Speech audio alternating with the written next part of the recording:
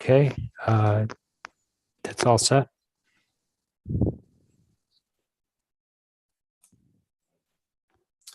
Okay, good morning and welcome to the Legislature's Joint Standing Committee on Energy, Utilities, and Technology. My name is Seth Berry. I'm the House Chair. In a moment, I'll be asking committee members to introduce themselves. And just as a heads up for those of you interested in our plans for today, we have confirmation hearings to start for appointments and reappointments to the board of the Efficiency Maine Trust. Joan Welsh, Chris Rauscher, and Glenn Poole. We then, around 10:30, have a presentation coming from the Governor's Energy Office regarding transmission grid reliability and rate stability in Northern Maine. That's an update on the stakeholder group that this committee required in the 129th legislature.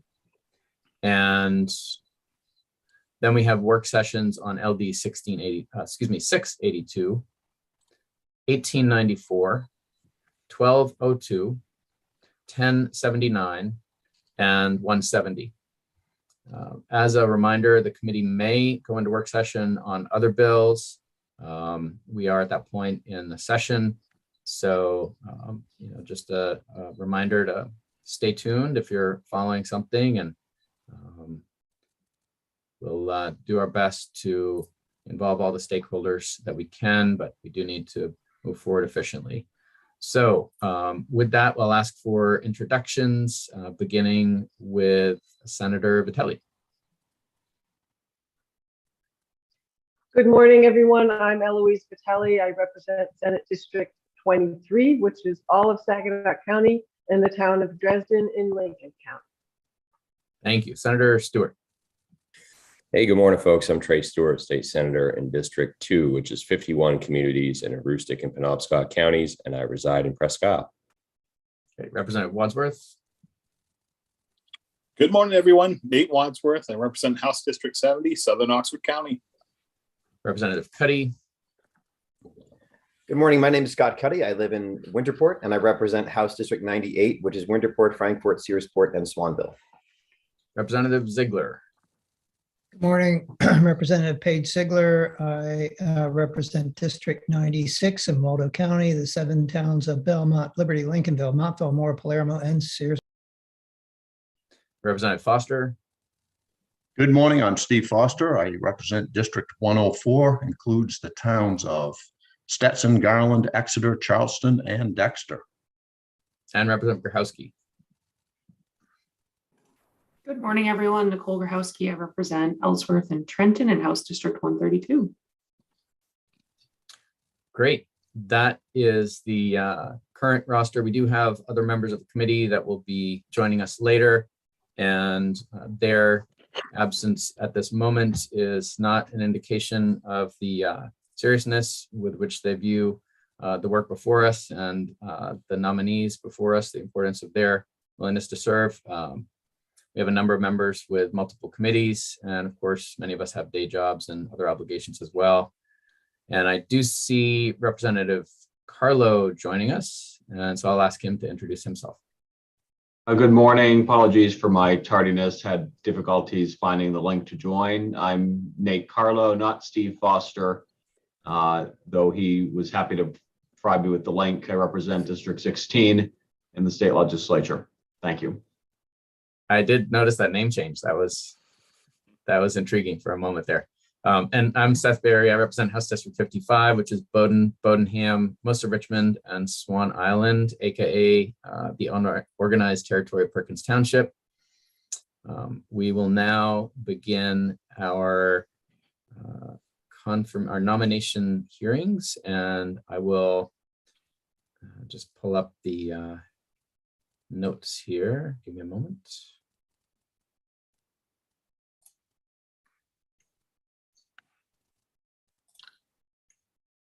Okay. So, oops, I have the wrong one. Apologize.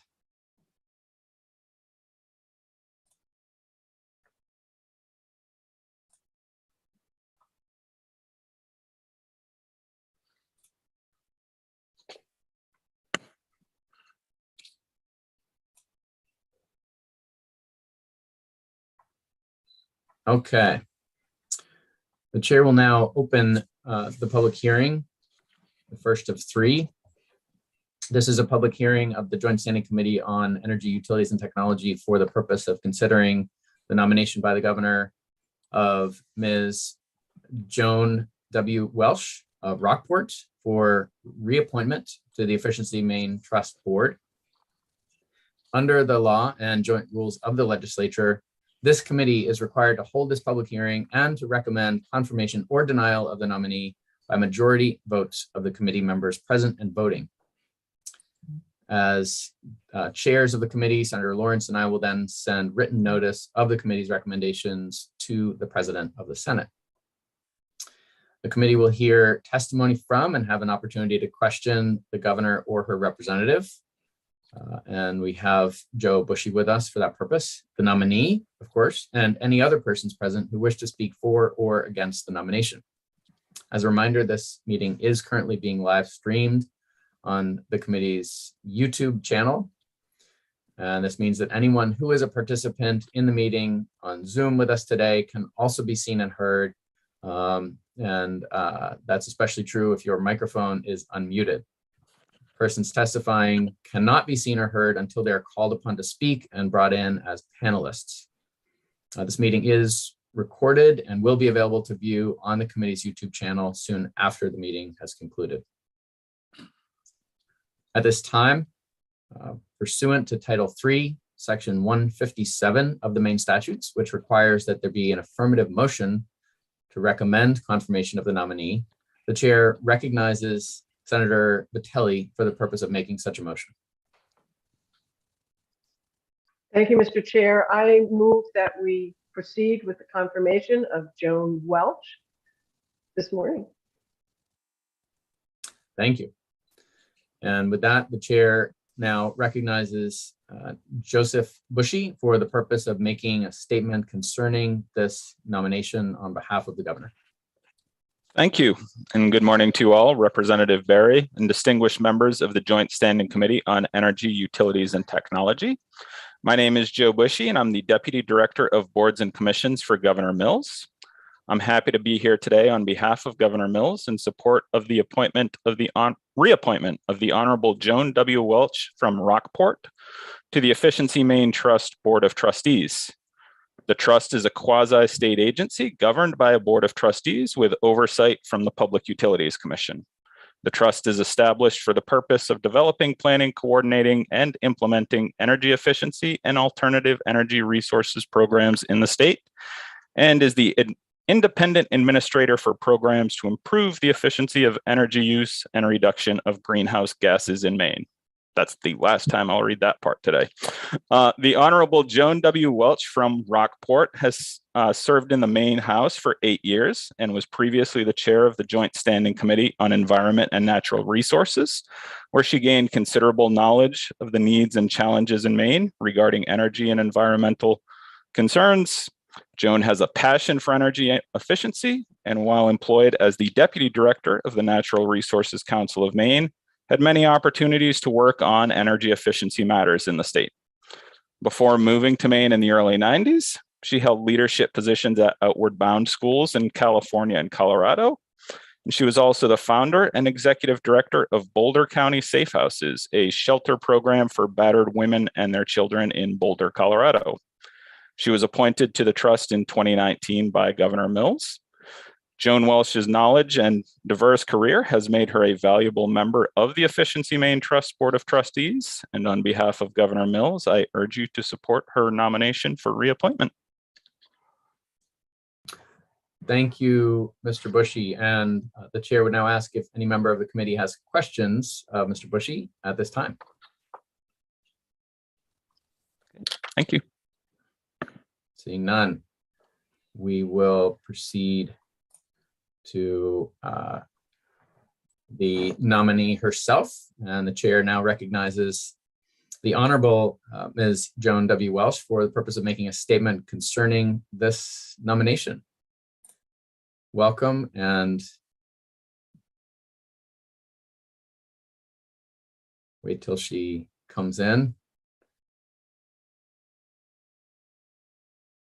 Welcome, and Good to see you, Joan.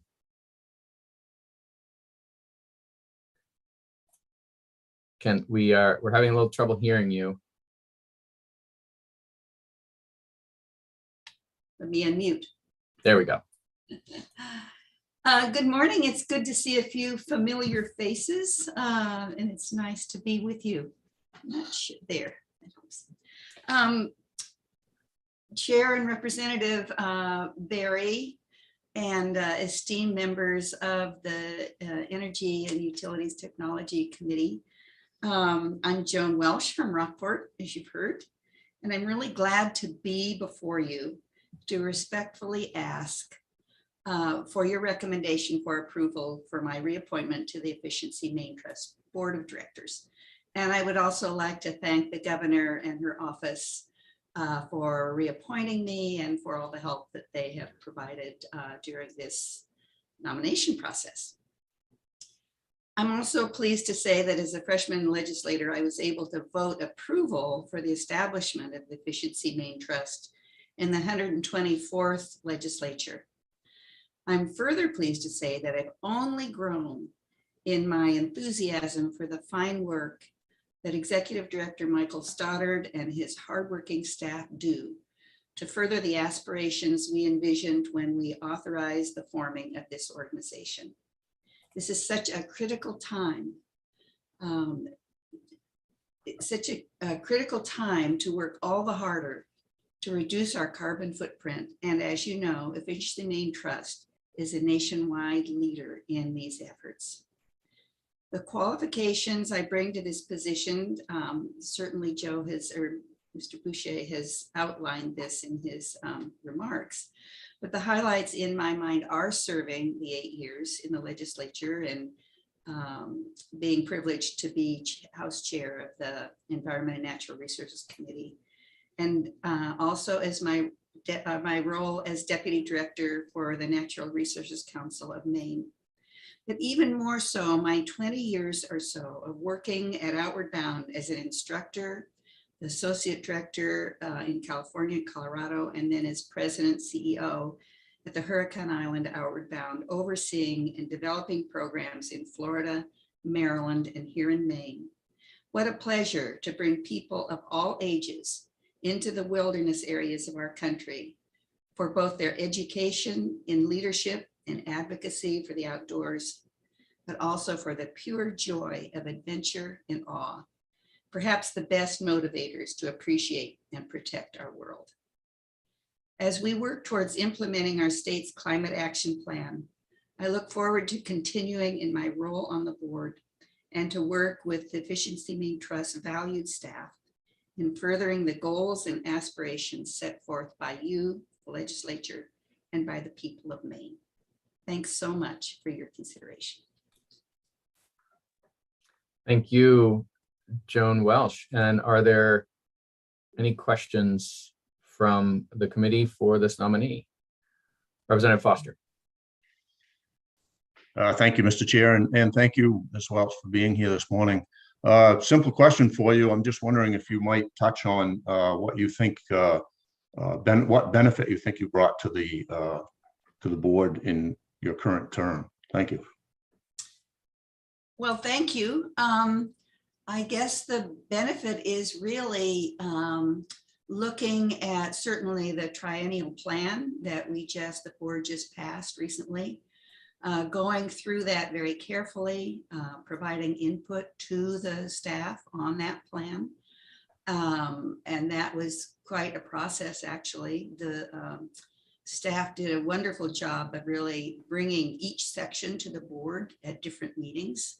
So that was a thorough learning and also some editing and input.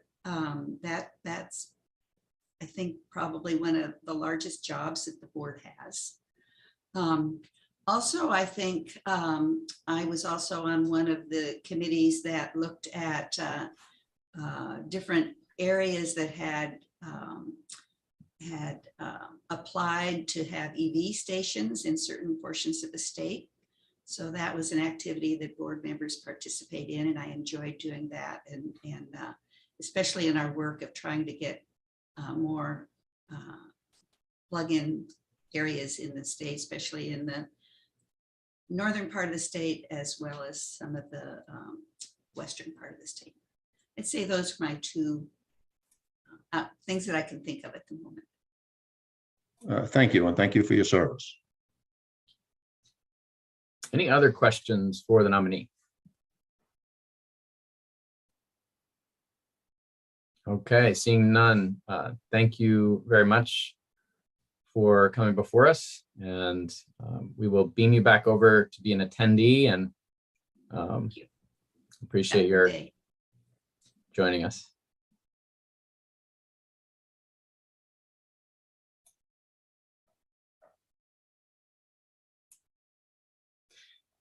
Jason, is there any member of the public present as an attendee who wishes to speak to this nomination?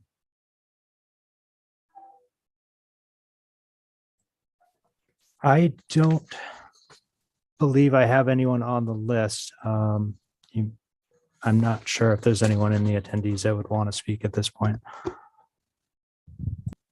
Okay, I would just ask if any of the attendees do wish to speak either for or against this nomination, or to provide the committee with information that may be pertinent, to raise their hand, raise their virtual hand if you're hoping to speak to this nomination.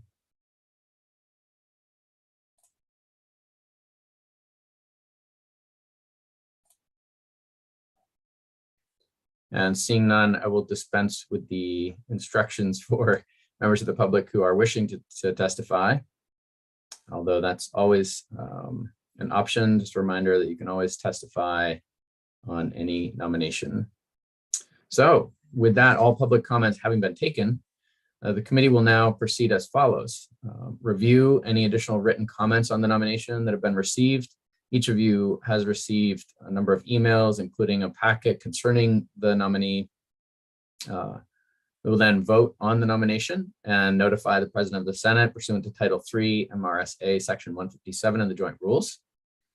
The vote must be taken within 35 days from the date of the governor's written notice.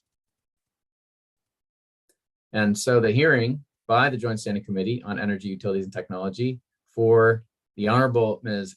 Joan W. Welsh of Rockport for reappointment to the Efficiency Main Trust Board is now closed. In accordance with the law, this committee may not take the vote on this nomination sooner than 15 minutes after the close of the public hearing, unless all committee members who are present agree. So at this time, the chair will inquire whether any member present objects to proceeding to take the vote immediately. And I would just ask if you raise your hand if you have any objection.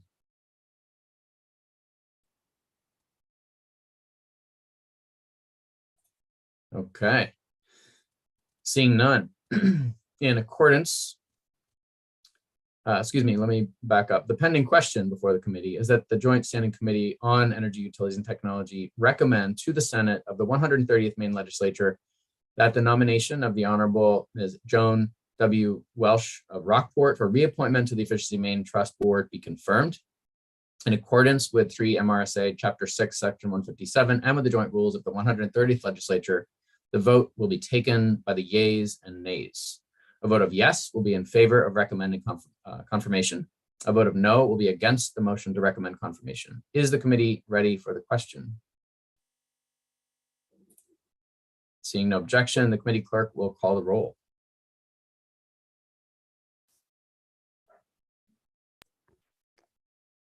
Senator Lawrence is not here today.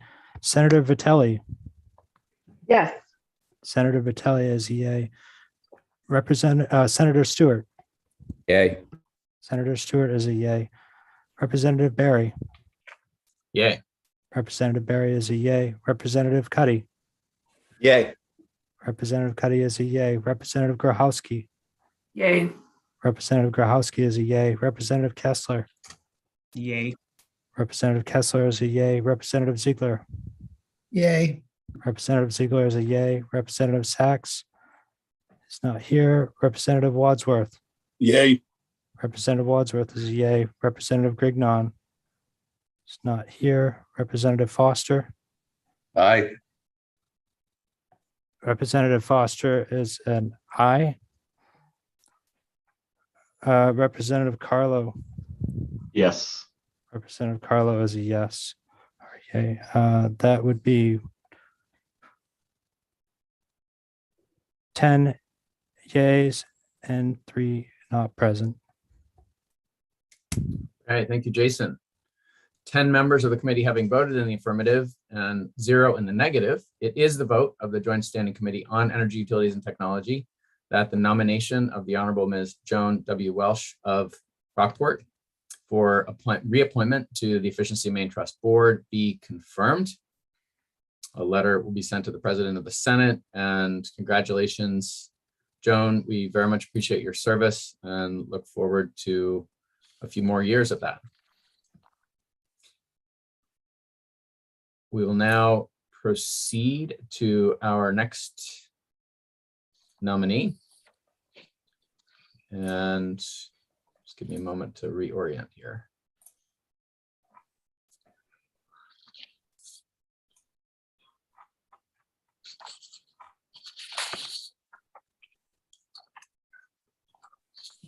Okay. The chair will now open a public hearing of the Joint Standing Committee on Energy, Utilities, and Technology for the purpose of considering the nomination by the governor of Mr. Christopher J. Rauscher, JD, of Cape Elizabeth for appointment to the Efficiency Main Trust Board. Again, under the law and joint rules, this committee is required to hold this public hearing and to recommend confirmation or denial of the nominee by majority vote of the committee members present and voting. I'll dispense with some of the other preliminaries and go straight to the motion to confirm pursuant to Title III, Section 157 of the main statutes, which requires that there be an affirmative motion to recommend confirmation of the nominee. The chair now recognizes Senator Vitelli for the purpose of making such a motion. Thank you, Representative Barry. I move that we recommend confirmation of Christopher Rauscher to appointment to the Efficiency Main Trust. Thank you, Senator. And a copy of the statutory requirements for this position is available online. The chair now recognizes Joe Bushy for the purpose of making a statement concerning this nomination. Thank you once again, and good morning, Representative Barry, distinguished members of the Joint Standing Committee on Energy, Utilities, and Technologies. I am Joe Bushy, and I'm Deputy Director of Boards and Commissions for the Governor. I'm pleased to be here on behalf of Governor Mills in support of the appointment of Christopher J. Rauscher of Cape Elizabeth to the Efficiency Main Trust Board of Trustees. Christopher Rauscher is does live in Cape Elizabeth and a graduate of Dalhousie University and the University of Maine School of Law. He joined Sunrun Incorporated, a leading solar, battery, and grid services company in 2015, and currently serves as the Senior Director of Market Development and Policy. He is also the co-founder and co-owner of Maine Salt Farm, a solar evaporated salt brand. Prior to joining Sunrun, Chris was a legislative assistant in the office of Senator Angus King, focused on energy and environmental matters, and a policy advisor to the United States Senate's Energy Committee. Chris Rauscher's education and expertise in energy-related matters will make him an excellent addition to the Efficiency Main Trust Board.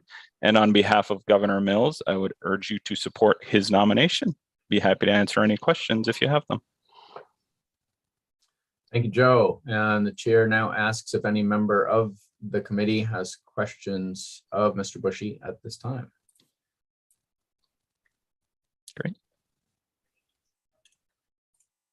Seeing none, the chair will now recognize Mr. Christopher J. Rauscher, JD, of Cape Elizabeth for the purpose of making a statement concerning his nomination. We have 2 in the attendees, and I'm not sure which. Let's bring in both Chris Rauschers. Computer, please, if you can tell the difference.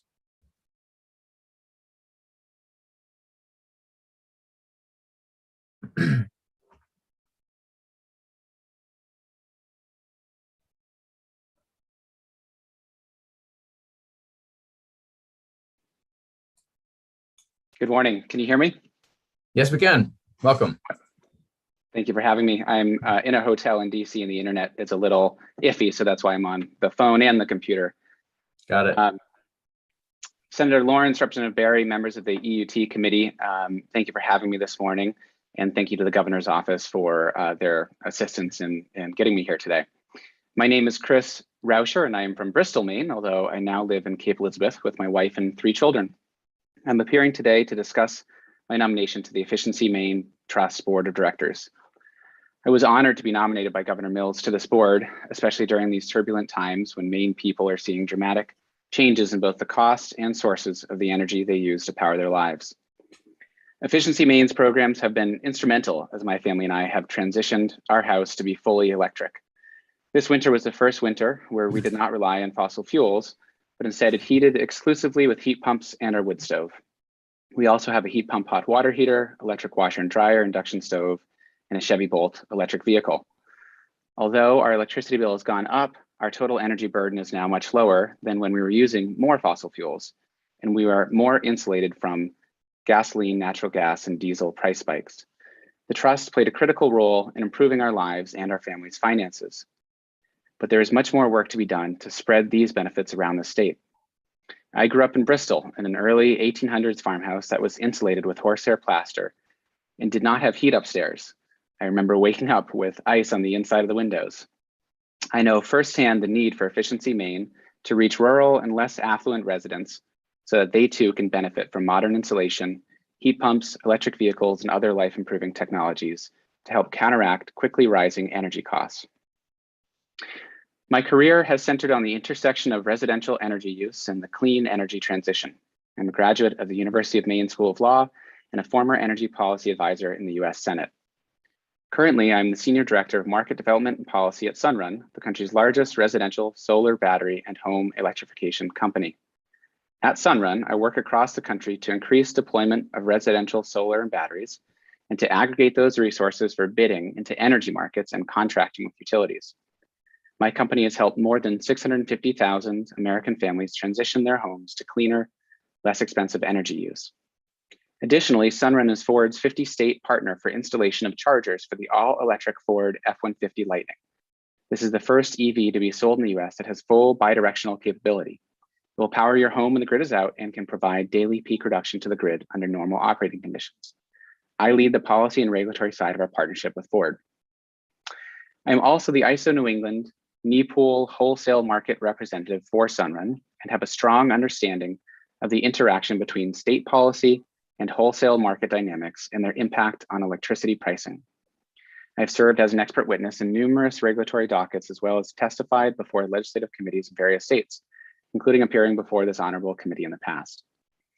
I also have a deep familiarity with efficiency programs around the country, primarily in New England. Maine is very fortunate to have the Efficiency Maine Trust as a quasi-state agency that operates independently. In many other states, the efficiency programs are managed by the electric utilities. This can create skewed incentives and encumber the programs. Maine's efficiency program is nationally ranked in the top third of states for its success, due in part to its independence and its strong leadership. Most of my work on efficiency programs has focused on active demand management, unlocking peak reduction while increasing overall electricity sales. As we further electrify our economy, reducing system peaks will keep downward pressure on electricity costs.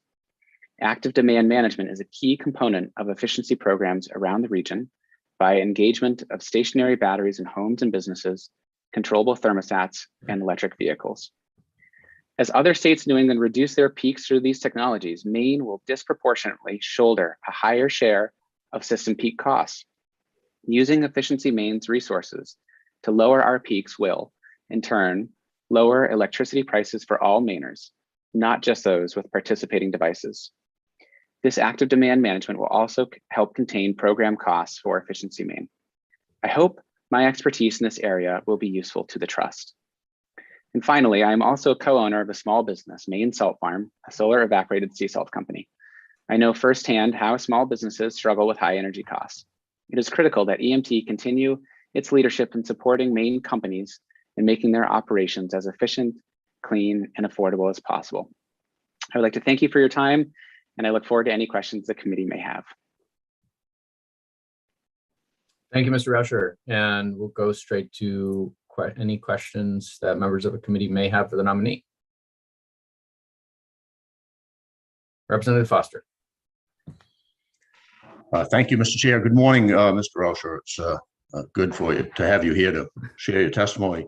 I do have a question. In reading your testimony, when I received it, it does raise a bit of concern on my part. Obviously, your position in Sunrun continues, and obviously, Efficiency Maine is dealing with okaying monies to go out for some of the same products that your company is involved with. I'm wondering if you could, I have a concern about a conflict of interest possibly here, if you could address that for me. Thank you. Sure. Thank you, Representative, for the question. My company, Sunrun, does not currently do business in the state of Maine and does not have immediate plans to do business in the state of Maine. If there were to be a conflict of interest or even the appearance of a conflict of interest in the future, I would recuse myself from that matter on the board. Representative Foster, any follow-up? No, thank you. Great. Other questions for the nominee? Mr. Rusher, I want to ask about potential conflicts, not so much conflicts of interest, but conflicting perspectives that may arise between the national business priorities of your employer and Maine-based businesses and Maine-based policymakers. I have heard from individuals who remember an episode in 2019 where a local group of stakeholders was working on a solar bill, and there was a difference of perspective between your employer and some of the other national solar companies. So could you just speak to, and this may be, that particular issue is likely moot, I think, but in general, Efficiency Maine Trust is entrusted with carrying out many of our local priorities. Sometimes those do conflict with the priorities of national interests, let's say. So I just wonder if you could speak a little more to how you would view the competing visions, competing priorities, where those do differ. Sure. Yeah. Thank you, Representative, for the question. And it's a good question. My day job has me engaged in debates at the state level around the country, as well as at the federal level. And those do include solar policy, battery policy, wholesale market policy, and increasingly efficiency programs as well. So if there were to be any actual or appearance of a conflict of interest, I would certainly step back from that debate and involvement in the board. But I would also note that because of my day job, I actually have a robust set of experiences and expertise in the very matters that Efficiency Maine Trust is dealing with and that the board would be weighing in on. So I think this can be viewed as an asset up to and including any possible conflict, which to be very clear, I don't foresee any conflict actually ever occurring. I think my company and the mission and mandate of the trust are well aligned. Fantastic. Other questions of the nominee? Representative Cuddy. It's not the time and the place, but at some point in time, I want to talk to you about the F-150 and the bidirectional charging at some point in time. I would love to. Good idea. Representative Foster. So I will say this is the time. Out of curiosity, how long will the F-150 supply an average household? If you know that answer, I'd like it. Thank you. Sure, and you'll have to cut me off if I go too long, because I could talk about this all day. But for the long range battery, that's about 130 kilowatt hours, which is 10 times the size of a Tesla Powerwall. And a Tesla Powerwall is kind of the standard battery that someone would have in their home to back up the home.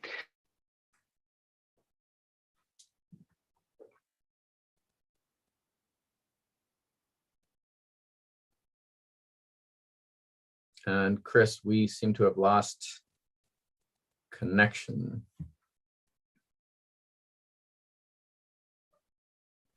I shouldn't have asked the question. If only there were a Tesla Powerwall backup for internet. There we go. Okay. Not sure where Chris, I cut off we there. heard, I think it was around 10 times the Tesla Powerwall that we lost you shortly after that. And if you want to, if that happens again, you might want to turn off your video. We can always proceed that way if necessary. Okay. Not ideal, but yeah, go ahead. So on average, without rationing your electricity use in the house, 3 to 5 days, I would say. But if you have solar, you can stay off grid indefinitely because your solar will recharge the truck. The truck also has a number of 240 volt plugs and 110 volt plugs as well. So even if you didn't wire it to fully back up the house, you could run extension cords to it. Thank you. Other questions of the nominee? At the risk of your internet connection expiring again, I would like you to talk a little more about storage in general. The Efficiency Main Trust has been discussed as taking on a bit of an expanded mission of late, and it's really, I would characterize it as being about economic efficiency, including beneficial electrification, which you're obviously an expert in, as opposed to simply, acquiring megawatts, which is really its original, more narrow mission. So, in light of that more expanded mission, and in light of storage in the equation, we have discussed empowering the Efficiency Main Trust with ownership of storage. First of all, would that present a conflict with Sunrun's business model? And secondly, do you have any comment on that expanded mission? Sure. And if I may start with the expanded mission piece, historically, efficiency programs have been focused on reducing kilowatt hour sales over the year, so overall energy consumption. And as we look forward, they are, in many cases, and in my opinion, should be focused on actually increasing kilowatt hour sales over the year, and reducing KW peaks, kilowatt peaks, so daily and monthly peaks, to make the system more efficient and less expensive as we transition people off of liquid fuels. And storage really plays a key role here. It's a dispatchable resource that, unlike a thermostat or any other resource in the house or a business, does not have an impact on the experience of the person in the home. So if your battery is providing energy to reduce your draw on the grid, you're not noticing, an impact on comfort if you were to, as though you were to turn down a thermostat. Getting storage to the people who really need it can be a challenge. Those people often live in more rural areas that have faulty electricity. Growing up in Bristol, down the very end of a peninsula, the power would go out frequently, and those types of populations who may be less affluent tend to be harder to reach. And where there is a demonstrated market failure, which is to say that companies that are doing business in a market cannot or are not already serving those hard to reach customers, that could be a great place to examine the role of a body like the Efficiency Main Trust in owning storage and trying to reach those otherwise underserved customers. Thank you. And market failure might mean different things to different people. So let me float a perspective that I have. Our goal should be to acquire storage and other energy resources at the lowest possible cost for Maine residents and businesses. Would you agree with that as a market, an optimal market condition? Yes and no. I would say the goal should be to acquire the services from storage at the lowest possible cost, because it's really not about an asset, but about the services that you're receiving from the asset. I like the addition. Thank you. Other questions for the nominee? Okay. Seeing none, we greatly appreciate your joining us, and we'll ask our committee clerk to beam me back over to be an attendee, and we'll go to the committee discussion. Thank you. And vote.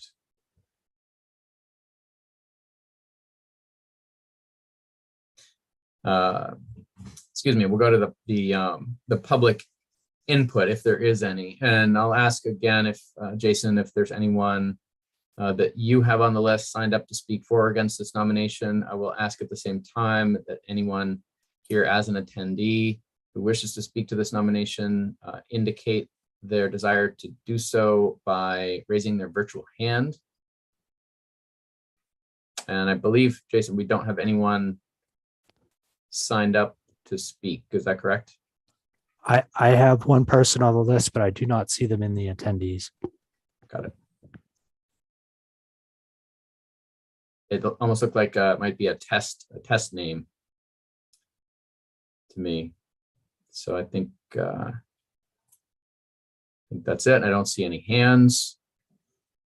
And all public comments having been taken, since there weren't any, the committee will now proceed as follows. We will review any additional written comments on the nomination received by the committee. Those are all in your email inbox. We will then vote on the nomination and notify the President of the Senate pursuant to Title III MRSA Section 157 and the joint rules. The vote must be taken within 35 days from the date of the governor's written notice. The hearing by the Joint Standing Committee on Energy, Utilities, and Technology for Mr. Christopher J. Rauscher, JD of K. Elizabeth, for appointment to the Efficiency Main Trust Board is closed. In accordance with the law, the committee may not take the vote on this nomination sooner than 15 minutes after the close of the public hearing, unless all committee members who are present agree. At this time, therefore, the chair will inquire whether any member present objects to proceeding to take the vote immediately. Representative Foster. Thank you, Mr. Chair. I had wished to query one of the attendees, but you've closed the hearing, so I would like to take a couple of minutes to caucus on this if I could. Thank you.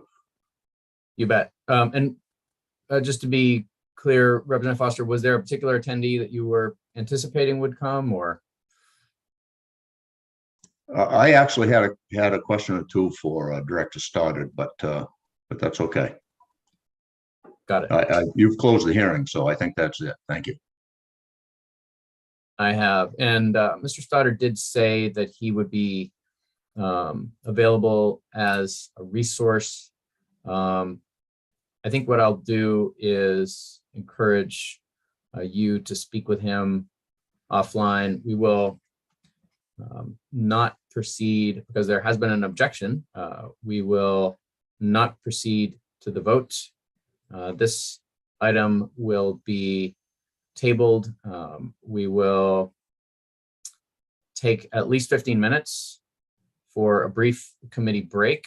We are at almost 10 o'clock anyway. So I will give us until Representative Foster, would 10:15 be enough time? I believe that would probably be more than enough. Thank you. Okay, great. And looks like you have contact information for for Mr. Stoddard there. I'd encourage you to speak with him. And the committee is encouraged to stop video and mute for the next 20 odd minutes. We'll go to 10:15 for a coffee break and come back at that time.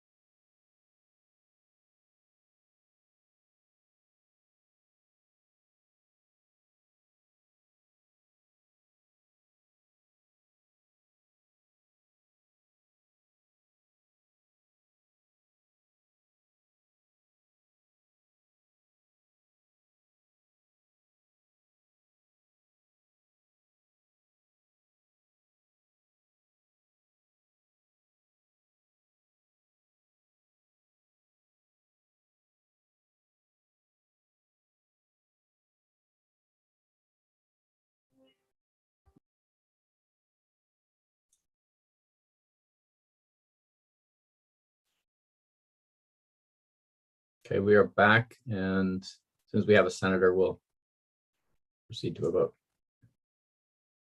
Or discussion and then a vote.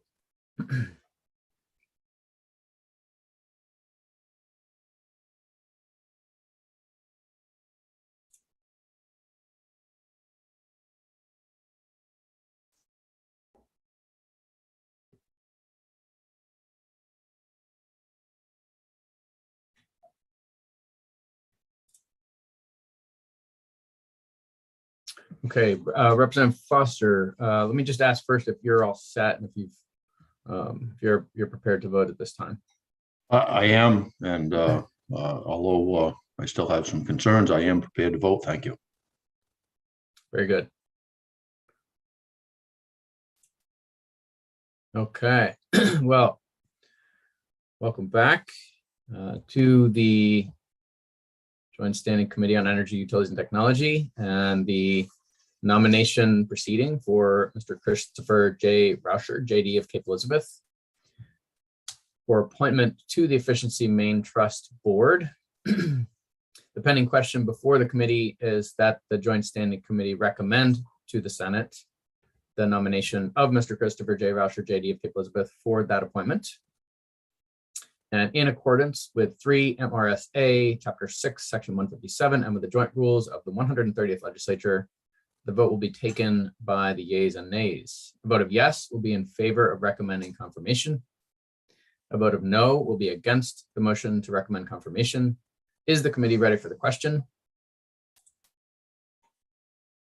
And seeing no discussion, we'll proceed to a vote, and the committee clerk will call the roll. Senator Lawrence is not here. Senator Vitelli. Yes. Senator Vitelli is a yes. Senator Stewart is not here. Representative Barry. Yes. Representative Barry is a yes. Representative Cuddy. Representative Cuddy is not on screen. Representative Grahowski. Yes.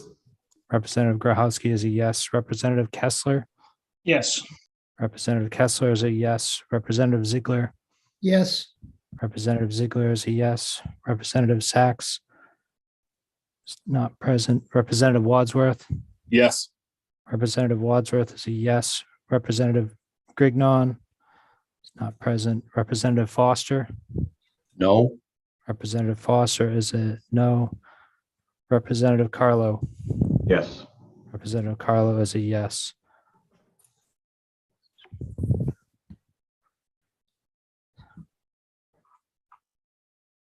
So that's 7 yeas and 1 nay, with 5 absent. Thank you, Jason. 7 members of the committee having voted in the affirmative and 1 in the negative. It is the vote of the Joint Standing Committee on Energy, Utilities, and Technology that the nomination of Mr. Christopher J. Rauscher of Cape Elizabeth, JD of Cape Elizabeth, be confirmed. That's for nomination to the Efficiency Main Trust Board.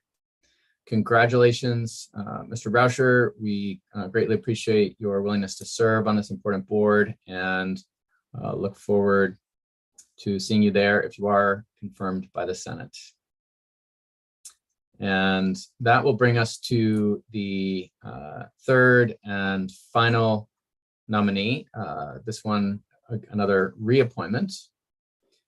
And the chair will now open a public hearing of the Joint Standing Committee on Energy, Utilities, and Technology for the purpose of considering the nomination by the governor of Mr. Glenn S. Poole of Orrington for reappointment to the Efficiency Main Trust Board. Without the preliminaries we've already gone through, we'll go straight to the motion pursuant to Title III, Section 157 of the main statutes, which requires that there be an affirmative motion to recommend confirmation of the nominee. The chair now recognizes Senator Vitelli for the purpose of making such a motion. Thank you, Representative Barry. I move to recommend that we confirm the nomination of Glenn Poole for reappointment to the Efficiency Main Trust. Thank you, Senator. A copy of the statutory requirements for this position is available online. And the chair now recognizes Mr. Joseph Bushy on behalf of the governor for the purpose of making a statement concerning this nomination. Thank you once again, Representative Barry, and distinguished members of the Joint Standing Committee on Energy, Utilities, and Technology. Once again, my name is Joe Bushy, and I'm the Deputy Director of Boards and Commissions for Governor Mills. I'm pleased to be here on behalf of the Governor in support of the reappointment of Glenn S. Poole of Orrington to the Efficiency Maine Trust Board of Trustees. Mr. Poole possesses extensive experience in the energy sector. He retired in 2016 as the Corporate Energy Manager at Verso Corporation, where he had worked through multiple ownership conversions for over 40 years. Glenn has served in various roles as a member of the Industrial Energy Consumer Group since its inception in 1985, serving as both its president and vice president for most of that time. Since Glenn's retirement, he continues to be an energy consultant where he regularly appears in front of the New England Power Pool, where his understanding of market rates related to capacity, energy, and demand response are unsurpassed. Glenn served as one of the original Efficiency Maine Trust Board of Trustees from 2019 to 2013 and was appointed to the trust for a second time by Governor Mills in 2019. Glenn's institutional knowledge of EMT and energy expertise make him an invaluable member to the board, and on behalf of Governor Mills, I would urge you to support his nomination for reappointment. I would be happy to answer any questions you may have. Thank you, Mr. Bushy. The chair would ask if any member of the committee has questions of Mr. Bushy, who's here on behalf of the governor at this time. Great. Seeing none, we appreciate your joining us today. And if you'd like to continue to stay on for the full proceeding, you're welcome to do that. Or if you choose to sign off this time, we understand. I'll be here till the end, but thank you for your time for all of our nominees this morning. Very good. You bet. The chair will now recognize Mr. Glenn S. Poole for the purpose of making a statement concerning this nomination. And we'll have our committee clerk bring him in.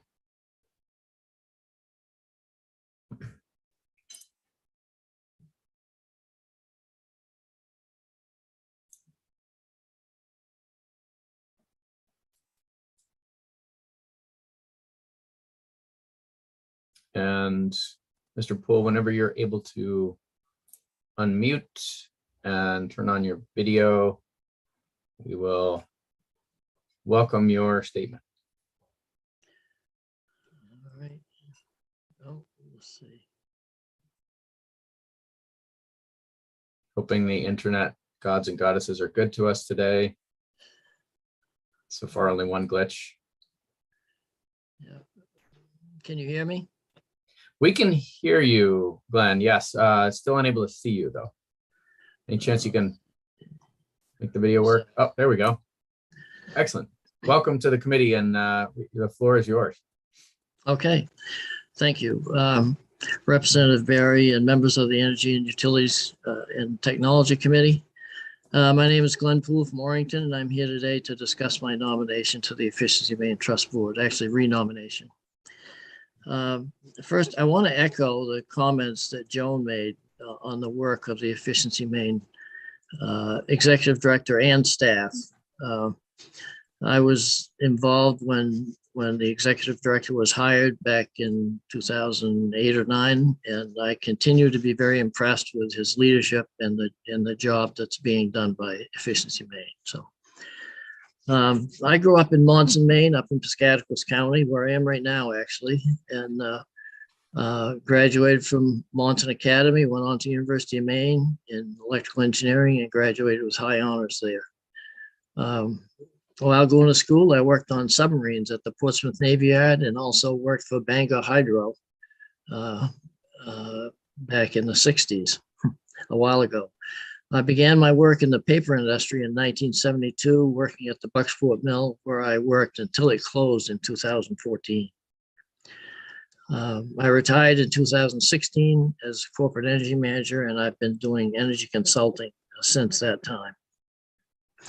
As part of my job, I worked on several NEPOOL energy committees, so I'm very familiar with the capacity and energy market. One of the jobs I did was to manage what at the time was the largest demand response resource in New England, 240 megawatts. that Verso owned. I was a founding member of the IECG and very involved in that group for the last 35 years, and testified before the PUC, before FERC, and also before this committee several times. I also worked on developing the 175 megawatt gas turbine project that is at Bucksport, working with our partner Hydro-Quebec at the time. Also became very involved in the RGGI process, and the RGGI process is one of the sources of income for Efficiency Maine Trust still. And I was very involved in that, in getting that process off the ground. And my objective was to make it an effective process, but not penalize those who had already made several improvements at that time. I was appointed to serve on the Maine Energy Conservation Board and then the inaugural Efficiency Maine Trust Board. And as Mr. Boucher said, I'm currently serving after being nominated in 2019. I live in Orrington, married to Molly, and have 2 adult children. I'm also president of the Monson Historical Society and on the advisory board for the Lieber Foundation on their Monson project. I think my energy and industrial experience continues to be valuable to the Efficiency Maine Trust Board. Thank you. Thank you, Mr. Poole. And the chair would now ask if any member of the committee has questions of the nominee. Representative Foster. Thank you, Mr. Chair. Thank you, Mr. Poole. I have a similar question that I asked to an earlier renominee, if you will, and welcome here today, by the way. Could you tell us what you think in this current term, what benefit you have brought in your position on the board? Thank you. Sure. Well, as Joan mentioned, we just completed the triennial plan, the latest updated triennial plan, and I think my contribution in that was effective. I also regularly contribute in the Efficiency Maine capacity market operations. One of the sources of income for the Efficiency Maine is their participation in the New England capacity market. And having participated in the market previously, it's a market that involves bidding and lots of decisions that go into that process. So I've contributed in that right along. I also participate on a group that reviews any custom projects. So if somebody is submitting a proposal for partial funding of a custom project, I participate in that review group. So. Any follow-up there, Representative Foster? No, thank you, and thank you for your service. You're welcome. Other questions for the nominee? Mr. Poole, I need to ask, I understand you're generally retired, but do you see any conflict of interest in your role as president of the Monson Historical Society with your work on the Efficiency Maine Trust? No, I don't think so. Any what is Monson's one of Monson's historical claims to fame, if I may ask? Oh, probably John F. Kennedy's gravestone and Jackie's gravestone, both made of slate, as are the 2 children that are buried at Arlington, and that slate came from Monson, Maine. No kidding, that's pretty cool. And I would add the last Class S state championship in men's basketball. Yes. Another one for the history books. Very good. Okay, a little more recent history. Excellent. Other questions of the nominee? All right, seeing none, we appreciate your willingness to continue with your service and joining us here today. Thank you. And the chair will now take comments from anyone attending the hearing who wishes to speak for or against the nomination? And Jason, do we have anyone on your list? And just to make sure that we've got everyone, if anyone is here as an attendee and could indicate that their willingness or their interest in testifying by raising their virtual hand, that would be helpful. Yeah, there's no one on my list. No one on the list. No one raising their virtual hand. And that will be it for public comments. So all public comments having been taken, the committee will now proceed as follows. Review any additional written comments on the nomination that have been received by the committee. Those are in your email. Vote on the nomination and notify the President of the Senate pursuant to Title III MRSA Section 157 and the joint rules. The vote must be taken within 35 days from the date of the governor's written notice. The hearing by the Joint Standing Committee on Energy, Utilities, and Technology for Mr. Glenn S. Poole of Orrington for reappointment to the Efficiency Main Trust Board is closed. In accordance with the law, the committee may not take the vote on this nomination sooner than 15 minutes after the close of the public hearing, unless all committee members who are present agree. At this time, therefore, the chair will inquire whether any member present objects to proceeding to take the vote immediately. And seeing no objection, the pending question before the committee is that the Joint Standing Committee on Energy, Utilities, and Technology recommend to the Senate of the 130th Maine Legislature that the nomination of Mr. Glenn S. Poole of Orrington for reappointment to the Efficiency Main Trust Board be confirmed. In accordance with 3 MRSA Chapter 6, Section 157, and with the joint rules of the 130th Legislature, the vote will be taken by the yeas and nays. A vote of yes will be in favor of recommending confirmation. A vote of no will be against the motion to recommend confirmation. Is the committee ready for the question? And seeing no discussion or objection, the committee clerk will call the roll. Senator Lawrence, not present. Senator Vitelli. Yes. Senator Vitelli is a yes. Senator Stewart, not present. Representative Barry. Yes. Representative Barry is a yes. Representative Cuddy, not present. Representative Grahowski. Yes. Representative Grahowski is a yes. Representative Kessler. Yes. Representative Kessler is a yes. Representative Ziegler. Yes. Representative Ziegler is a yes. Representative Sachs, not present. Representative Wadsworth. Yes. Representative Wadsworth is a yes. Representative Grignon, not present. Representative Foster.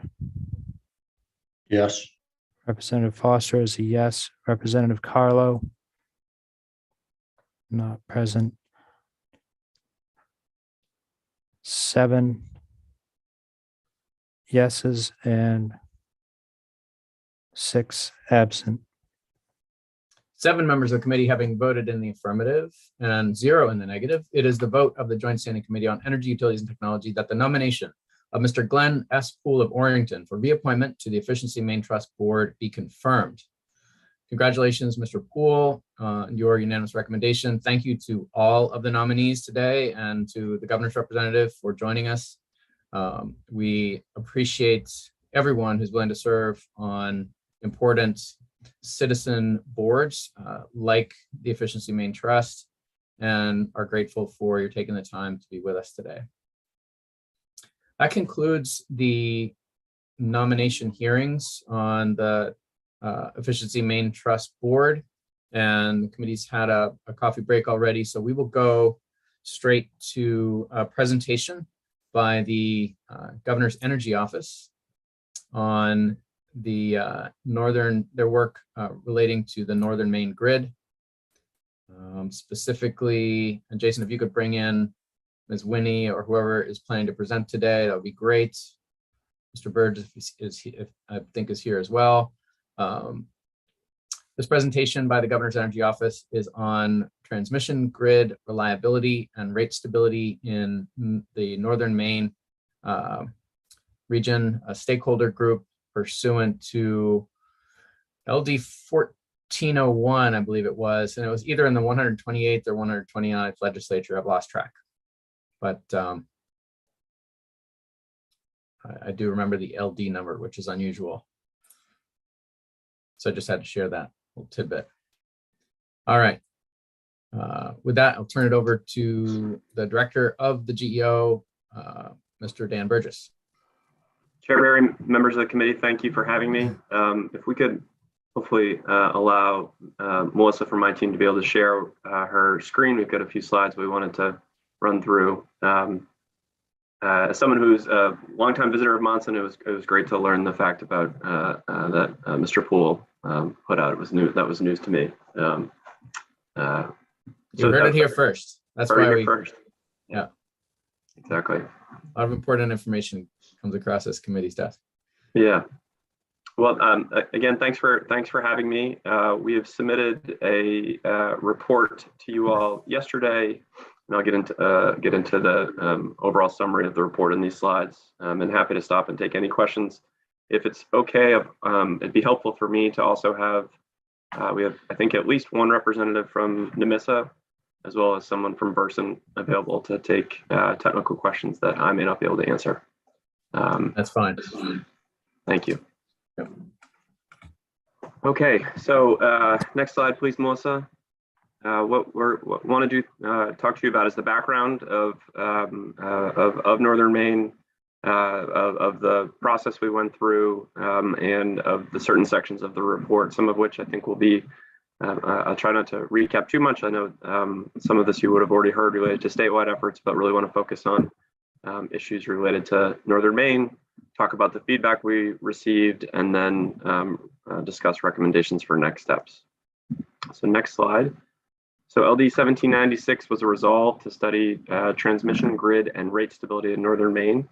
Asked the GEO to convene a broad stakeholder group to look at four, and this was in 2019, but to look at four main components. So continued need to assess reliability in the service territory, the shutdown of biomass plants, and those impacts related to reliability, fuel security issues, competitive supply issues, and potential rate volatility resulting in reliance on generation in the region, and then opportunities for transmission and non-transmission alternatives to address those issues. So that was the charge. Next slide. We were also directed to, or asked to convene a stakeholder group made up of these members. So the Energy Office, PUC, OPA, NMISA, local government, industrial user, associations, the utilities, COUs, and energy generators, and then broadly members of the public. And so we sought to, in 2019 and in 2020, kind of have an inclusive process. We made sure that all folks from this list were invited, but we also noticed any of our meetings publicly and had many representatives from a few of these categories. And we'll get into kind of the process. Much of this work happened in the past, and there have been more recent conversations since the group has met, but that was the direction. So if you look at the map to the right, so just a little bit of a refresh background about Northern Maine. There is a portion of the grid, the box up there, and then on the map, that is actually an ISO New England map of the overall regional electric grid. But back in 1999, the Northern Maine Independent System Administrator was created to manage the portion of the grid, and actually the only portion of the grid which is not directly interconnected electrically with the rest of the New England by a line, at least through the United States. So it is unique in the country that it is not directly interconnected domestically. Next slide. So some characteristics and just additional background. So obviously it's a large geographic size. As we've just talked about, it's electrically generally isolated. Obviously it has, we're going to talk about some of the importance of the Canadian and New Brunswick interconnections. It's a relatively small electric demand. So there's 42,000 electric accounts and a population of about 90,000 residents. It is served primarily by Versant, their main public district, and then there are 3 consumer-owned utilities: Van Buren, Holton, and Eastern Maine. The breakdown is roughly about 65% of those customers are served by Versant, 65 to 70, and the remaining are served by the consumer-owned utilities. So we've 2 maps included in the report show we've kind of got that broader system-wide map, and then we've got a further breakdown of the electrical system in New Brunswick and Versant.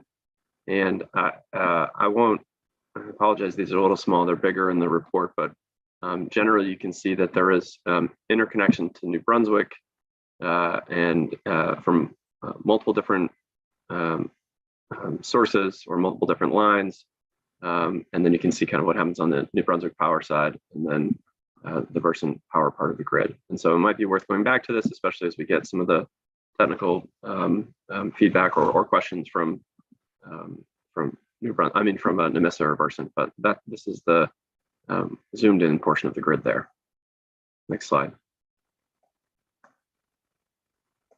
So this is 2019. If you look at numbers, if you look at how much energy is actually consumed and what the peak demand is for Northern Maine, this is kind of over the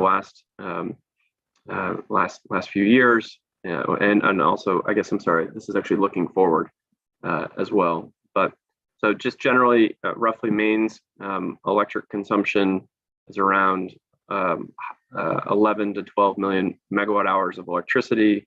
In 2009, Nemissa consumed about 800,000 megawatt hours of electricity. So if you look at kind of a relation to the state, it's somewhere in the 6 to 7% of the state's load. And the peak demand has gone anywhere from around on the right, around 100 megawatts to a peak demand of closer to 130, 140. And when Nemissa does their annual filing of what the load could look like, I think they've added in just I believe a 1% forecast to that. So if you look at rates in the region, the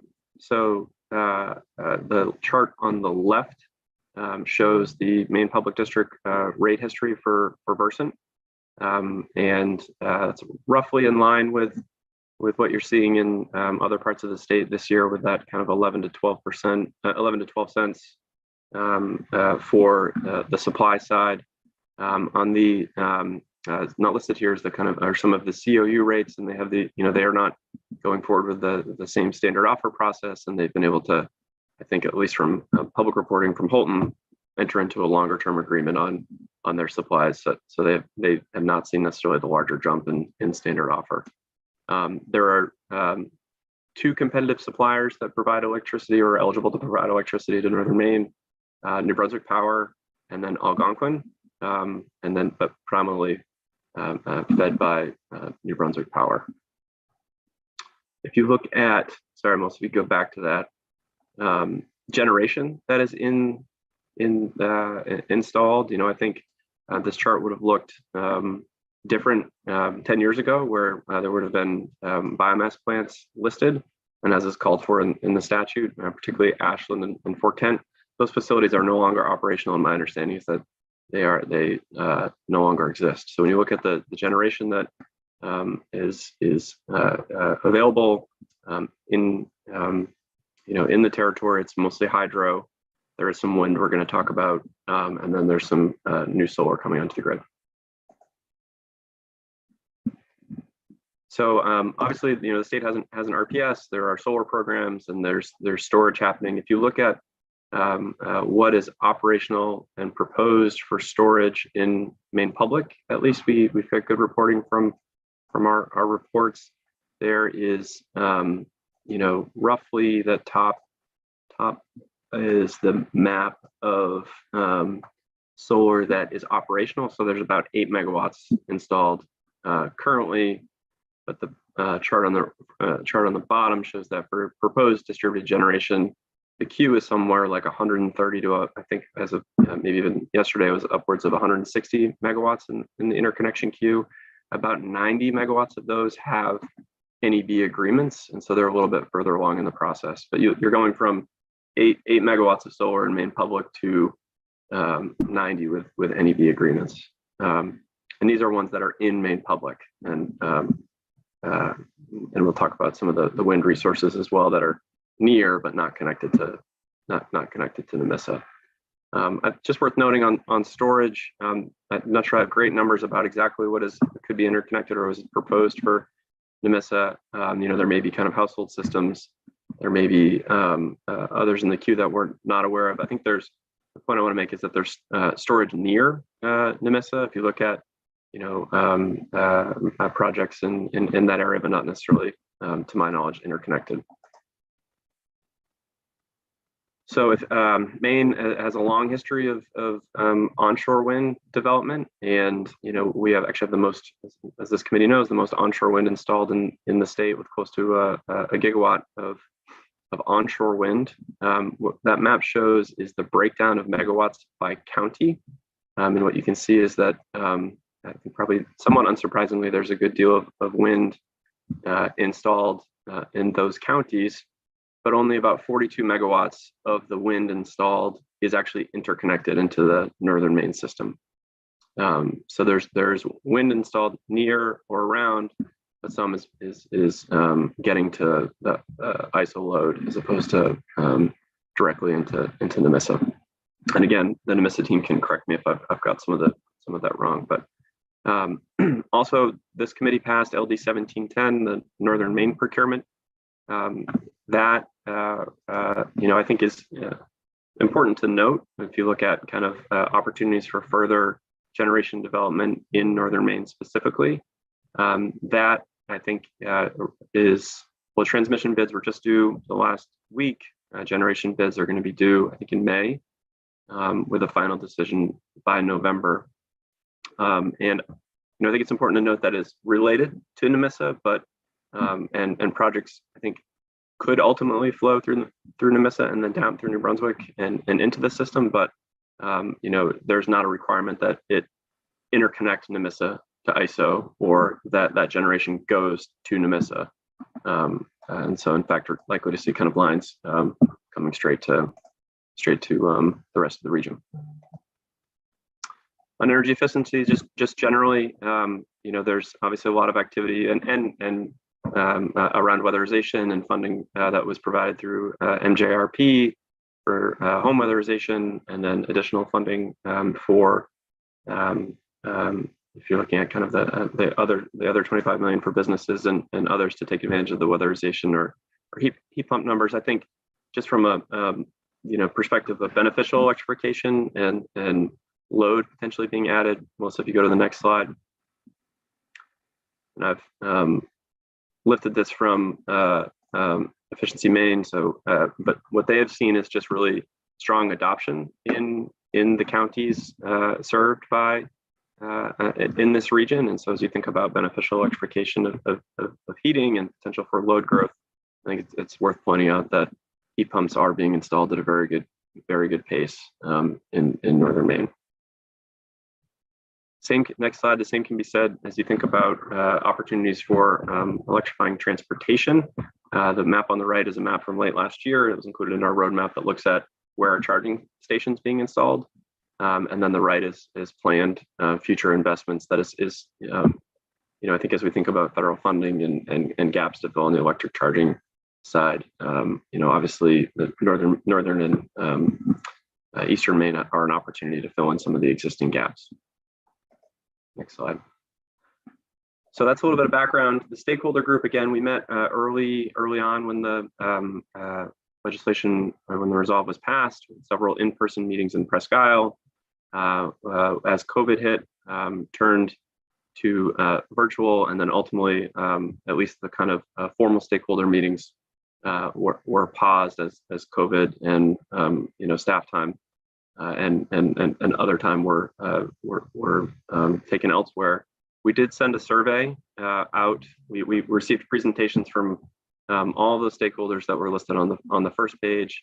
All the interested parties, anyone who wanted to present to the group was offered that opportunity. We had ISO come in, we had Efficiency Maine come in, but ultimately felt like in order to help direct the conversation that we really needed to send a survey saying, okay, this is what we've been charged with. These are the issues. What are your individual feelings on these issues? And I'm going to talk about the survey results. Since not over recent months, we've had several one-on-one conversations. We've talked to, obviously there's a lot of generating developers that are working up there. We've obviously been as the Efficiency Main Trust board member, have spent a lot of time talking about efficiency and heat pump opportunities up there. But so there've been multiple kind of ongoing one-on-one discussions since that survey. And so survey addressed, I think, some themes which we've included in the report around reliability, fuel security, and transmission alternatives. And I just want to touch on those briefly. So in the reliability bucket, stakeholders commented that because of the way that parts of the grid are set up, and this I think came a lot from industrial customers, that there could be intermittency and nuisance trips, which could cause power quality issues. And some of that I think was, there was not engineering or powerful analysis done as a part of this, but folks flagged that potentially local generation could be an issue. It could be length between or being at the end of a radial grid, which could be an issue. But it was flagged as an issue particularly for those that are doing commercial processing, that it'd be helpful to better understand the root cause of power quality issues. Rates, there was some discussion about, this was before recent rate increases from the standard offer, but discussion about the need to keep rates low in order to ensure sustainability and attract economic development. And then others talked about the need for COUs to manage increased requirements and potential costs, and just general energy markets overall. We had some were supportive of renewable energy if cost effective. Others, were not. But I think a few folks pointed to the economic development opportunity, and the committee has since passed 1710. And obviously, the committee is thinking about LD 1202, which is not directly focused on Northern Maine, but could have the opportunity to provide combined heat and power as well. Stakeholders talked about how to get more input into the system planning and to engaging with New Brunswick Power, and how to ensure that there's a broader understanding of reliability standards and criteria. NMISA, I think they may say, if asked, there are standards on the New Brunswick side of the border that have to be met. They have standards, but I think there was just a general desire to learn more about them and to understand them. And then others talked about the opportunity for demand management, and as we electrify, ensuring that we're making those investments in a way which considers demand management. On biomass, the stakeholders were concerned about the economic impact, job losses, and as well as the decrease in local generation and what impact that would have. On reliance and rate volatility, again, discussion about need to increase local generation. Like was mentioned, renewables, but also combined heat and power, and even energy storage, wanting to make sure that it was all done in a cost-effective way. Also discussion about improving markets and revising some of the rules around charges that are made when power is wheeled through Canada, and some opportunities to work with market participants in ISO New England on that. And then generally, future electric system, kind of broad thinking. The group wanted to make sure that they were complementary to the local economy, low cost, and could also support the state's environmental goals. Folks expressed a desire for the technology mix to be diverse, to ensure they're not relying on just one technology, and then cited the desire for potential planning and regulation to look at longer term opportunities for doing that forward. So ultimately, the GEO took that survey, and over the last few months, are suggesting that there are three main themes of recommendations, and that is to continue to evaluate the current future energy needs in NMISA, and to better understand the economic impacts of cogeneration, renewable energy, and load management. Second is to do some more investigation into the power quality issues which were raised. And then the third, there was some limited discussion, but continuing to understand current impacts of not being connected to ISO New England, what the opportunities and challenges might be for that. I think it's important to note, at least on that last point, that there is a couple decades of analysis and multiple dockets opened by the PUC over the last 10 years on that topic. An initial study done by Synapse in the 99, 2000 timeframe, 2001, so there is some history on that, actually for all of these, but it was helpful to refresh on the survey about what folks were thinking. And then just finally, I think there are a couple pathways to get at those recommendations. It could be the GEO, the OPA, or PUC could be given funding to do additional consultant analysis. I think that, if you look at some of the more technical aspects and some of the power flow analysis and modeling that could be done, likely require some, at least for our office to do it, would require some funding to look at some of those more detailed issues. But then there's also what's known as a planning advisory group, which is otherwise known as PAG. And so it's a process which exists within the Versant tariff now, and they have the authority to do that. And so there's an opportunity for that process to re-engage or move forward to really get into that more technical and engineering analysis, and do so in a way which is historically done with a broad array of stakeholders. And so I think there is that natural opportunity for Versant to use the PAG process that exists to continue to refine some of these. Last couple things I'll say is there is also funding from US DOE that may be available to support Northern Maine over the next couple of years. The US Department of Energy, through the infrastructure bill, received about over $60 billion to invest in programs. Many of those are being set up now, but there's 20+ billion for grid planning. There's more money for demonstration projects and energy efficiency. And so a lot of these are statewide opportunities, but the uniqueness of Northern Maine may make it an opportunity to direct some efforts to that. And so just finally, we've sent, so we took the survey we received a while back. We were, looked at it, refreshed numbers and policies given work that this committee's done and that have happened over the market. And that's the report that you received yesterday. We've sent this report out to the broader group, and we've asked for their comments and feedback by the 25th. And so we'll take that feedback, we'll summarize that if needed, if we receive a lot, and then we'll post that on our webpage. And we're definitely open to continuing this conversation with those in Northern Maine about the importance of the electric grid unique situation there, and to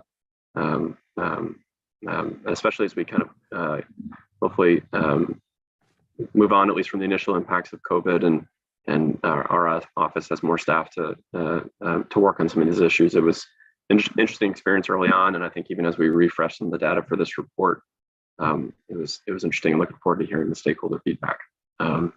So those are the slides we have. Again, happy to take comments, questions, and appreciate the opportunity to present. Thank you, Director Burgess. And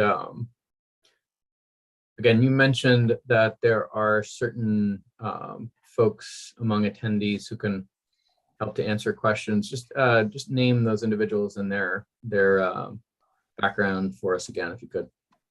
Yeah, thanks, Chair Barry. We at least have Dave Norman from Versant, and I think Ken Belcher from NMISA, or someone else from his team. Hopefully those folks have made it on. Yes, I see Mr. Belcher among the attendees as well. So if folks want to call either of them in, you're welcome to do that, and I'll turn to the committee to see what questions the committee may have. Representative Foster. Thank you, Mr. Chair. Thank you, Mr. Burgess, for being here today. Just wondering, during these discussions that you had, especially those in Northern Maine, Was it brought up, or did you have any interest raised in the connection from New Brunswick into the Holton Water District, the northern part of the state there, separate from any joining into the New England grid? But was there any discussion about bringing another hydro line down in? Some of that, they have a variety of energy sources that they utilize, but I'm just wondering, was there any discussion with that, and for that matter, a connection through to the New England grid with that in mind? Thank you. Thanks, Representative. Some of these discussions happened a while back. I think that there was a desire for diversity of generation, both, and I think I might defer some to the other two panelists if they're aware of any other recent activity for hydro coming in through New Brunswick. I mean, my understanding is that New Brunswick is, particularly recently, is covered by the 2030 goals of at least of the federal administration in Canada to reduce or to be coal free by 2030 and to continue to reduce emissions. And so I think I'm not up to speed on exactly some of the active developments around that, but diversity of resources was brought up, if at least broadly. Representative Foster. No, thanks. I guess I still have that question. Thank you. And Director Burgess did mention that the others that he mentioned earlier might have answers. You're welcome to bring them in if you like. That would be great. I want to make sure I'm getting the appropriate information that's they would have potentially more recent. So it's Dwayne Conley is also on from NMISA. Dwayne Conley from NMISA. Jason, if you could bring him in. And is it David Norman from Versant? Yeah. And last but not least, there was one more, Ken Belcher.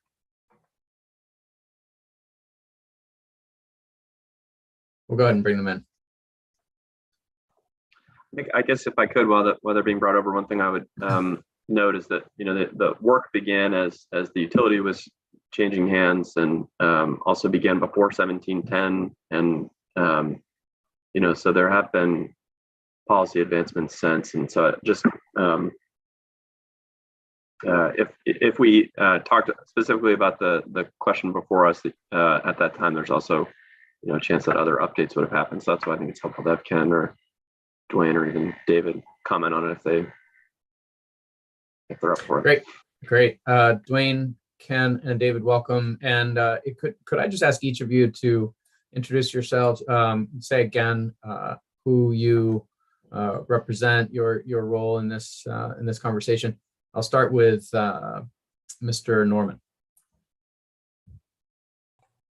Good morning, Representative Berry and panelists of the EUT committee. My name is David Norman. I'm the basically regulatory support manager for Versant, which means I help out with a number of technical issues, former engineering manager for Versant, and also I lead the PAG group in Northern Maine.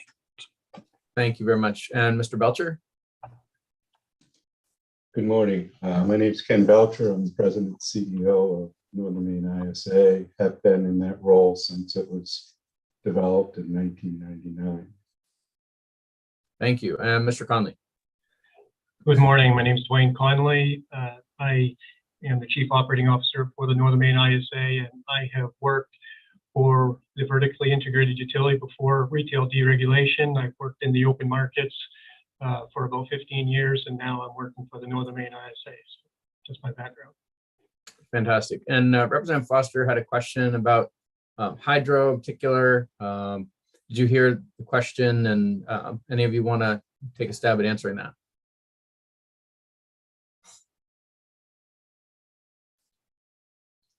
All right, don't be shy. In 2017, the interface between Northern Maine or the Versant Power of Maine Public District was reinforced to New Brunswick, and by replacing a failing transformer since then, there has been no, that I'm aware of, any projects that would interconnect anymore, and it's really not needed because it more than it's capable of serving the load. Great. Representative Foster, does that answer your question? Do you have any follow-up? Well, maybe if I could, Mr. Chair, let me just clarify maybe a little bit of where I'm coming from on this and rephrase my question. So obviously, New Brunswick being close by and with ties into the northern Maine area, and much of what they supply, as I understand it, comes from hydropower. As we consider tying into the New England grid with a new line, obviously it may not be of the right carrying capacity for hydro, but currently that hydropower is coming in, I believe, as AC to the region, or it's available. I'm wondering if there's been any discussion, thought, consideration for what the future may hold there, what may be available. Should we, look into that availability of hydropower coming into Maine to help out Maine as well as the New England grid. So just wondering if that was included in, these discussions that were held as part of this reporting process. Thank you. I don't recall any discussions regarding that. Typically, any projects that are out there would go through northern Maine and not interconnect. It's cost prohibitive right now due to the load, and we'd have to have some type of roll in so that many projects participated in paying for the cost. As was shown earlier, it's 800,000 megawatt hours, which is very small. It's only 7% of the state. Of that portion, the northern Maine transmission system, that is the Maine Public District, is only around 600,000. And that would be the only part that would interconnect. The eastern Maine, the other portion of the transmission system for us is in eastern Maine, which is the radial 69 kV line. If I may, for a minute too, I'm in backing up Mr. Belcher.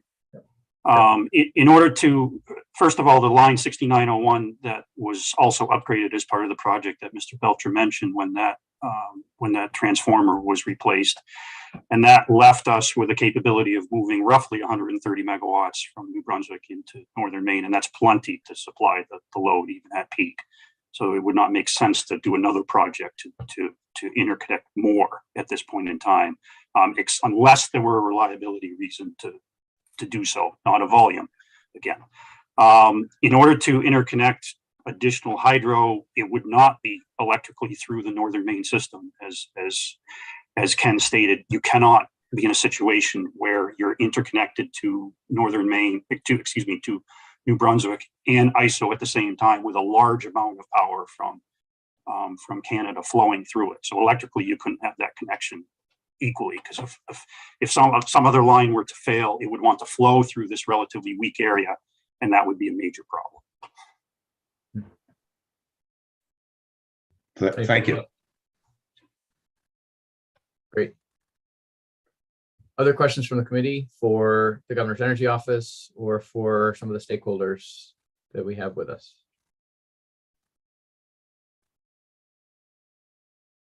I would note that we do have a resolve on the agenda for today from Senator Stewart that's related to this issue, and just offer Senator Stewart if you have any questions or comments on this report at this time in light of your bill. Thanks, Mr. Chair. So I've been a part of this group for the last 3 years when they were meeting in my hometown in Presque Isle here. And I think I guess, at what point are we shifting to the work session on the other bill? Because I think we got some thoughts in talking with Dan Burgess about what we can maybe do with that to not sort of just lose any momentum here. Maybe perhaps before we go into the work session mode, and I appreciate the caution there, is there anything that you feel is salient that we should especially understand in this report? Just that there's more work that needs to get done here. And I think that will probably be what my recommendation is when we do pivot over to the work session, is to try to figure out what odds and ends need to still get addressed here, what questions still need to be answered, and put forward a thought there. Thank you. So I guess I want to ask the stakeholders just about the original bill. I was actually the sponsor of the resolve that led to this report, and it wasn't the last legislature, not the one before. Just looked back. The goal here, and I know it's been challenging for a number of reasons, COVID and other situations, maybe a lack of unanimity on the part of stakeholders. But the hope was to look at least 4 different renewable energy development scenarios that would vary by total generation capacity, resource type, and site location, taking into consideration the impact on siting and ratepayers, and the relative benefits of different scenarios for energy consumers, transmission costs, existing generators, developers of new renewable energy resources, and the environment. So I'm quoting obviously from the resolve there. In the presentation today, Director Burgess, did you touch on those 4 different scenarios and I missed it, or was the stakeholder group unable to get to that piece of it? Thanks, Chairman Barrett. I think there might be a little bit of confusion on which resolve. Okay. This one was 1796, which I believe then Representative Stewart was the sponsor. Okay. So that might be part of the confusion. And did we get the report on that other LD 1401 from the 129th? I have to get back to you on that. Okay, you can ringing do a bell. We did do a transmission stakeholder group. I'm kind of looking towards Melissa if we think that's the one under question, but that may be the case, and I appreciate the correction. If so, well, Chair Barrett, let me check. Yes, and great. get back to you. Okay, that would be great. Yes, that was not necessarily specific to the Nemesset territory. I think you're quite right. I was looking at the wrong bill, and I appreciate that correction. And yes, all right. So quick searching of our completed report section. So we did submit a report to the committee on 1401 on January 3rd of 2020. Thank you. Excellent. There lies my confusion. Okay, so this was LD. Tell us again from LD 1796. 1796. Very good. Okay. Other questions from the committee? And Director Burgess, can you, and I might turn to other stakeholders here, just explain in plain English to me, because I do still struggle with this. What is the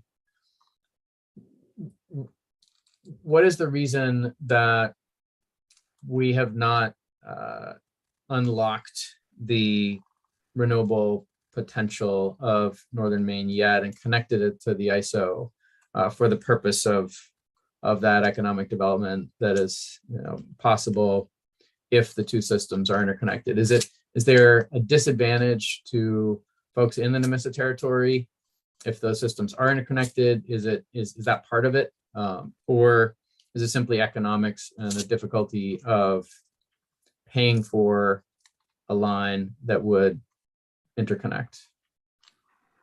Thanks, Chair Bear. I'd be very interested in my stakeholders' opinion, or at least maybe the history of this. I mean, I think I just kind of point out the kind of distinct, there is generation in northern Maine, which may be brought to bear through a transmission line from 1710. Then that's generation connecting to load, the rest of ISO New England. And then there is connecting Nemissa with ISO New England directly. And so obviously they're related, but I think it's important to, make them distinct, as 1710 does not require that Nemissa gets connected, but seeks to get high capacity generation. I think I might turn to Mr. Norman to help give a little bit of the history, and I think economics would be the answer to overall, but both Dave and Ken have been working on this a lot longer than I have.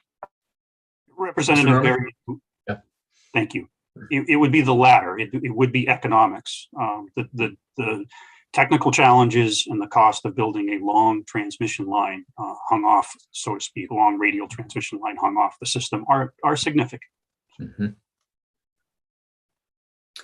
And to put a finer point on my question, is there, let's say the economics were solved and the two systems could be interconnected, would there be any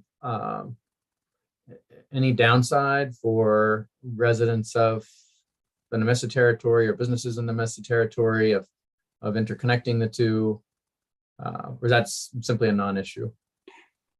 I wouldn't call it a non-issue. What would happen first is there would be an interconnection line for the generators. Mm-hmm. It would not electrically connect the northern Maine grid at that point in time to ISO New England. It would simply be a line going to connect the however many megawatts, and there's been as many as 3,000 megawatts in the ISO New England queue. Mm-hmm. However many megawatts of wind would be connected. It would not necessarily electrically connect the grid at that point, into the two grids at that point in time. That would be a separate analysis of the protection challenges to doing so and whether or not it would be worth it for Northern Maine. You would do an economic analysis. If that line were first built, then you do an economic analysis of adding a substation and interconnection to electrically connect the two grids. Thank you, Mr. Norman. And from your point of view, from Versa's point of view, would there be a reliability benefit to such an interconnection? In general, there would, in terms of you'd have that second source. Thank you. I want to make sure that the Nemissa folks are able to comment on my line of questioning, and then I'll turn to Representative Kessler. Mr. Belcher. Yeah, regarding building generation leads from northern Maine into ISO New England, that currently exists in both transmission systems. Eastern Maine Electric Co-op has Stetson wind projects. Those projects are physically located in the Nemissa region. And you have the Oakfield in northern Maine on the Versant system that's located in northern Maine. Those facilities do not interconnect the northern Maine transmission system.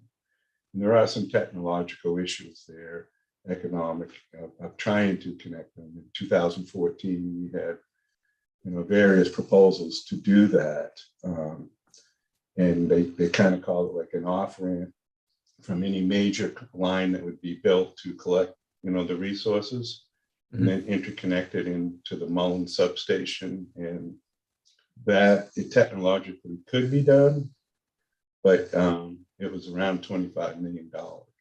And that's a lot of, not very much load to spread that over. So if you had some type of sharing or development type costs to do that, there would be a benefit.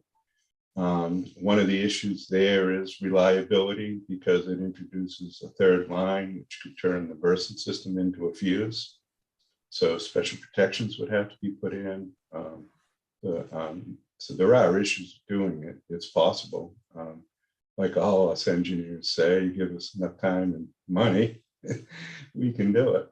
So, and we're always looking at that and evaluating it. And right now, we're working on trying to get reciprocity where transmission costs out of each region going to back and forth they would be forgiven, similar to an arrangement that they have with New York, ISO has with New York. We currently have a FERC complaint in there now. And we're hoping that would be one way to help the load secure more diverse generation or other sources. Thank you. So you would agree with Mr. Norman and Versant that there would be a reliability benefit to interconnection? Well, under our rules, it can impede reliability or else we wouldn't allow it without it being corrected. So it, by definition, it cannot hurt reliability. But there are some issues because we have loop flows into New Brunswick, whereas this would be a radial line. So if we were to open up the ties with New Brunswick in order to facilitate using a feed from ISO New England, that would impede reliability. It would not be as reliable. Got it. So it's a different perspective there. Thank you. Representative Kessler. I actually do not have a question. Okay. Any other questions on this report for the GEO, for the NMISA folks, or for Versant? Okay. Mr. Burgess, any concluding remarks? All good? Yeah, thanks, Chair. I just want to reiterate, this is this is a summary of the facts as we saw them with and appreciate Versant and NMISA helping us today, but also, fact checking it. We are, again, going out to this broader stakeholder group for feedback and comment on the report, as I think there may be other comments that folks want to include or be included, and we'll post that when we get them. So just wanted to leave you with that. We've asked for comments by, I think, the end of the month, or the 25th of the end of the month. So we will put those up when we get them. Great. Thank you very much. And thank you, Ms. Winnie, for your role in this too. Nice to see you all. And we will beam everyone back to being attendees. You're welcome to stay on with us for the upcoming work sessions if you like. And we now have with us our committee analyst, Lindsay Laxon. Still with us is our committee clerk, Jason Allarding.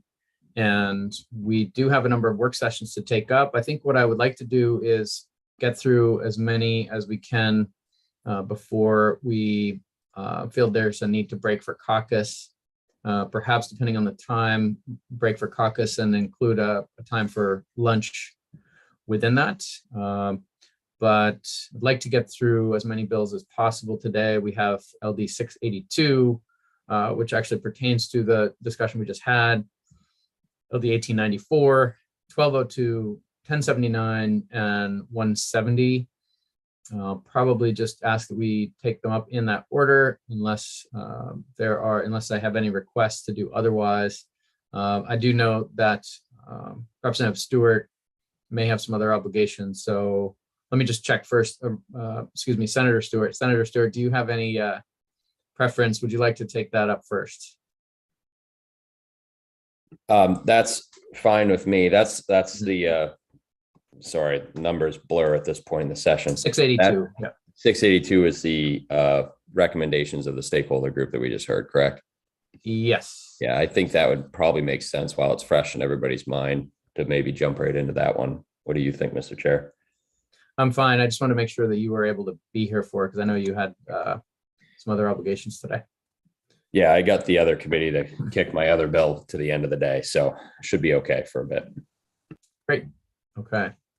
And just to make sure we're all aware of potentially other business, I don't know, Lindsay, if you have any language reviews for us today that you want to also add in before we adjourn. And I had a request to just pull the list of bills that may have a fiscal impact and be considered either as part of supplemental or for the table items, which will be coming up soon before appropriations, that pertain to this committee and its agencies of oversight. So we might tuck that in as well.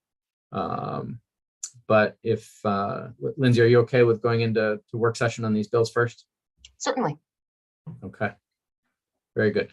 So we will take up LD 682 first, and I'll turn it over to Lindsay at this time to just remind us where we are on this bill and what analysis she can share with us. Certainly. So my bill analysis is very basic. For this bill, we had a public hearing on April 20th, 2021, but this is a concept draft pending the outcome of this report. So I will share what I have. Bear with me one moment.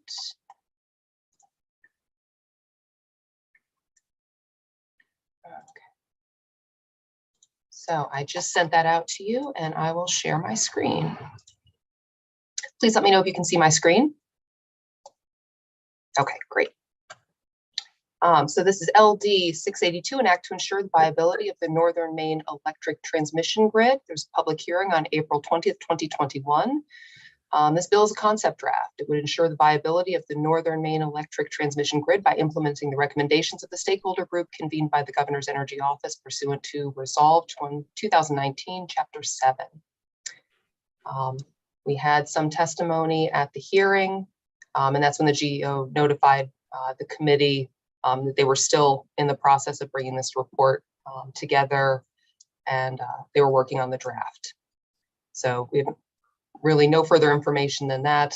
For reference, I did include the charges for the stakeholder group from LD 1796. So with that, I will stop sharing my screen and see if anyone has any questions for me. Any questions for Lindsay? All right, seeing none, let's go to a discussion of the resolve generally, and I'll start by acknowledging Senator Stewart in case he wants to make any, give us any updates as the sponsor of the proposal. Sure. Thank you, Mr. Chair. So the recommendations from the report were relatively thin, except that, there is some ongoing, well, the big thing that I think will take place over the next year or so will be the group that Versen is pulling together, and that sort of process that they'll be undergoing. And so in talking with Dan Burgess with the Governor's Energy Office, some of the language that he, sort of provided me with to use as a model to just deal with this resolve and make sure that we're not, this isn't just a report that, nothing gets done with. It sits on a shelf and that's the end of that. But would effectively be to direct the Energy Office to continue to engage with that ongoing process with Versen and the Public Advocate and others. And if you will indulge me, I'm happy to read that. And it sure. Okay. So it reads Northern and Rural Maine Energy Coordination. The Governor's Energy Office, in coordination with the Office of the Public Advocate, Public Utilities Commission, shall monitor current and future trends that directly impact energy in northern and rural or geographically isolated communities in Maine, including but not limited to grid reliability, generation trends, electricity rates, and heating fuels for the Northern Maine service territory in rural Maine. We also kicked around this idea about whether or not there should be a position added to the Governor's Energy Office specifically for this project. In corresponding with Mr. Burgess about that idea, I don't believe that it's going to be necessary to include that, as they would basically have the ability to, in his words, continue to monitor without a new position. And I think that there is some proposal within the supplemental budget that actually addresses that concern anyway. Not 100% on that, but so I don't think that part's particularly necessary. Obviously, I don't want to put words in Mr. Burgess's mouth or anything like that. I'm trying to just basically parse down what the email correspondence was into something that we can utilize here today. So effectively, where this bill is a concept draft, it has no language outside of implementing the recommendations, where that would be effectively the recommendation of the group. That would be the language that I would insert into this resolve, just to move it along.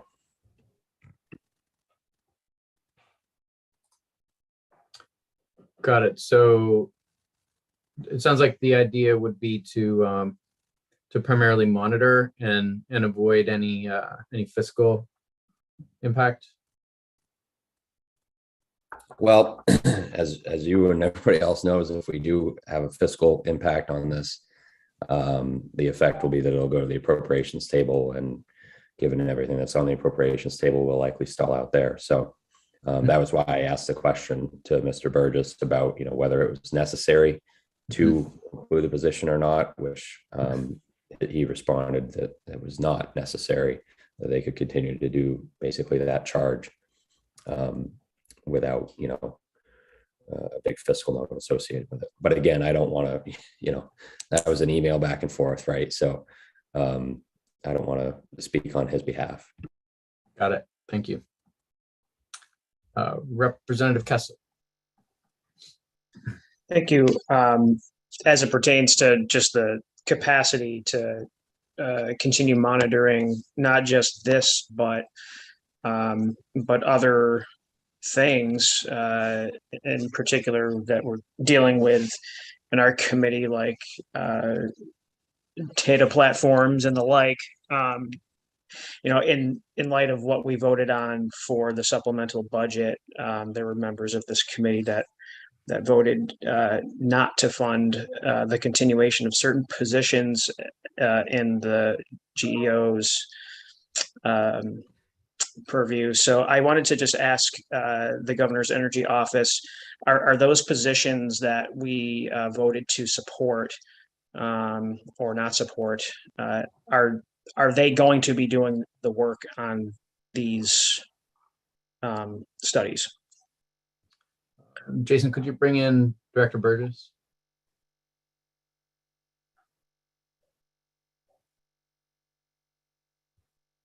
He should be on his way over. Great.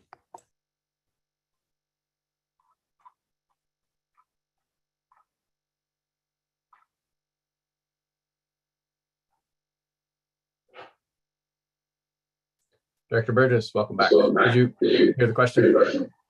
Thanks, Trevor. I think I caught the conversation. So on the positions that were put forward, there were, just as a reminder, they were making permanent 2 limited period positions that are funded by non-state funds. So one was a grant that we received to have a solar and storage fellow.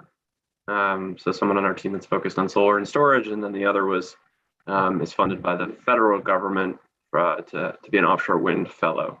So the primary responsibilities of those 2 folks would be, kind of a little bit different from someone that just does this primarily. But I think if the intent is for the energy office to continue to monitor an upcoming PAG process or trends related to Northern Maine, I think we're happy to do that. I think it's about, as the senator suggested, I think it's just if there's a desire for that more detailed modeling and multiple iterations of the stakeholder group, there may be a need to look at funding, but certainly something we'll continue to monitor as an office either way. Representative Kessler, any follow-up? No, that answers my question. Thank you. Senator Stewart. Thanks, Mr. Chair. Mr. Burgess, while we have you here, I just wanted to confirm that effectively the language that I reiterated there is going to be sufficient for what we're hoping to accomplish here in terms of just making sure that the GEO, the PUC, and others are going to continue to engage with this group and not, I'm sure that you'll monitor it, but engage, I guess, to some capacity, whatever that means within your office. Was that your take on it as well? Thanks, Senator.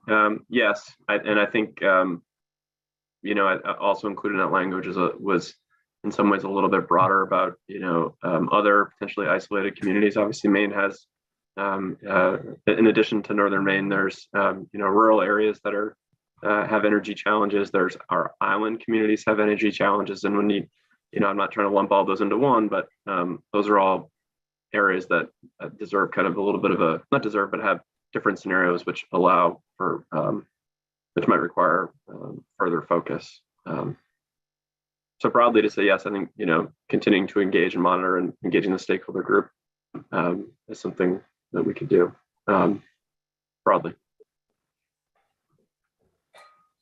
Great. Other discussion?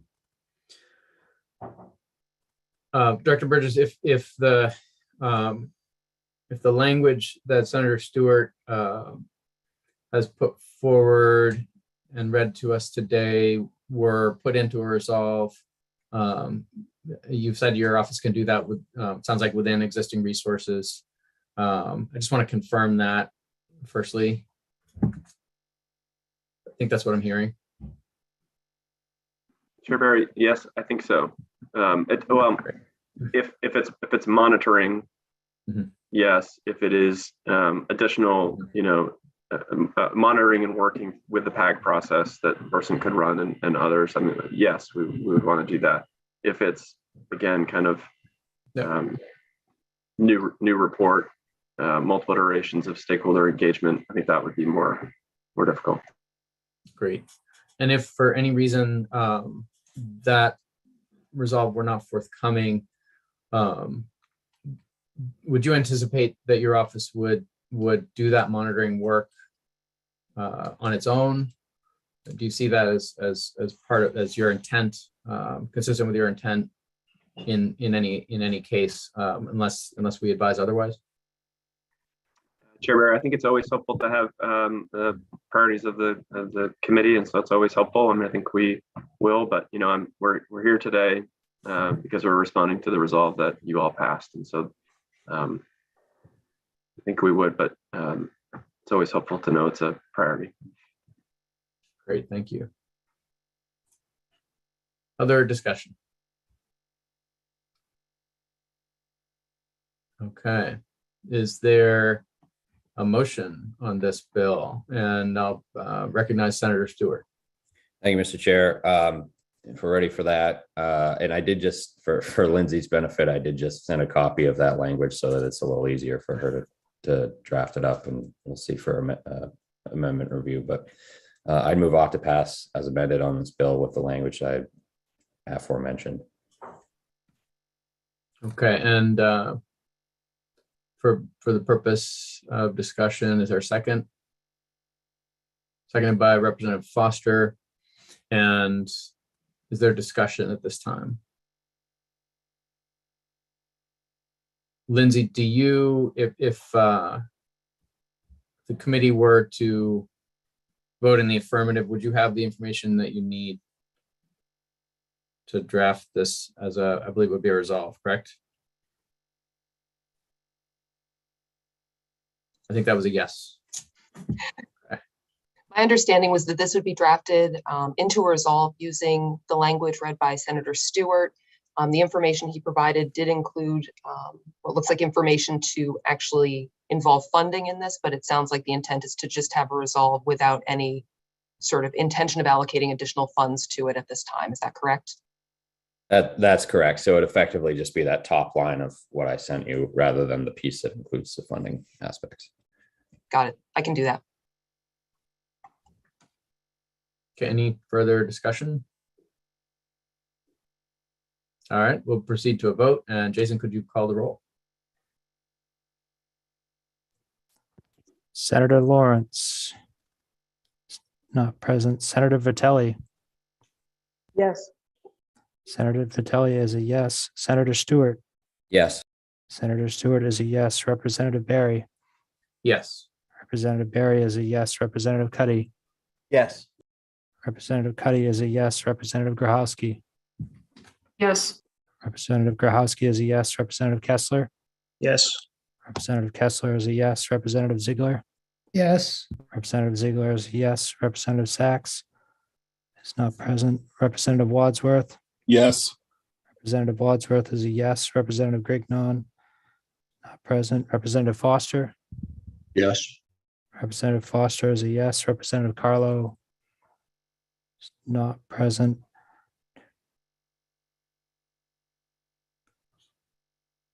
That's 9 in favor and 4 absent. Okay. Nice to have unanimous vote on that. And congratulations, Senator Stewart. We will go on to our next bill on the list, and that is LD 1894, sponsored by Senator Vitelli, an act to support municipal broadband infrastructure through incentives and competition. Lindsay, have we received an analysis on this already? You have not. Okay, let's begin with that. Excellent. Bear with me one moment. So I just sent that out by email, and I will share my screen.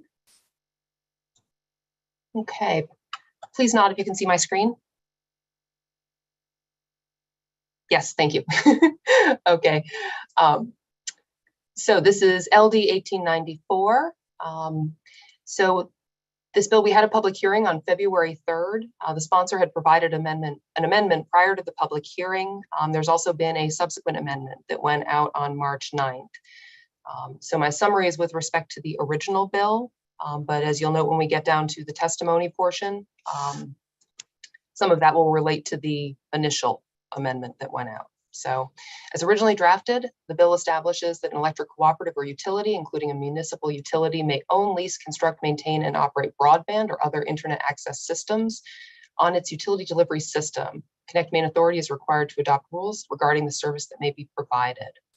The bill also established a new fund, the Internet Access Expansion Investment Fund, to be administered by the authority.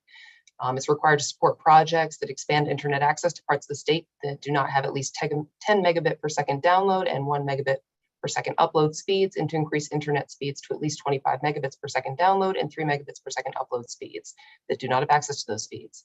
The fund must give priority to projects that assist with state or local ownership of broadband infrastructure. The authority is required to provide technical assistance to project applicants. The bill specifies that an electric cooperative or utility, including a municipal utility, may apply to the fund.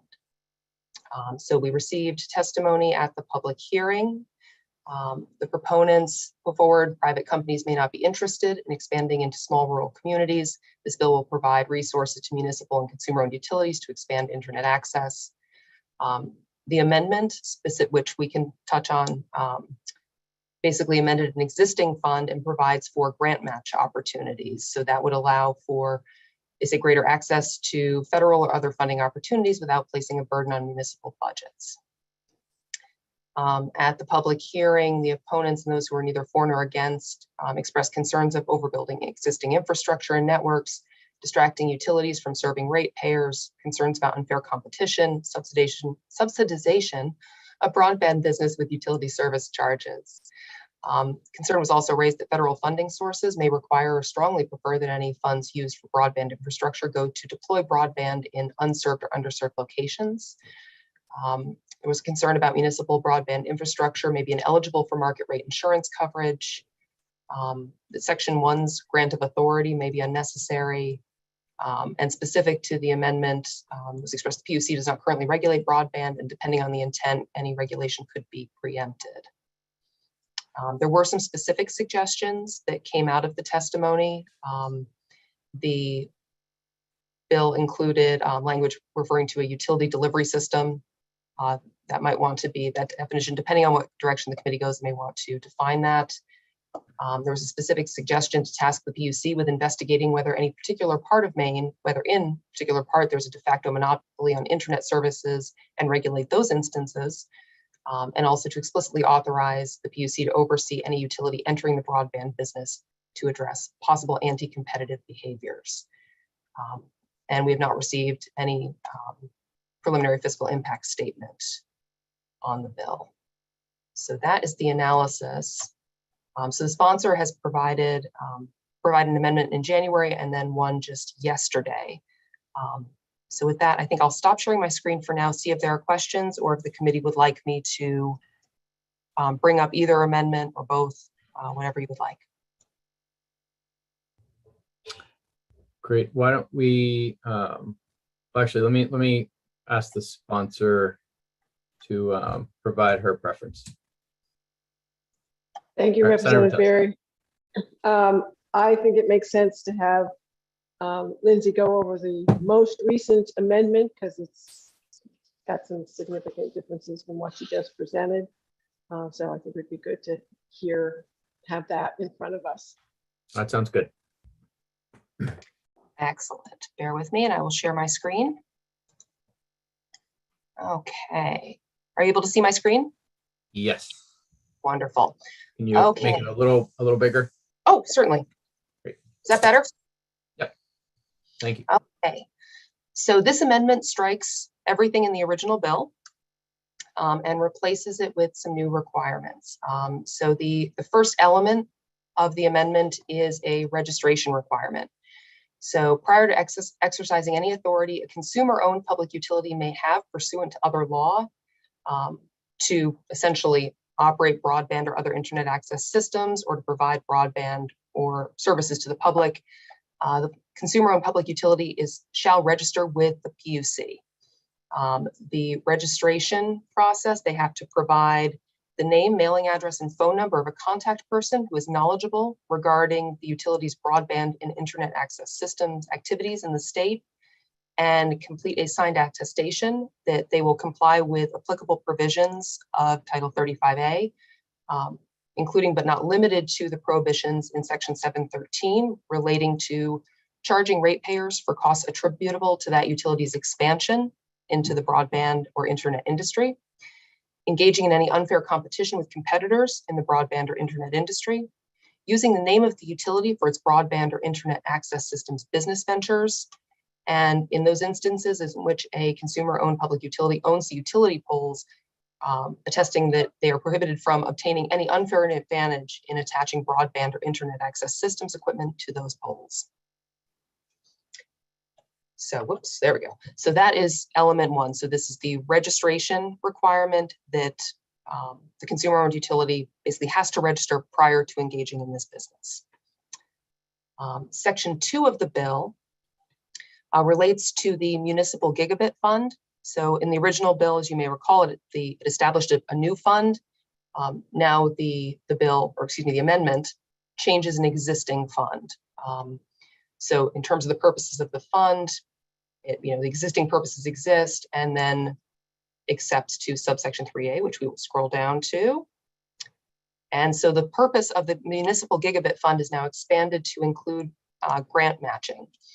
So in addition to the grants provided in accordance with subsection 3, it may also be used to provide grant match funding to municipal entities applying for project grants from other sources that require applicants to provide matching funds.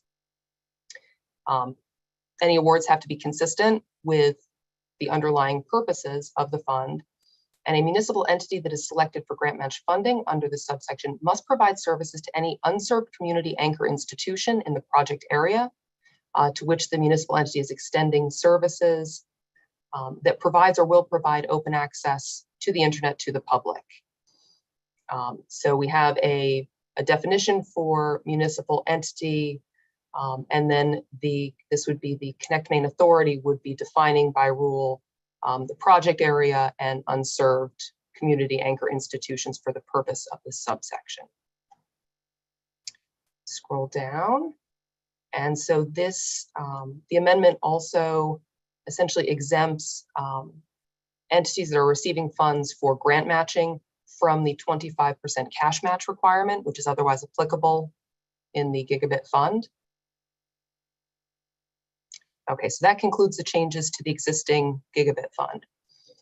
Then the amendment also has new language directing the Connect Main Authority in consultation with the PUC and the Office of the Public Advocate to develop standard charter provisions that may be used by a water district to help it develop a legislative proposal to amend its charter to operate broadband or other internet access systems or to provide broadband or other internet access services to the public.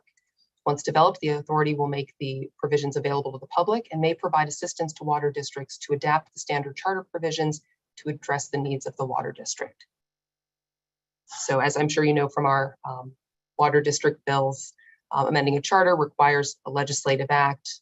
This section would basically direct the Connect Main Authority to create some provisions that could be used by water districts who want to get into this area and to expand, and then provide assistance to them in doing so. So with that, I will stop sharing my screen and see if anyone has any questions for me. Thank you, Lindsay. Questions from the committee? So I think a little review is in order, at least for me. I haven't been able to study the issue as much as I would like, which is embarrassing. But I want to just go back to the sections of the amendment. And if you could actually put them back up on your screen, Lindsay, that would be really helpful. I want to make sure I'm understanding what's being accomplished here. So this expansion, this registration requirement, obviously that's new statute, so there's no current registration that is required. But consumer utilities can currently do these things, right? So this would be, in effect, limiting their ability to provide such services unless they had registered. Is that right? Well, one thing to clarify, so there is a notice requirement in existing statute. So if a utility is entering into an unregulated business activity, I believe is the language. I believe it's section 714. Since I'm sharing my screen, I can't easily bring that up. But there is already a notice requirement to the PUC. This creates a registration requirement. So before they're able to expand out, they have to go through this registration process. Right. And just to be clear, this is an unregulated industry in general. The Public Utilities Commission does not in any way regulate the provision of internet services, correct? I'm not aware of the PUC regulating any aspect of broadband other than from the perspective of a public utility engaging in a business which isn't an unregulated business, or which is an unregulated business, excuse me. Right. The only telecom that they currently regulate is plain old telephone service in providers of last resort communities. So the answer to that is yes, they don't currently regulate. Okay, if you could go down to section 2. And this is to provide, as I understand it, a little flexibility within, and could you go down to the new language? Thank you. So is it new language regarding these match grants? And so that does provide for some additional flexibility. This fund, last I checked, had $500 in it, but I may be less than up to date on that. Do we have the current balance of the Municipal Broadband Gigabit Network Access Fund? I do not know what that is. Okay, I might ask that to someone later. I just want to understand what there is to dish out in this regard. If we could go to section 4, actually, maybe go to 5. Right. So, and then this last section is standard charter provision. So, as we know from Caribou, it's possible to do this on their own, but this would just sort of create some standard provisions that they could offer for districts that were interested. Correct? Okay. All right. That helps me to understand better. Thanks for the indulgence there. And I want to just turn to other members of the committee. Anyone wishing to discuss? Sure. Let me recognize the Senate, the sponsor first, and I'll get to you next, Representative Kessler. Thank you for waiting. Thank you, Senator Kelly. Chair Barry.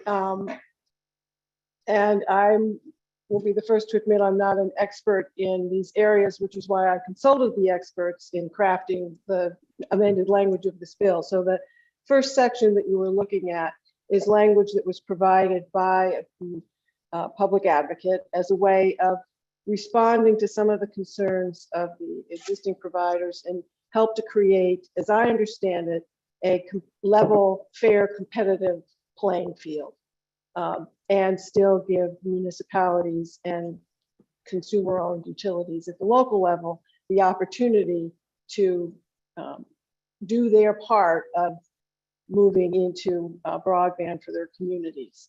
So that's what that language reflects. You're correct. I think that the existing Gigabyte Fund does not have a lot of funds in it, which is why I've submitted a request to the Appropriations Committee for funding that can go in here. I will say that I heard from communities that are trying to band together to do the last mile project for broadband in their communities, that having a source of matching fund so that they can draw down additional federal funds would be very helpful to them in their process of getting their projects off the ground. And then the third section, I would just say, we were trying to find some language that did two things. One, that provided water districts with some guidance, some tools they could use in redrafting their charters to allow them to engage in broadband. We now obviously have some sample language that Caribou has come up with. Each water district, as I understand it, will have to be slightly different. So we didn't want to put something in statute that would then sort of tie the hand, if you will, of other water districts by not reflecting their particular situations. So that's why we came up with, and Lindsay was a big help in this process, language that said, you know, you don't have to reinvent the wheel here. You don't have to start from scratch. We'll give you some outlines, a template, if you will, for you to use in redrafting your charter to reflect the addition of broadband. So that's sort of the three major components of this proposal. You know, again, trying to make sure that the pathway for municipalities and locally owned utilities can be part of this process without creating more roadblocks or creating barriers for a fair competitive environment.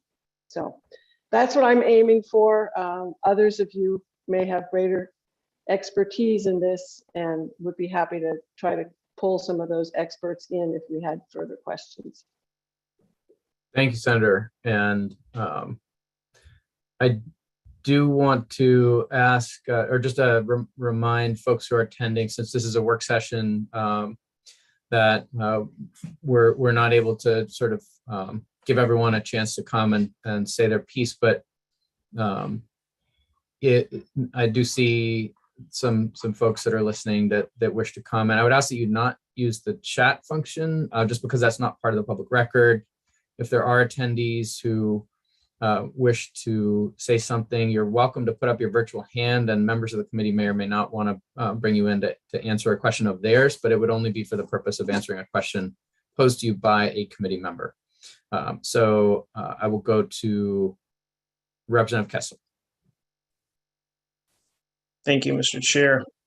I wanted to dive further into section 1, and I guess since the Public Advocate's Office is the one who drafted this language, if we could beam them over. Is the Public Advocate present?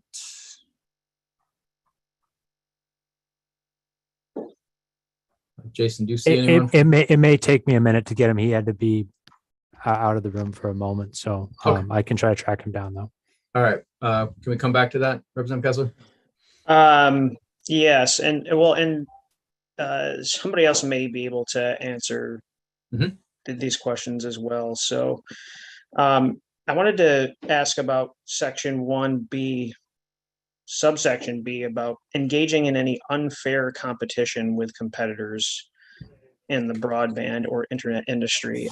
I'm just wondering, how does that play out legally? Who determines what is fair and unfair competition? Is that a question for the analyst?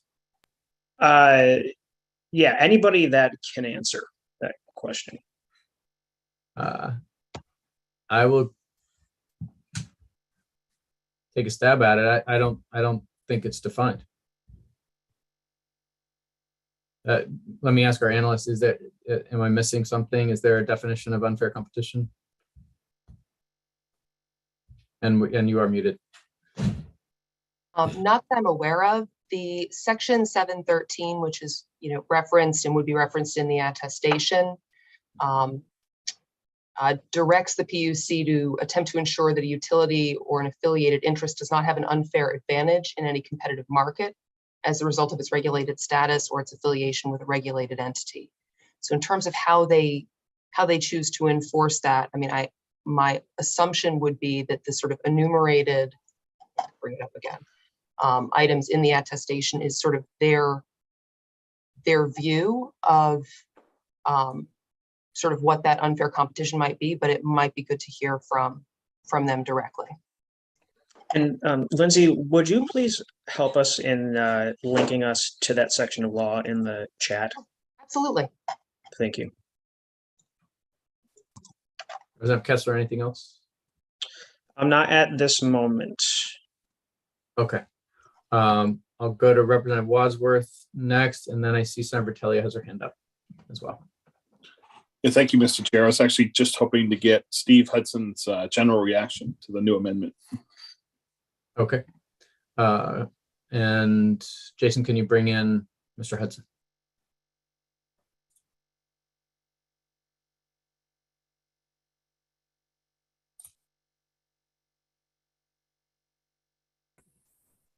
Steve. Yes, Welcome.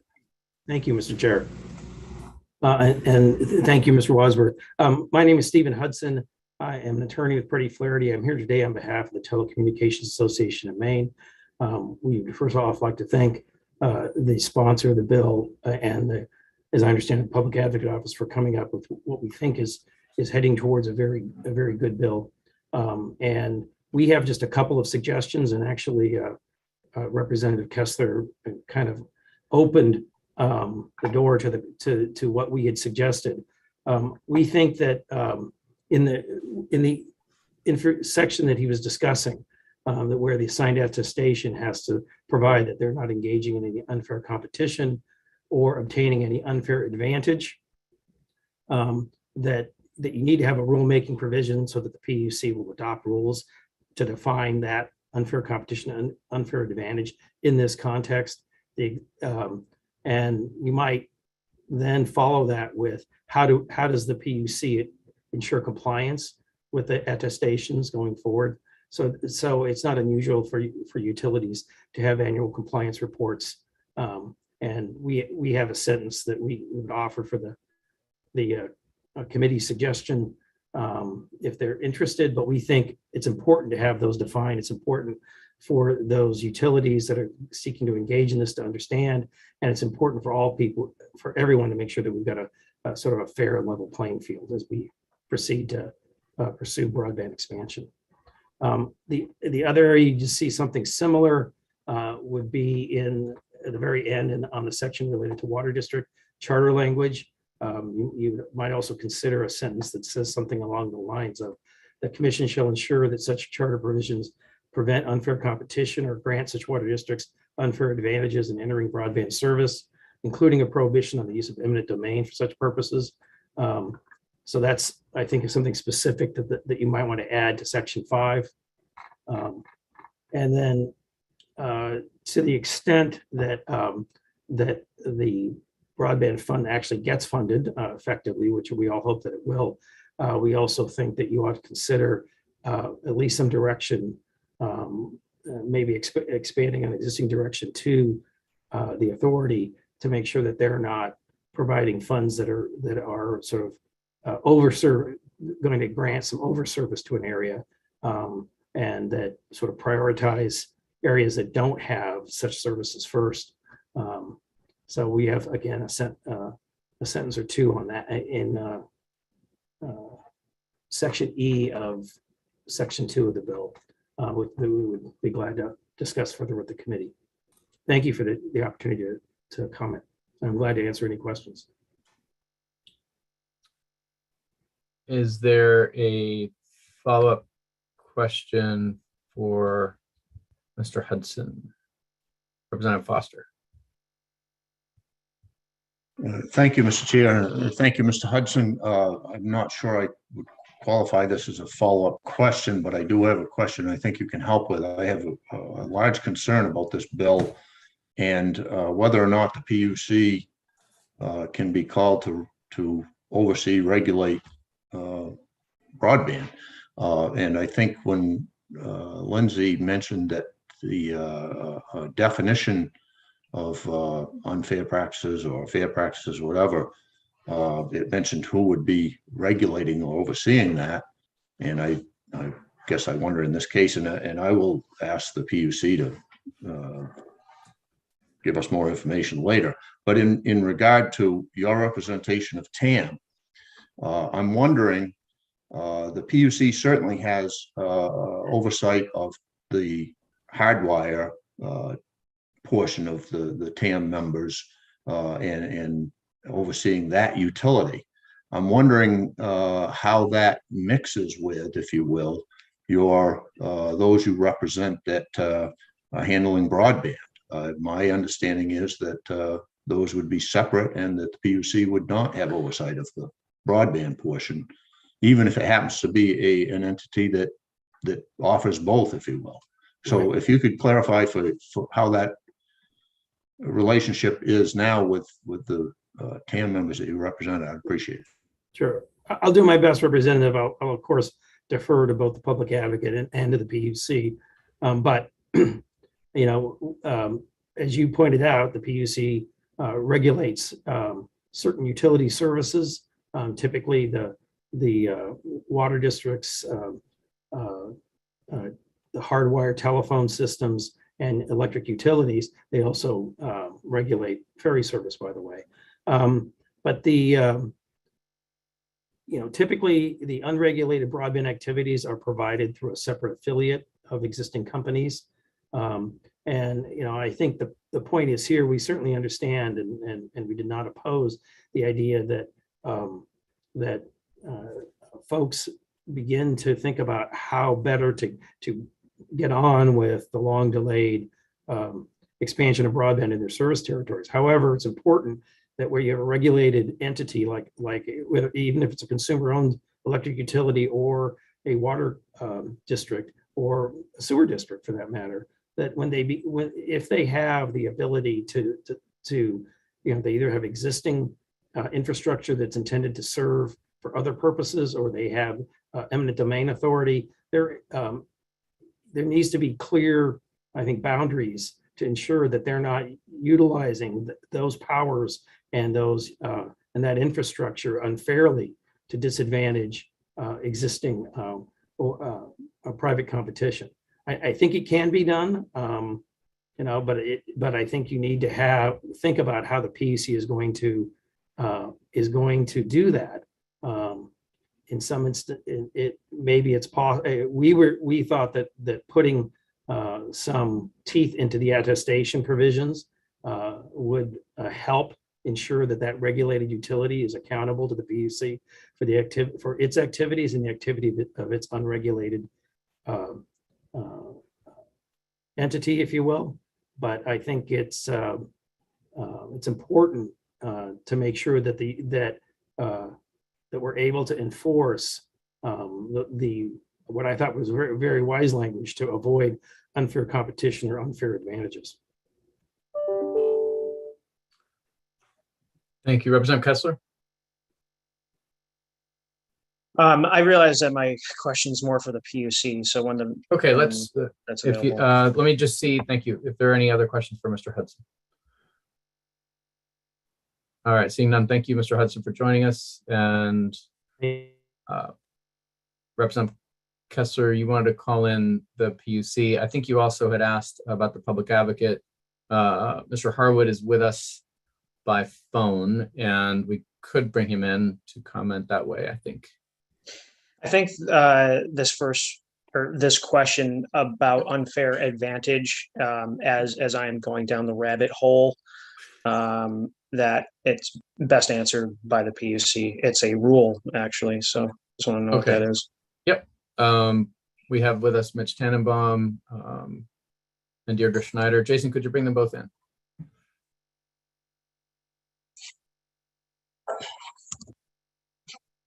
They're on their way over.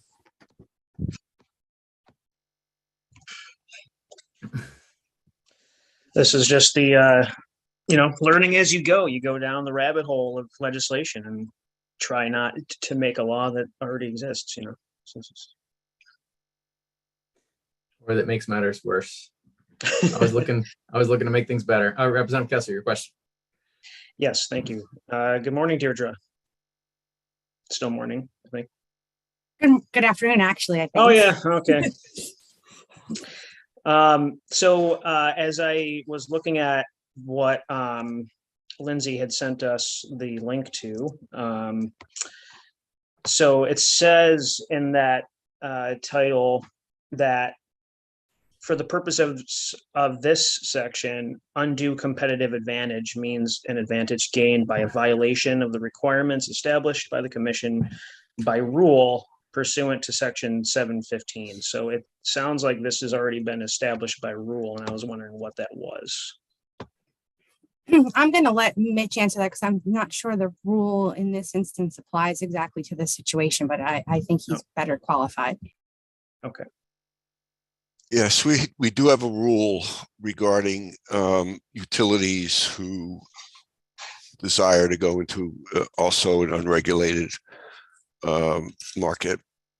And generally what it requires is, depending on the magnitude of it, but generally what it requires is that be done through a separate affiliate, and that things that you've already been discussing, like, you can't use your utility name for, for advantage in a competitive market, and other provisions like that. Also, it's make sure that the costs of the unregulated is separate from the regulated utility, and that doing it through a separate subsidiary is a really good way to do that. So that's basically what our rule requires. If that's helpful.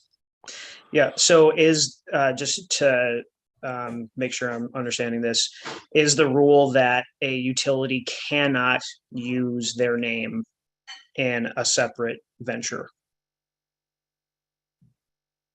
I believe so. I can check the rule, but I believe so. Okay, I would like to get a definite answer on that.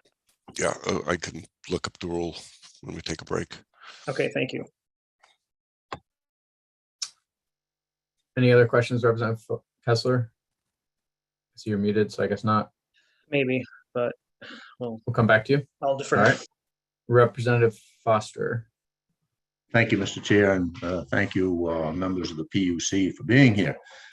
So I think what Representative Kessler was referring to is probably some of the larger utilities that might have an interest in this, if this bill were to pass. Let me, if I may, consider a very small utility such as our own Dexter Utility Water District, which also has sewer. They hardly have enough funding to do what they do now.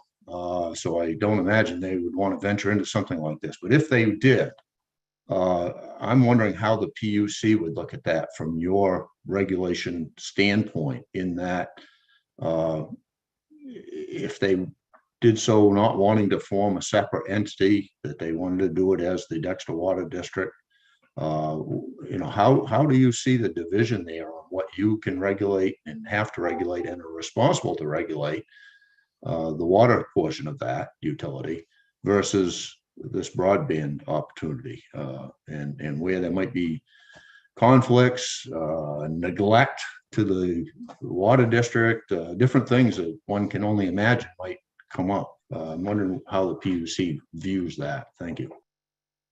Yes, go ahead. I was just saying, I'm not sure the rule I referenced applies to consumer owns, and I'll check that as soon as I can, because it's a little different for a consumer owned or a district to have a separate subsidiary, and it may well require a charter change. But regardless, if there was any indication that a consumer-owned utility or a district was not providing adequate service to their utility customers, then that's certainly within the commission's jurisdiction to take that up and remedy that situation. And if I may add to just what Mitch said, if that's okay. Go ahead, Jerry.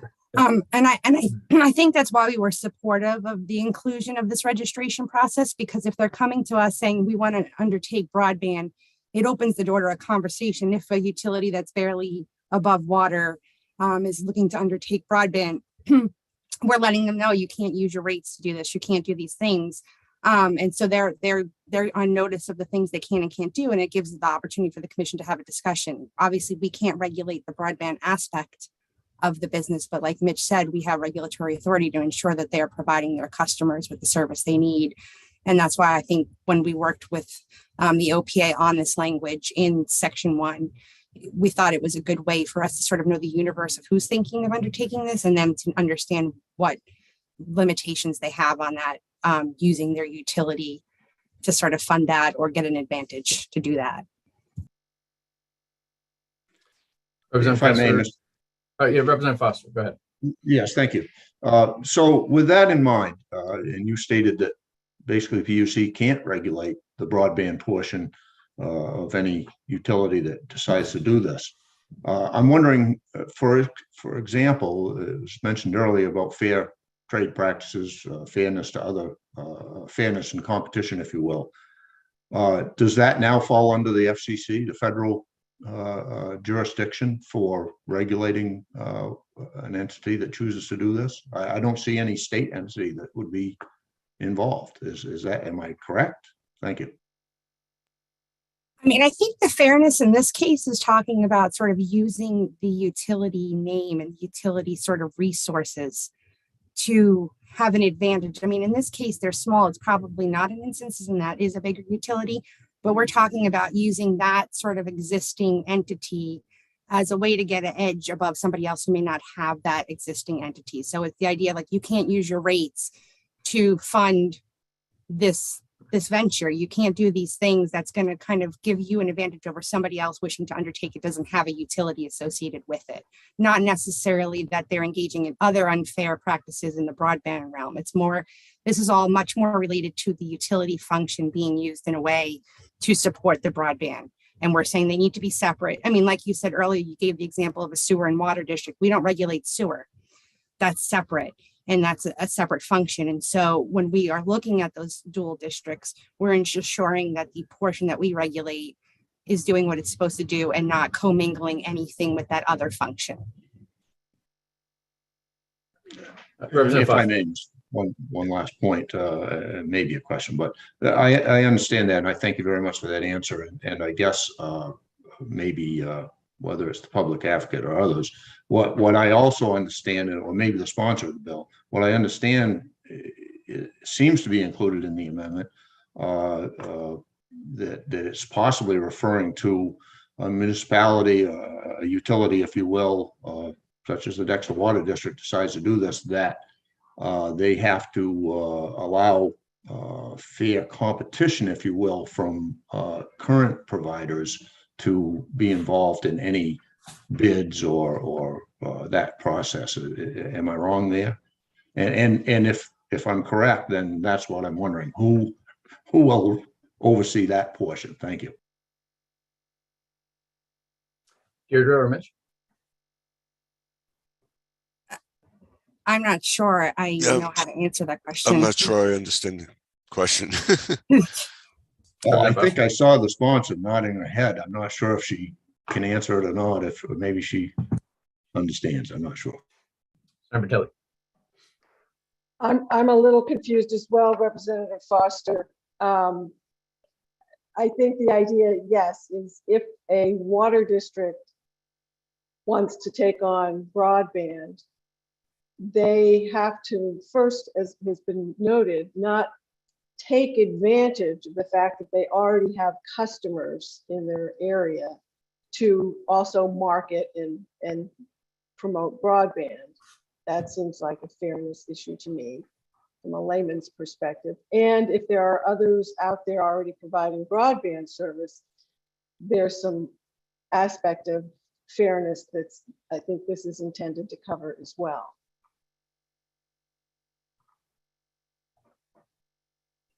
Any That follow-up gets there, to- Rep? Thank No, you. thank you, Senator. I do have one more question, but I can wait and give somebody else a chance if you'd like for the PUC. If I may. Go right ahead. Don't see anyone else. So one other thing that had come to mind was this committee in the past approved a bill that basically if a municipality wishes to have their own broadband, we have, I believe there was a bill that now it takes away the requirement for them to include payment for pole attachments, removal, repositioning of wires, and so on and so forth. That utilities normally in the past would have charged that municipality.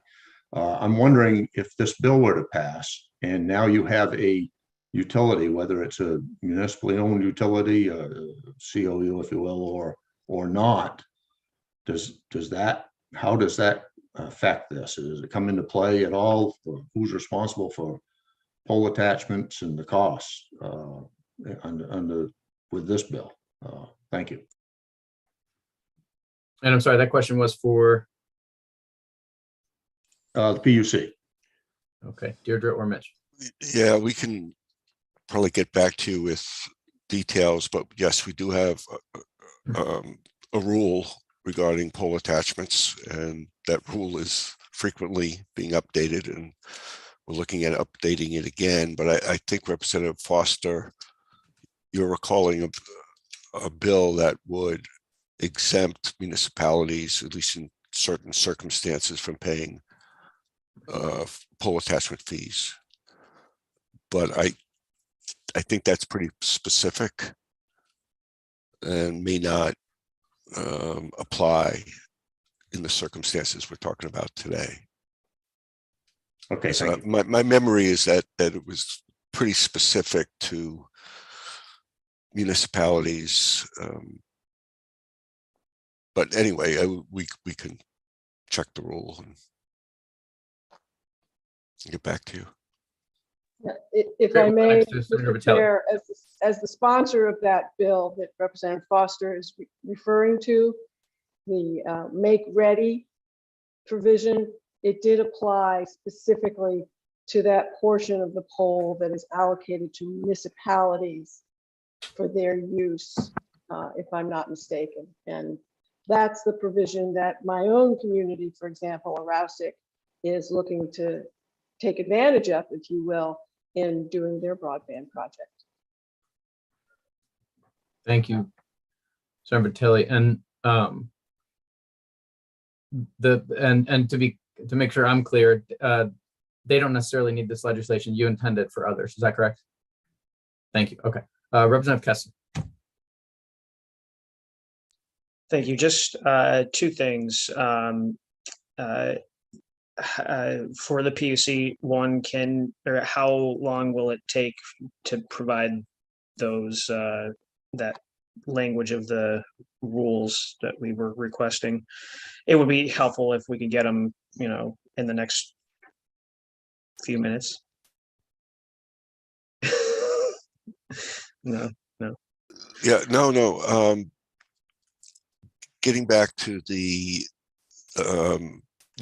rule that requires utilities, if they're in an unregulated business, to have a separate sub or affiliate. I did look at that, and that does not apply to consumer-owned utilities, and it seems to be a reasonable rationale for that.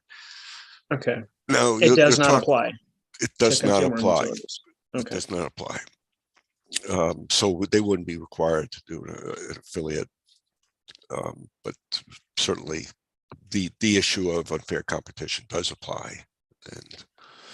And so, I'm sorry to interrupt. So if this language passed, then any utility, consumer owned or not, would then be subject to that that same rule. Is that how you would read it? No,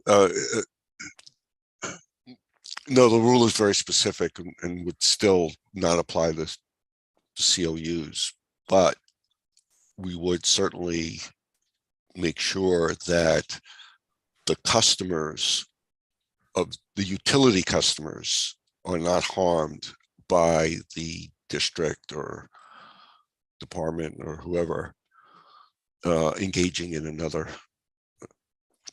function. If that helps, like we would make sure they keep separate books, for example, and make sure their ratepayers wouldn't be charged costs that were related to broadband. You know, and yeah, so we would have to do that. Now, on the pole attachment, the question is, does the exemption to municipalities apply in any way to this bill? Is that the question? And who was asking that question? I've lost track. Is that Representative Foster? Yes, that would be, I guess, a good summation of that question. Thank you. Okay, I'll check it out now. Mitch, okay. All right, while Mitch is checking that out, is there other discussion from the committee? And just to give folks a sense of where I think we may be going, there has been a request to caucus this. So what I'd like to do when we're done with this discussion is I'll be looking for a tabling motion. I'm interested in taking a break for about an hour and 15 minutes so that we can have lunch and also time for a caucus. And then coming back to finish the remaining work this afternoon. Representative Foster. Thank you, Mr. Chair. Not to prolong things, but I would have a question for the public advocate if we want to do that before we caucus or not. I'll leave that up to you. That would be fine. We can, it's probably good to get the discussion all out on the table before we break. So Jason, could you please bring in the phone number, which I believe belongs to, oh no, it looks like he's actually perhaps here on more than a phone, but Bill Harwood.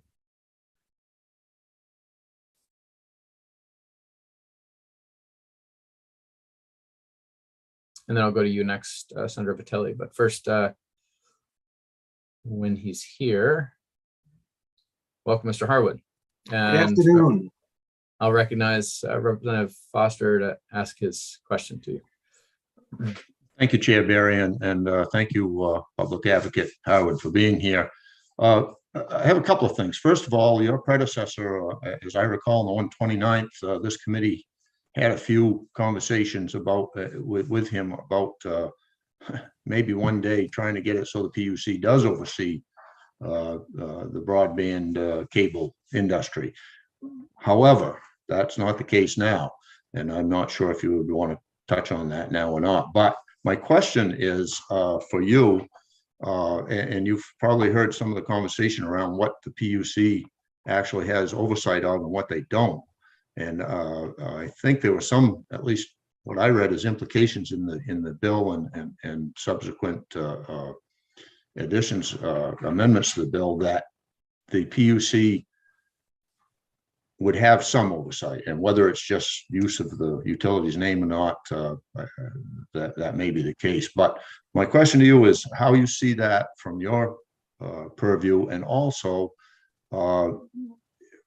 how you see this bill, what the need for it is, and how that it will improve and municipalities' opportunities as far as expanding broadband.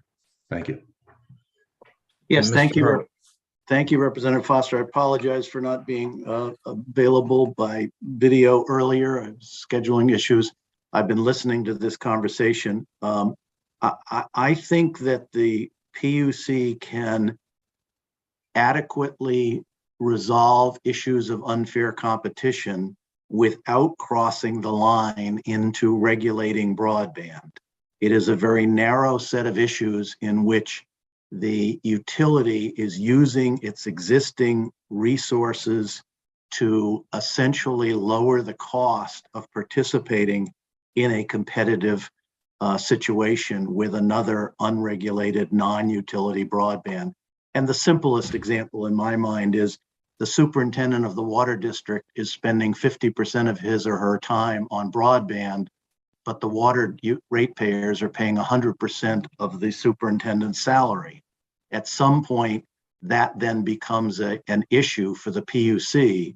And I think they can handle those cases. I think they understand what unfair competition is when it is essentially ratepayers subsidizing their activities in broadband. I don't know that it needs to go to additional rulemaking.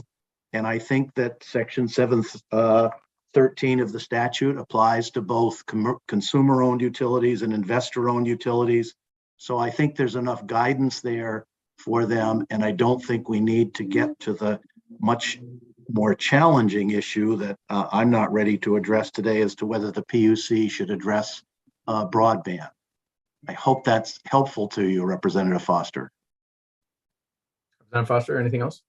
Yes, that is helpful. However, I guess the second part of my question was what you see this bill, the necessity of this bill, where it's going to help communities going forward when we consider the Connect Maine Authority that's been formed and the funds that they have. And I'll give you an example. My own town recently looked at expanding broadband. Broadband is in the community, but there are places where it's not reached out to everyone. So they looked at what are we going to do to get to the end of the roads going through the community, if you will.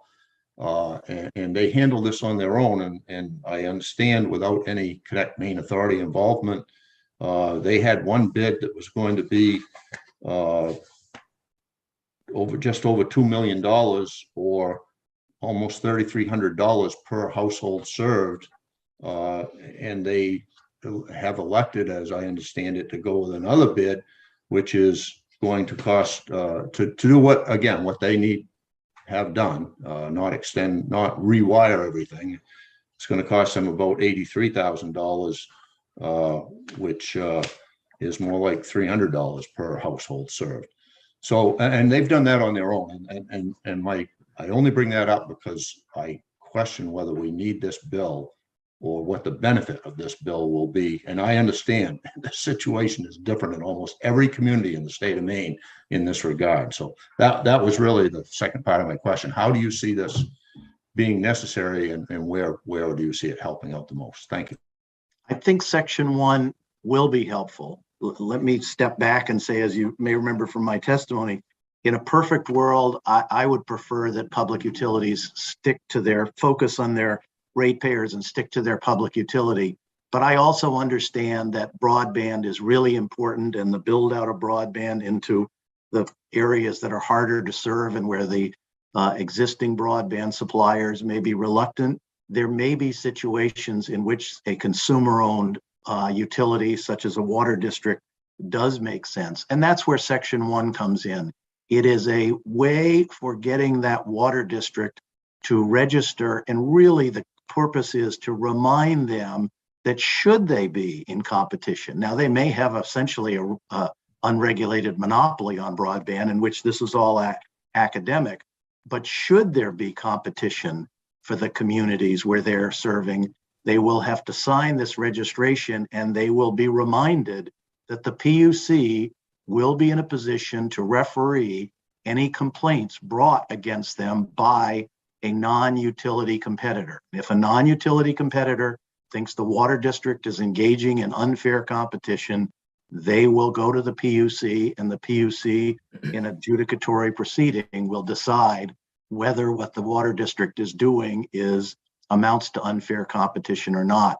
So I think this bill, in one sense, is a very modest step, but in another sense, it puts the water district on notice, and they may not be as attuned to all the subtleties of Title 35A and the PUC rules as some of you are, but this will put them on notice that there is this issue of unfair competition, and they need to be sensitive to it.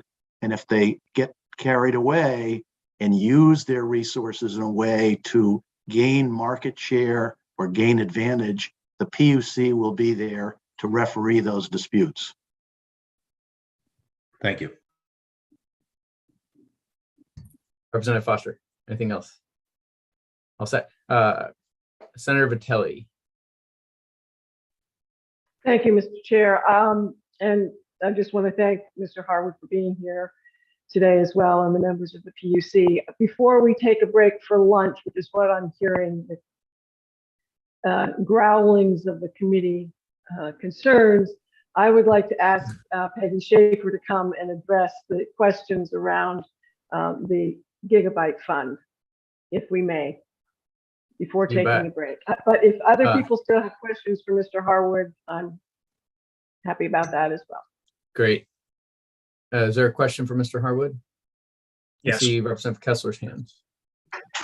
And as you can see, I'm already.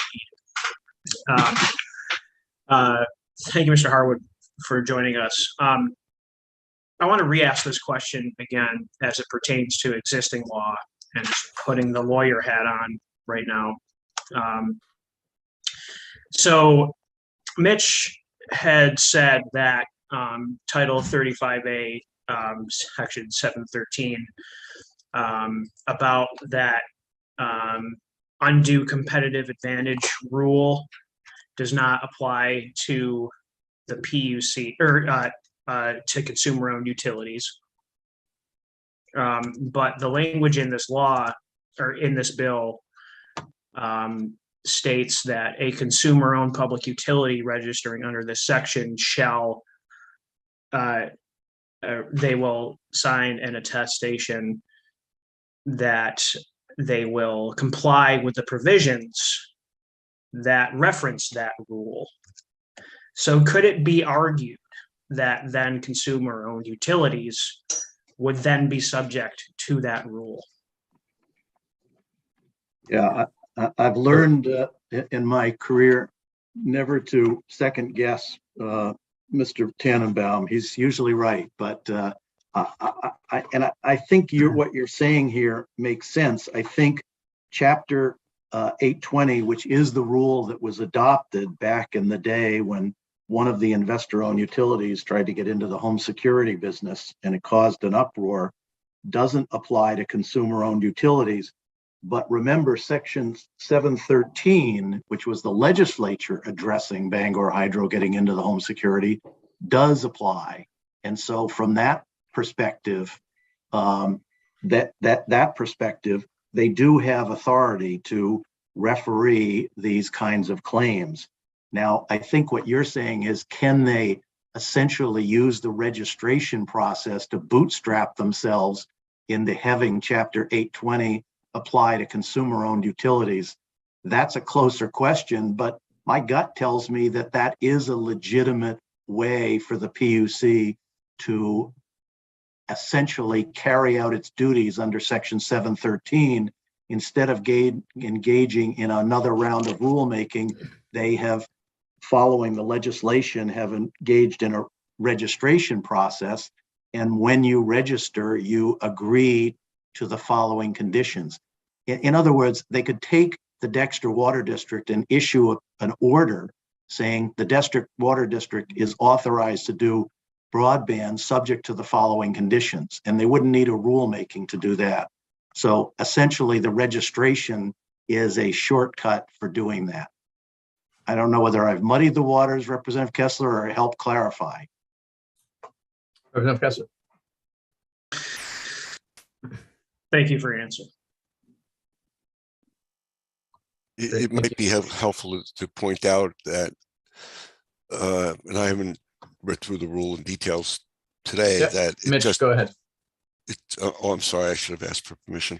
I'm just saying that it doesn't, a lot of the provisions wouldn't apply to a COU. Like I said, the requirement for an affiliate, a corporate affiliate, I don't know how that would work with a COU, which is generally a chartered entity. So it's not like there was a reason why we exempted COUs from the specific provisions in that rule.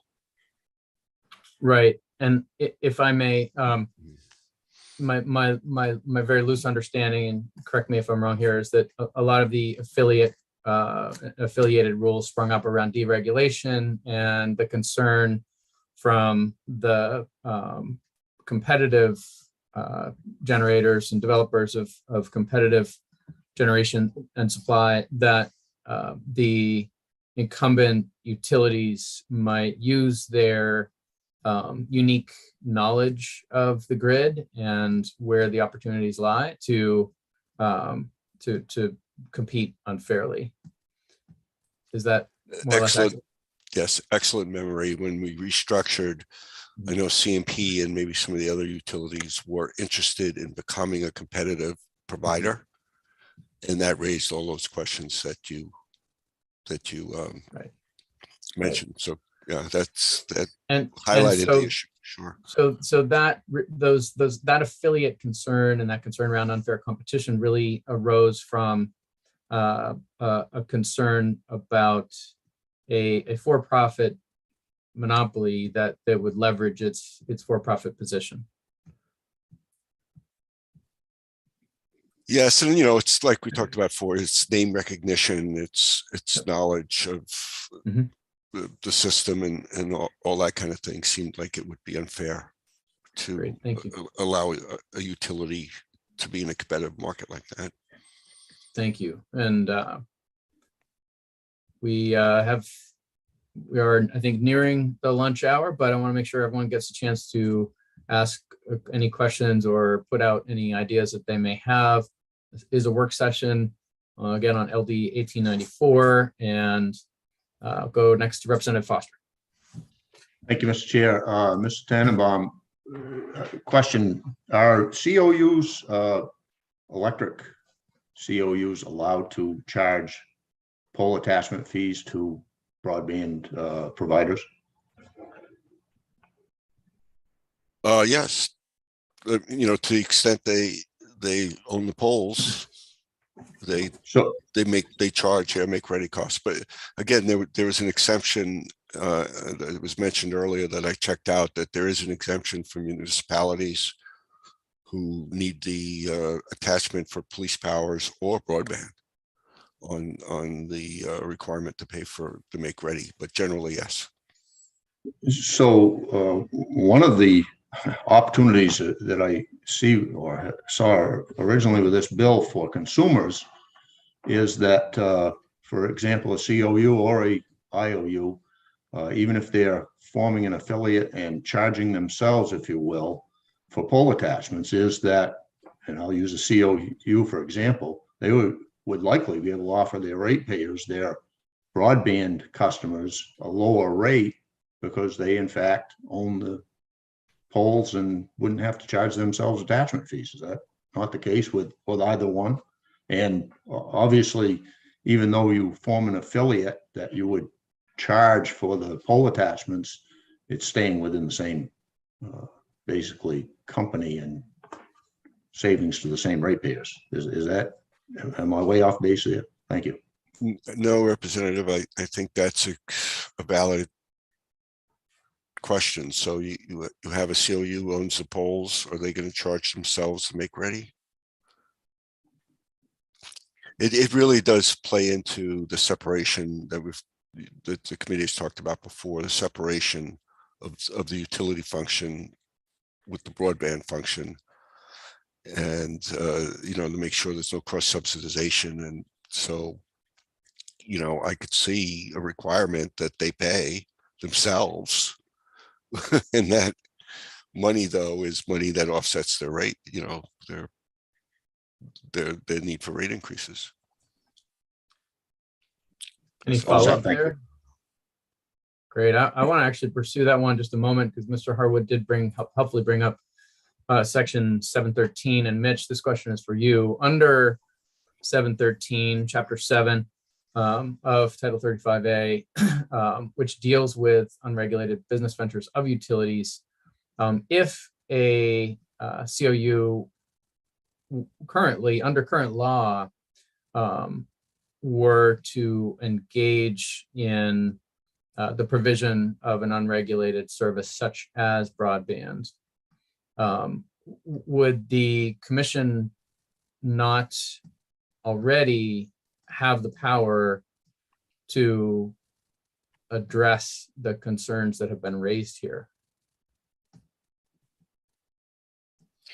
I believe so.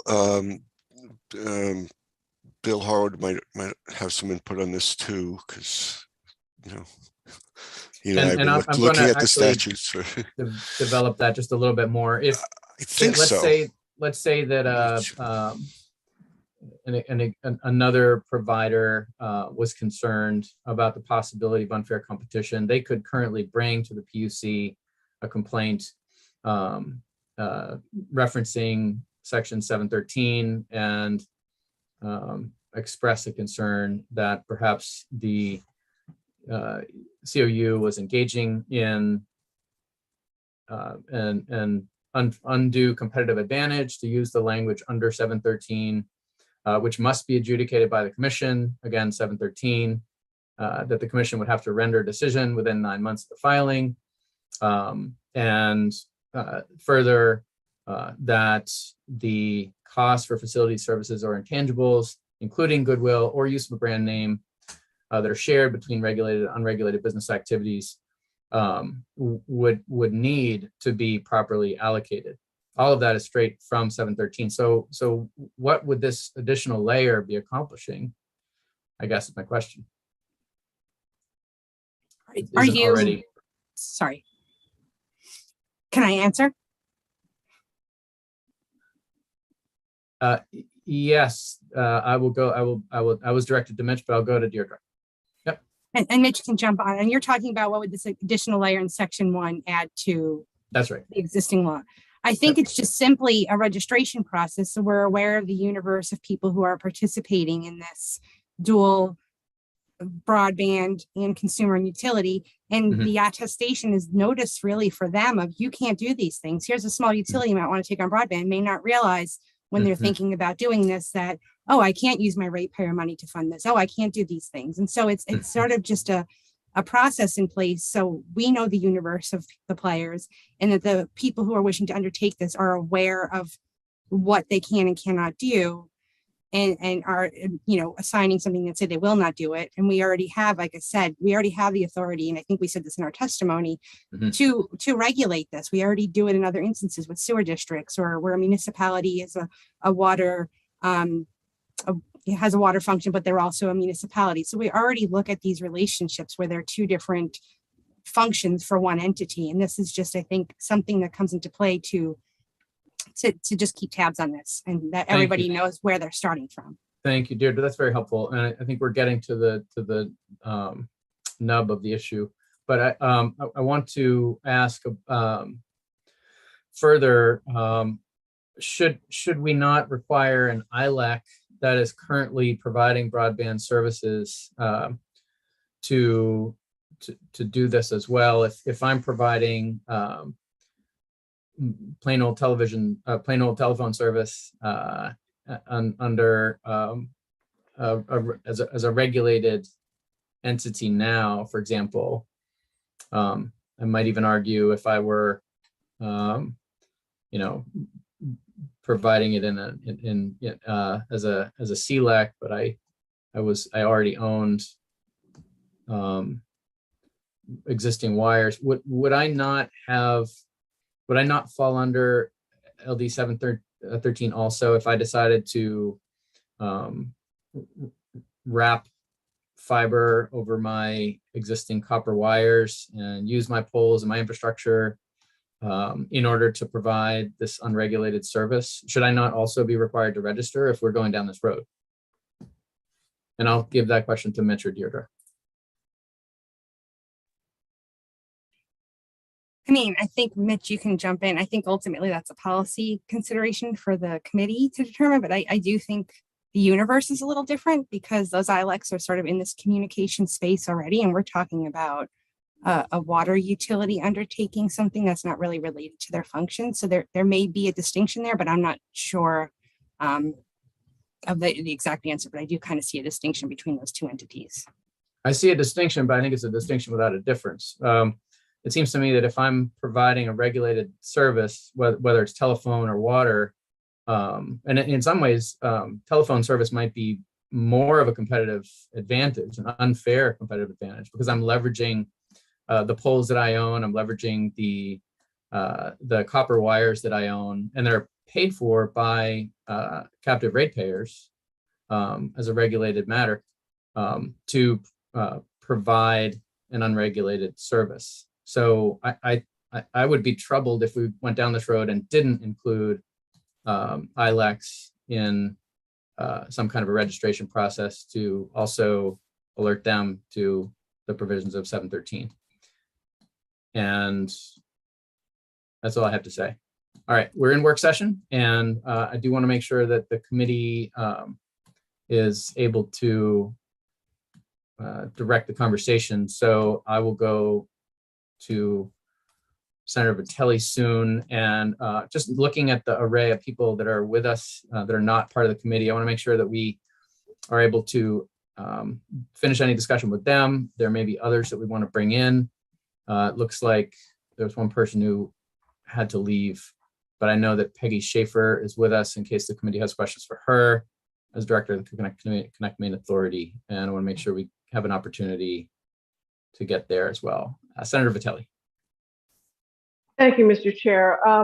I'll just reiterate what I think, I can't remember now whether it was Mitch or Deirdre or Bill Harwood said, which is that the provision in the first part of this proposed bill is really just to make sure that if there is a COU, a municipality, or other entity that wants to step up and play a part in broadband implementation, that they have to register with the PUC so that we know who's playing the game, and that they also know that they have to abide by certain behaviors, if you will, in moving forward in that direction. So I think it's at least in my view as a layperson, and again, I don't tend to get as much into the weeds as many of you do on these issues. It's a fairly straightforward way of trying to keep tabs on who's playing a role in helping all of us move forward with broadband implementation in our communities.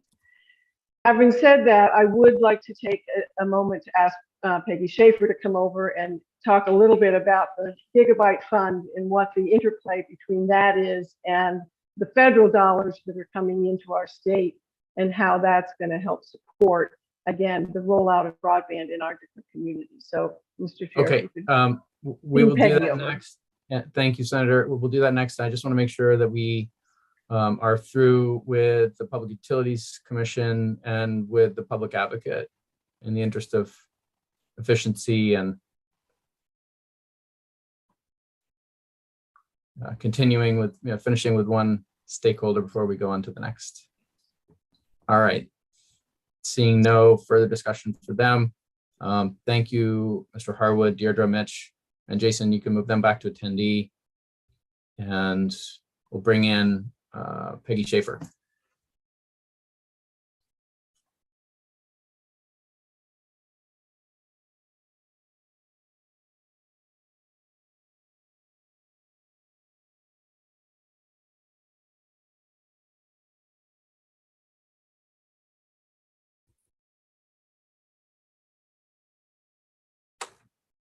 She should be on her way over. Great, thank you.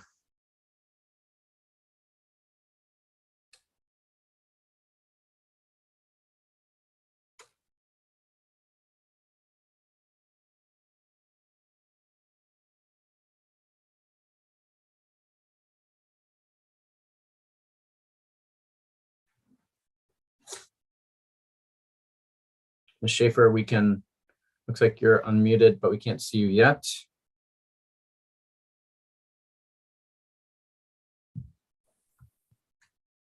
There we go.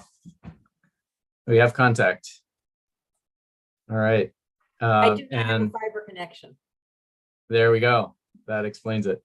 Senator Vitelli, did you have a particular question for Director Schaefer? Yes, thank you, Representative Berry. I wanted to ask Peggy if she could explain what this new language to the Gigabyte Fund can help communities do who are looking to tap into resources to help fund their projects in communities in its relationship to federal dollars as well as any potential state dollars. And also my understanding is that there aren't any funds in the fund at the moment, but were there to be funds, here's how they could be used. Yes, so I mean, you know this, the Gigabyte Fund was created by Norm Higgins with great push on his part to make it through. It's never had any funding in it, but the intent of the fund is to help communities fund a high-speed network to their area. The amendment that Senator Vitelli is suggesting, all it does is allow for, if a community is applying to this fund, to use it as a match for the federal funds coming, that they would not have to provide a 25% match to this fund to get the 25% match to go for the federal funds. So it essentially reduces the cost to a municipality to apply for the federal funds and lets this fund, in fact, be an additive to their own funds to make up the 25% that they're going to need to have to apply for the broadband infrastructure money. Is that clear? Senator Vitelli? Yes, thank you. So for the committee's information, I have put a request into the Appropriations Committee chairs for funding for this fund so that we can actually offer that support to municipalities who may be moving in this direction. So your support for that request would be appreciated. Thank you, Senator Vitelli. Other discussion or questions for Ms. Schaefer? All right. Well, seeing none, guess we're going to let you off easy. And I'll just ask the committee if there's any other discussion at all before we break for an hour and 15 minutes. Okay, seeing none. Do I have a motion to table? Representative Kessler. Motion to table. It's been moved to table. Is there a second? No, people just want to keep talking. Is there a second? Representative Grahowski seconds the motion. All right, and we'll go to a vote. All those in favor indicate with a show of hands. And it is unanimous. Okay, it's 1 o'clock now. We will go until 2:15 for a lunch and caucus break. Come back and hope to vote the remaining bills at that time, as well as review budget items. So please do stick around. I hope to have a quorum so that we can get some voting done. Senator Stewart, Senator Vitelli, I'm especially hoping you'll be here since we do need a senator, and very grateful for your presence always. All right, please turn off your video and audio. See you at 2:15.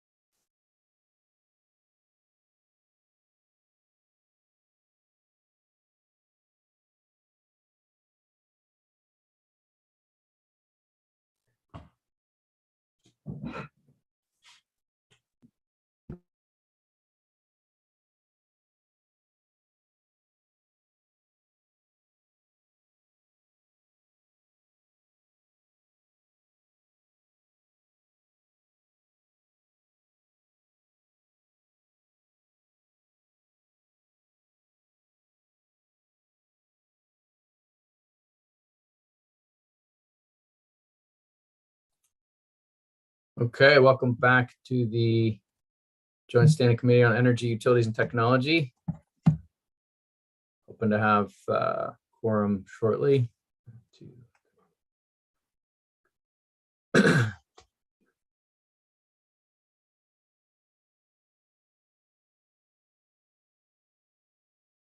have a senator. Thank you, Senator Stewart.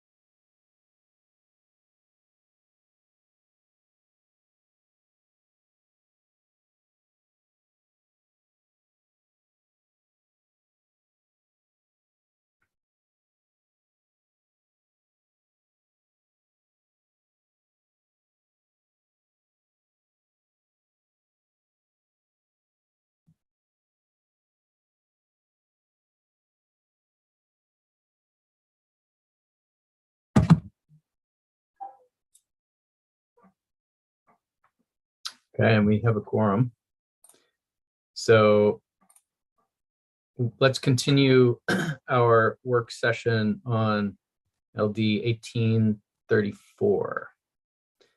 And I think the committee has discussed it with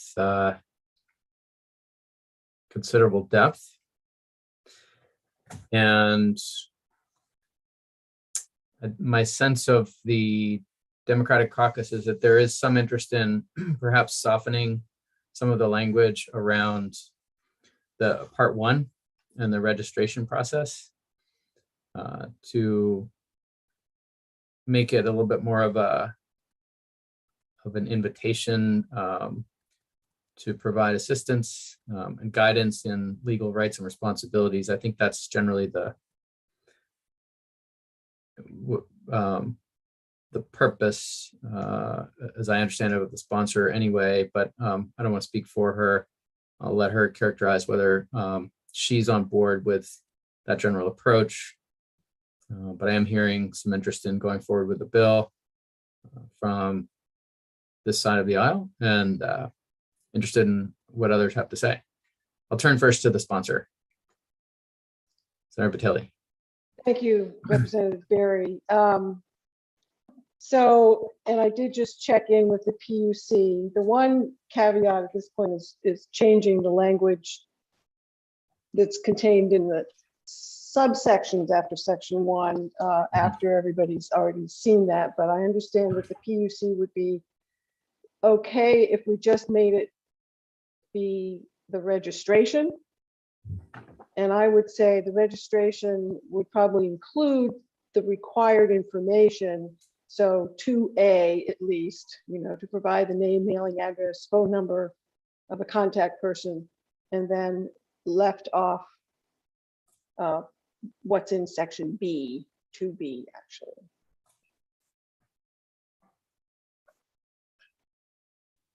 Okay.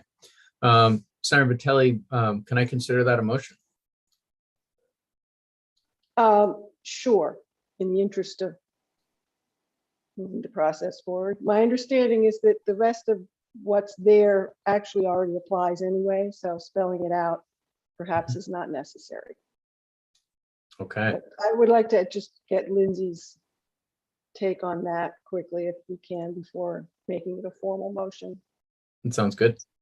And Lindsay, I know you know this, but if there is specific language that needs to be wordsmithed between you and the sponsor after the vote, we can certainly look again at the detailed language on language review. But do you have enough to go on from Senator Vitelli's description in general terms? Well, what I'm hearing is that the plan would be to eliminate, basically just striking from section 1, it would be 2B. So there would be no attestation requirement. Therefore, they wouldn't be agreeing to those various subparagraphs.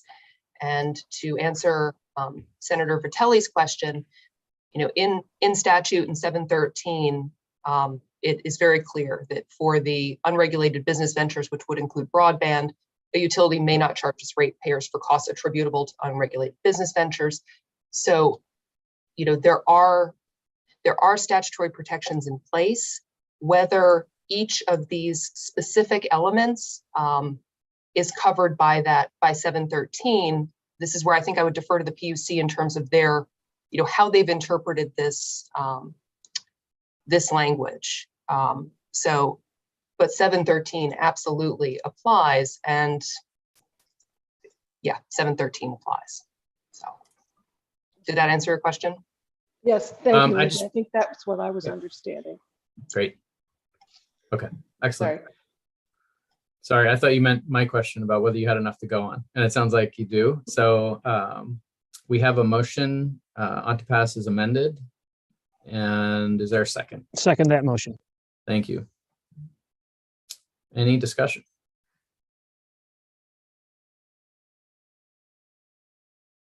And first, Jason, could you resend a link to Representative Sachs for this meeting?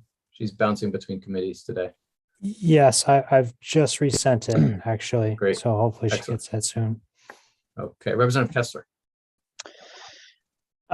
Thank you. I also wanted to underscore that I really think it's important that the committee underscore Senator Vitelli's desire to boost this existing fund.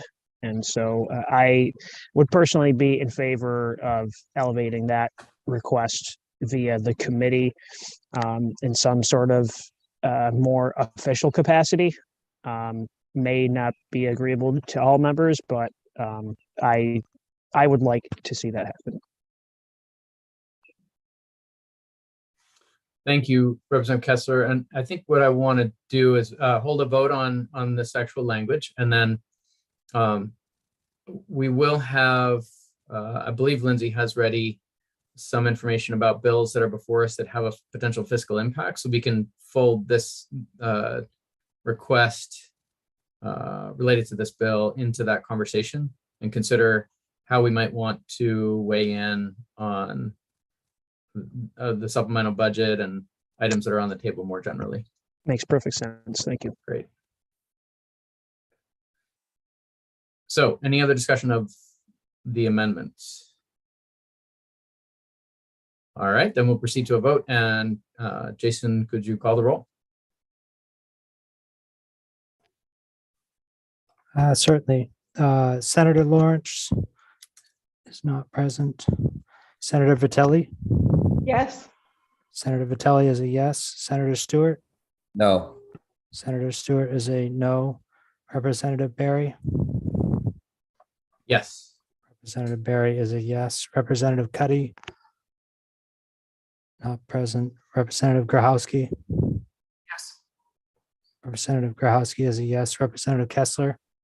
Yes. Representative Kessler is a yes. Representative Ziegler? Yes.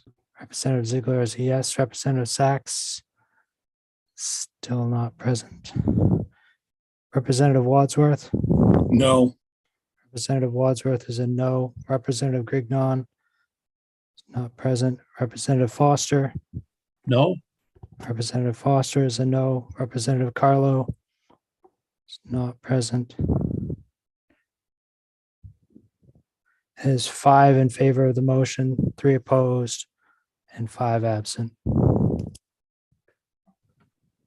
Okay, and others will register their votes later. Thank you, Jason. And Lindsay, what bill does that bring us to next? If we go as advertised.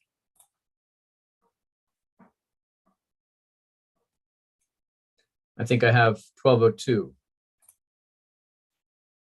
Is that correct? So I'm looking at the weekly schedule. You are muted. That's why I'm not hearing you. With that, it's 170 according to what's posted on the committee webpage. Aha, okay. And the committee webpage is different from the order on the weekly schedule. So we'll go by the webpage and go to 170. Representative Kowski, you have an update with some ideas for your bill. That's correct. And I'm sorry, Senator Vitelli, did I see your hand? Procedural? Well, yes, a procedural question. I was just wondering if there was a minority report on the. Oh, thank you.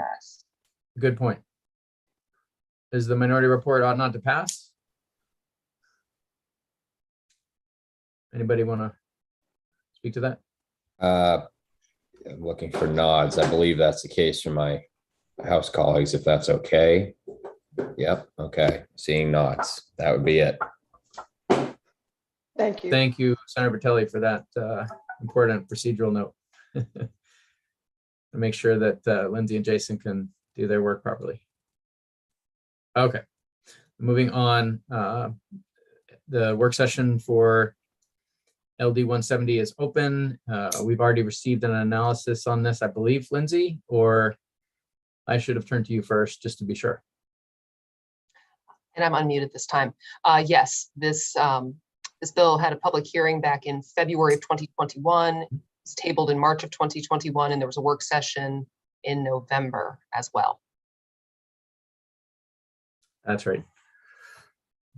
And at this time, I will turn it to the sponsor to see how she would like to proceed.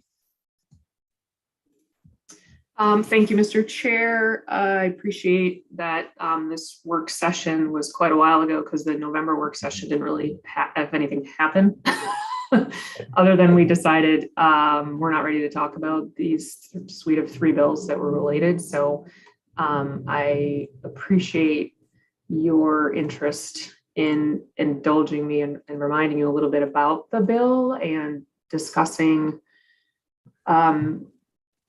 where I've headed with it since we last spoke, because it is different in part, or what I'm envisioning is different than where we last left it. So I'd like to give the big picture here. And then I think Lindsay does have some very preliminary language in which I've even gotten feedback midday since she and I last connected.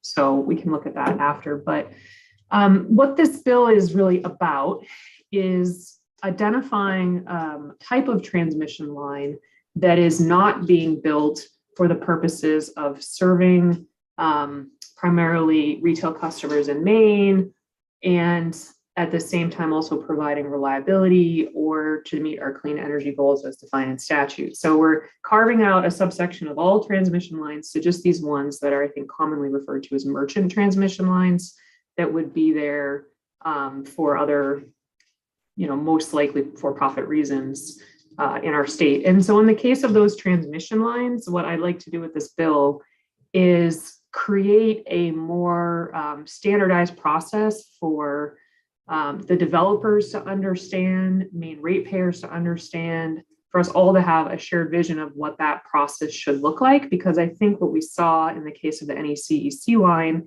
was that there were certain aspects of that process that were not palatable to the majority of Maine people.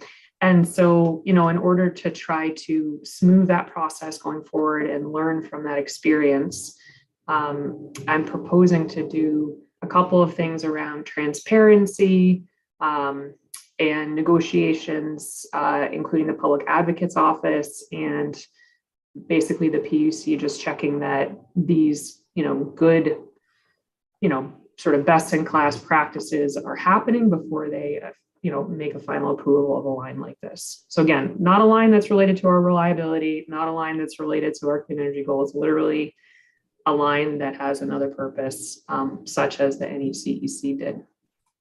So that's the overall picture. And there are no real strict requirements in what I'm proposing, but rather a framework of like, hey, did you make a good effort to reach out to the communities that are impacted? And can you show that evidence that you tried? In which case the PUC will say, yep, it sounds like that community didn't like your project, but you tried, right? You went and you talked to them, for an example. So it's really not that you have to achieve a specific agreement or a specific contract, but more that you made a good faith effort to do this process in a way that I would hope is a little bit better for Maine people. So with that, Lindsay, I'm happy for you to, well, I guess see if anyone has any questions on the overarching concept, and then we can look at what I promise you is not final language, but at least showing you sort of the couple of the things that I've been thinking about. But anyone have any questions so far? Great. Okay, Lindsay, let's see what you got.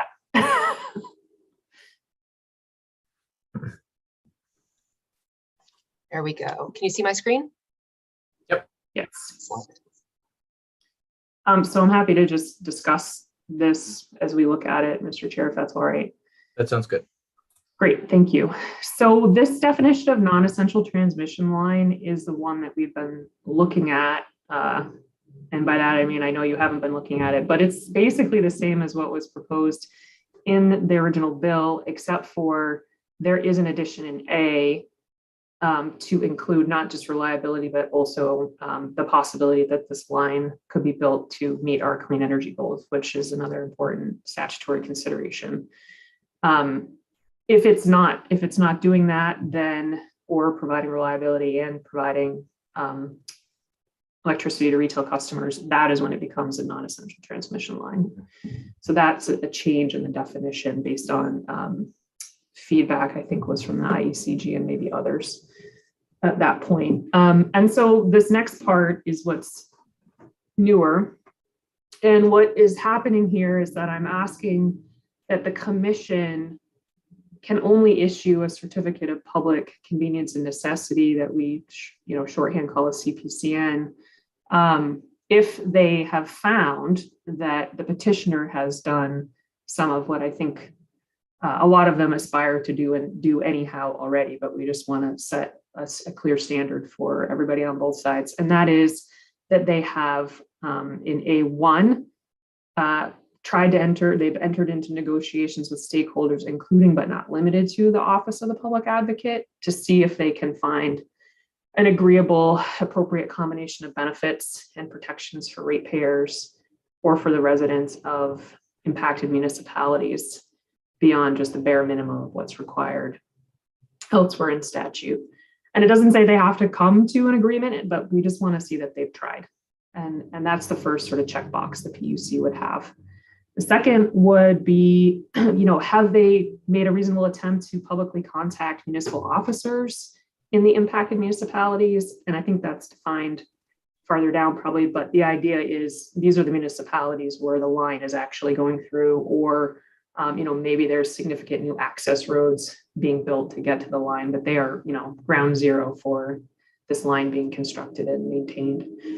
And so basically I'm asking that they've tried to contact municipal officers and hold public information meetings in the municipalities. And I think we could maybe, I could maybe shift that a bit to say they don't have to be in each municipality, but it could be like a regional meetings, because there might be a town with 10 people and a town with 12 people, and maybe they could combine their meetings. So I think there's, I'd like to broaden that a little bit, but, and in those meetings, they would share their information about how they intend to construct the line, some of the detailed plans, so people had a sense like, this is near our downtown, or this is in the hinterland, information like that, and then tell them how they can participate by providing public comment to the Office of the Public Advocate within the negotiation process. And then the third part here is that, they've checked in with any entities that would maybe want to consider partial or full ownership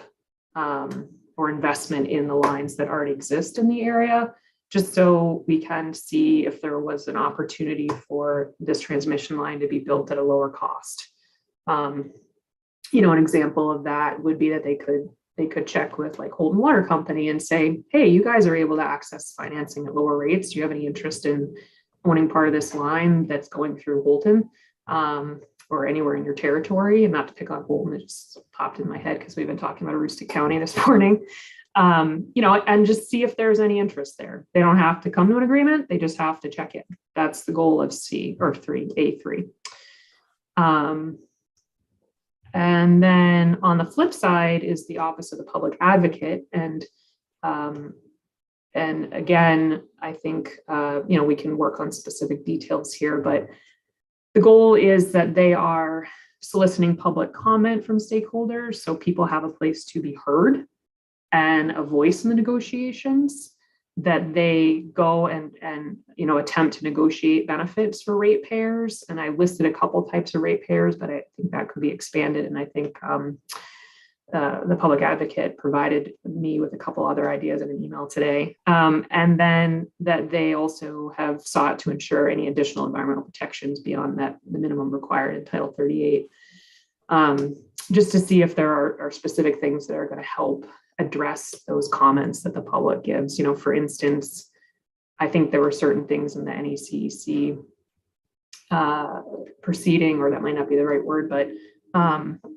in their work with the DEP, where there were things where the DEP required them to go above and beyond the explicit statute to provide additional protection. So we just want to have sort of, again, just check, like, did you do that? Did you try to have these conversations? So those would be sort of the good, you know, good policy check boxes that we'd want to see before these lines were approved. The next parts are just definitions of municipal officers, impacted municipalities, and the fact that the commission can adopt rules, routine technical rules. And then this last part may seem familiar. It's from Representative Grignon's bill from a couple of years ago, which said, in the case of these lines that are really not primarily to benefit Maine people, we don't think it's appropriate to have eminent domain powers. His bill anticipated that we could have the municipal officers approve of the use of eminent domain if, you know, required. And a suggestion that came to me from the public advocate was that maybe it would be the PUC, because they would have sort of the bigger picture in mind. And I'm open to that change here, but I thought this was a matter of good policy. And quite frankly, you know, it did pass the legislature, as I recall, and it had that retroactivity piece, which I understand people are uncomfortable with, but I think it would be good policy going forward, because while I don't think any of these developers would find it to be politically advantageous to use eminent domain for a line like this, if it did happen, I could see the Maine people being like, why was that allowed? So I just think we should consider closing this loophole, if you will, or this gap in policy to just tighten up this section. So while that concept is sort of newer in this bill, it's something that was heavily vetted by this committee and the legislature in the previous iteration. So that's, I think, everything, unless you've got anything else hiding, Lindsay. Okay. So I just want us to finish by saying, you know, the general concept is, what did we learn about the process that we just recently went through? What were people expressing that they were unhappy with? What were things that I heard in that process? And is there a way that we can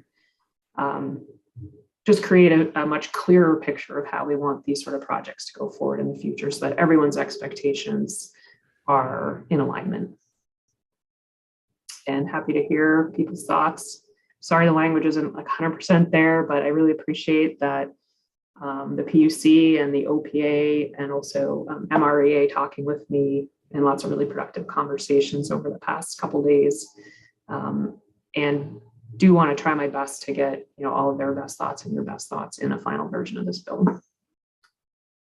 Thank you, Representative Grahowski. And it's a bit watered down from some of the bills that I voted for a year or two ago, but certainly seems like a great effort, and one that I will be supporting. Any questions from the committee for the sponsor? What you just went over with us, Representative Foster. Thank you, Mr. Chair. Thank you, Representative Grahowski, for the tutorial. I just would like a clarification as far as the earlier designation of what lines this would pertain to. If, for instance, a developer from out of state buys some property and is contracted by another state, such as, say, Connecticut, to put in either a wind farm or a solar farm, with the sole idea of that power going to that state, does this come into play? Yes, that was the intention. And again, assuming that at some extent, some length of new line has to be put in for it. Mm-hmm. Yeah, I would just say, that was the intention, that sort of exact scenario that you mentioned. And if the developer didn't want to do these things, which, I feel are completely appropriate within the planning and development process personally, if they didn't want to do that, they could come up with an arrangement that made sure that, Maine people got some of that credit, the renewable energy credits, for instance, or, there are ways to get out of that definition that I think would also could benefit Maine people. So it's sort of one way or the other. I would hope that there would be a greater benefit for Maine people by having this definition. Representative Sachs. I'm sorry, Representative Foster. Just a quick follow-up. So with what you just said, Representative, would that sound like, at least it sounds like to me, that, for instance, the NECEC line, which was purported to bring some benefits to the main ratepayers, would not fall into this in that case? In other words, if they said, yeah, we'll knock some off from your power bill as well as this power going to Connecticut, then you're saying that they could get around this or get under this or something? Is that what I just heard?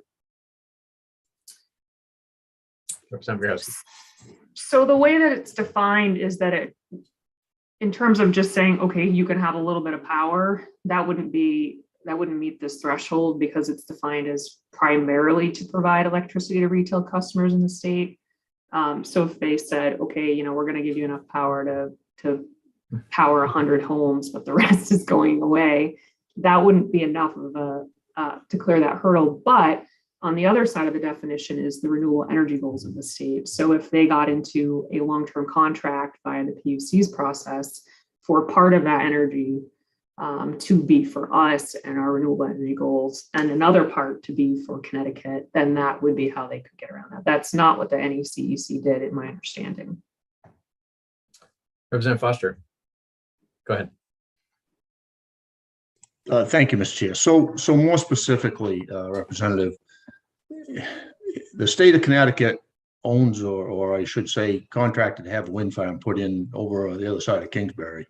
And that power line, a new power line, where that there were no lines at all before, runs now through the woods, down across the Mayfield Road and over into a substation in Guilford.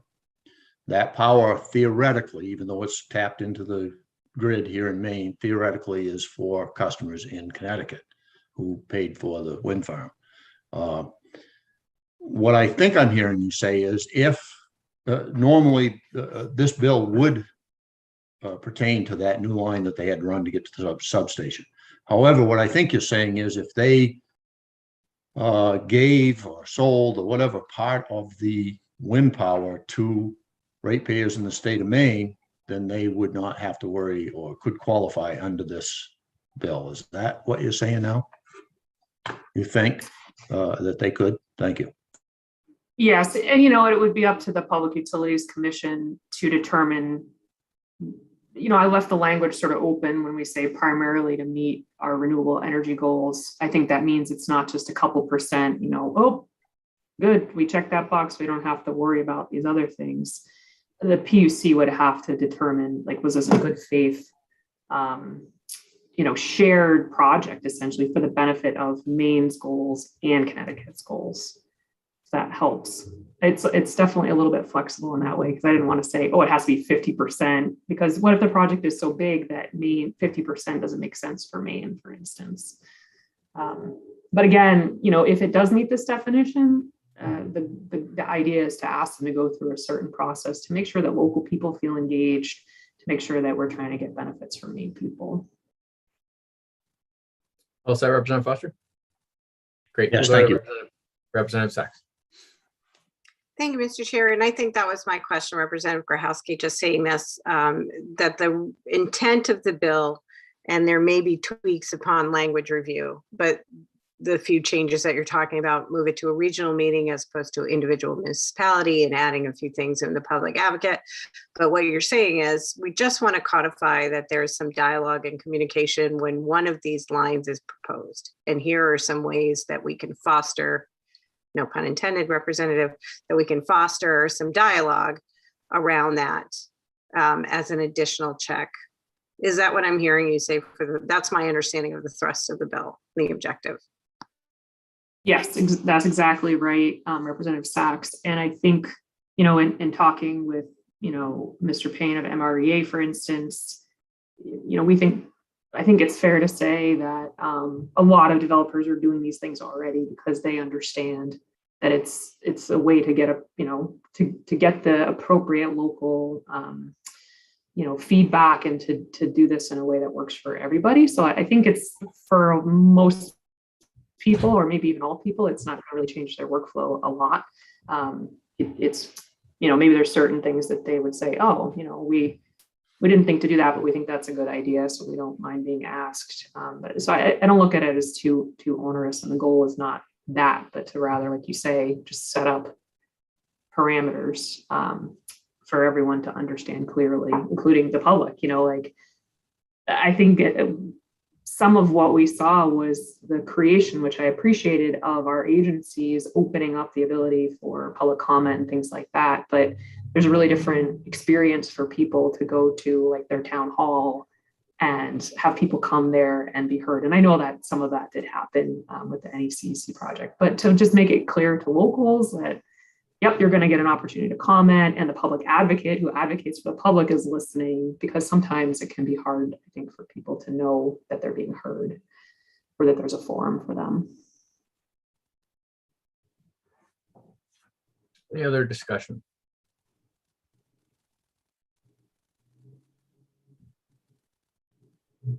Okay. Representative Sachs. Seeing no other discussion, I'd like to make a motion not to pass as amended. Okay. Second. Moved not to pass as amended, and seconded by Representative Ziegler. And is there further discussion? Representative Grahowski. Thank you, Mr. Chair, and thank you to colleagues for the motion. I just want to say that if people have feedback now about specific things you do or do not like, that's fine, and we can make friendly amendments, certainly. But I'm also committed to finishing this work with the stakeholders that I've just mentioned, that I've been in communication with, and come back to you all. And if you don't like the language, we could do a reconsideration at that time. I don't want anyone to feel like I have to vote today on something I haven't seen, because I totally understand that. And I'm really sorry that it's not fully cooked, though I've been working toward it. So I just wanted to say that, maybe you don't want to support it now because you haven't seen it, but you decide when you see it that you'd like to support it. It can go in that direction or the other direction, but I don't want anyone to feel like voting on it today, if we go in that direction, means that, what you saw is going to be the final thing, because I'm still really trying to make sure that it works for the parties involved and you all. Yeah, I would agree with that, and would absolutely support, as we did recently, reconsideration if someone needed that. Representative Wadsworth. Yeah, I guess I wasn't prepared to vote on it today, so I will have to vote no if we vote on it today. But I just assumed we'd table it and come back to it Tuesday, but just because it was just a big info dump on us. Yep. So I have to confess that I'm very interested in getting things voted. But I do hear you, Representative Wadsworth, loud and clear, and I appreciate the desire to be able to really study it. Representative Foster. Guess I'll see how interested you are. I move to table. Well played. And seconded by Representative Wadsworth. That is not subject to debate. So let's go ahead with a vote on the tabling motion. And all those in favor of tabling, please indicate by a show of hands. All right. And those opposed? Okay, one opposed and the motion carries. So the matter is tabled until next Tuesday. And that will bring us to LD 1202, which there's been some considerable work done on. I think the language at this point for this bill should not be new to people for the most part, although there might be some additional tweakings that need to happen. But we've discussed this a couple times now, and Representative Wadsworth, Representative Grochowski have done some work on it. So let me just ask Lindsay if she wants to provide us any guidance, and then I'll go to the sponsor next. So a amendment came out this morning, sent that out by email.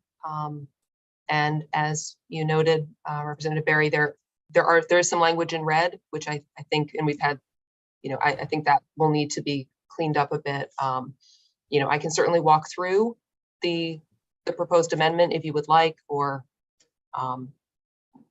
whatever the committee would prefer. Representative Wadsworth? Yeah, I think that'd be great. We threw a bunch of info at the analysts on Tuesday, so it'd be nice to see where we are now. Excellent. Great. Bear with me one moment. I will share my screen. Okay, are you able to see my screen? Yes. Okay, thank you. Okay, so we can just walk through. So this is an act to establish a wood-fired combined heat and power program. These were not subject to recent amendments, but let's go to the chapter itself. So the first change relates to the definition of wood fuel. The committee heard about this, I believe, at the last work session. So this is biomass derived from forest products manufacturing residuals, including but not limited to mill chips, sawdust, bark, shavings, and fines. Harvest residues, including trees or portions of trees that are too small or of too poor quality, and down trees from extreme weather events and natural disasters, non-hazardous landscape or right-of-way trimmings, and plant material removed for purposes of invasive species control. The program language has been modified a little bit.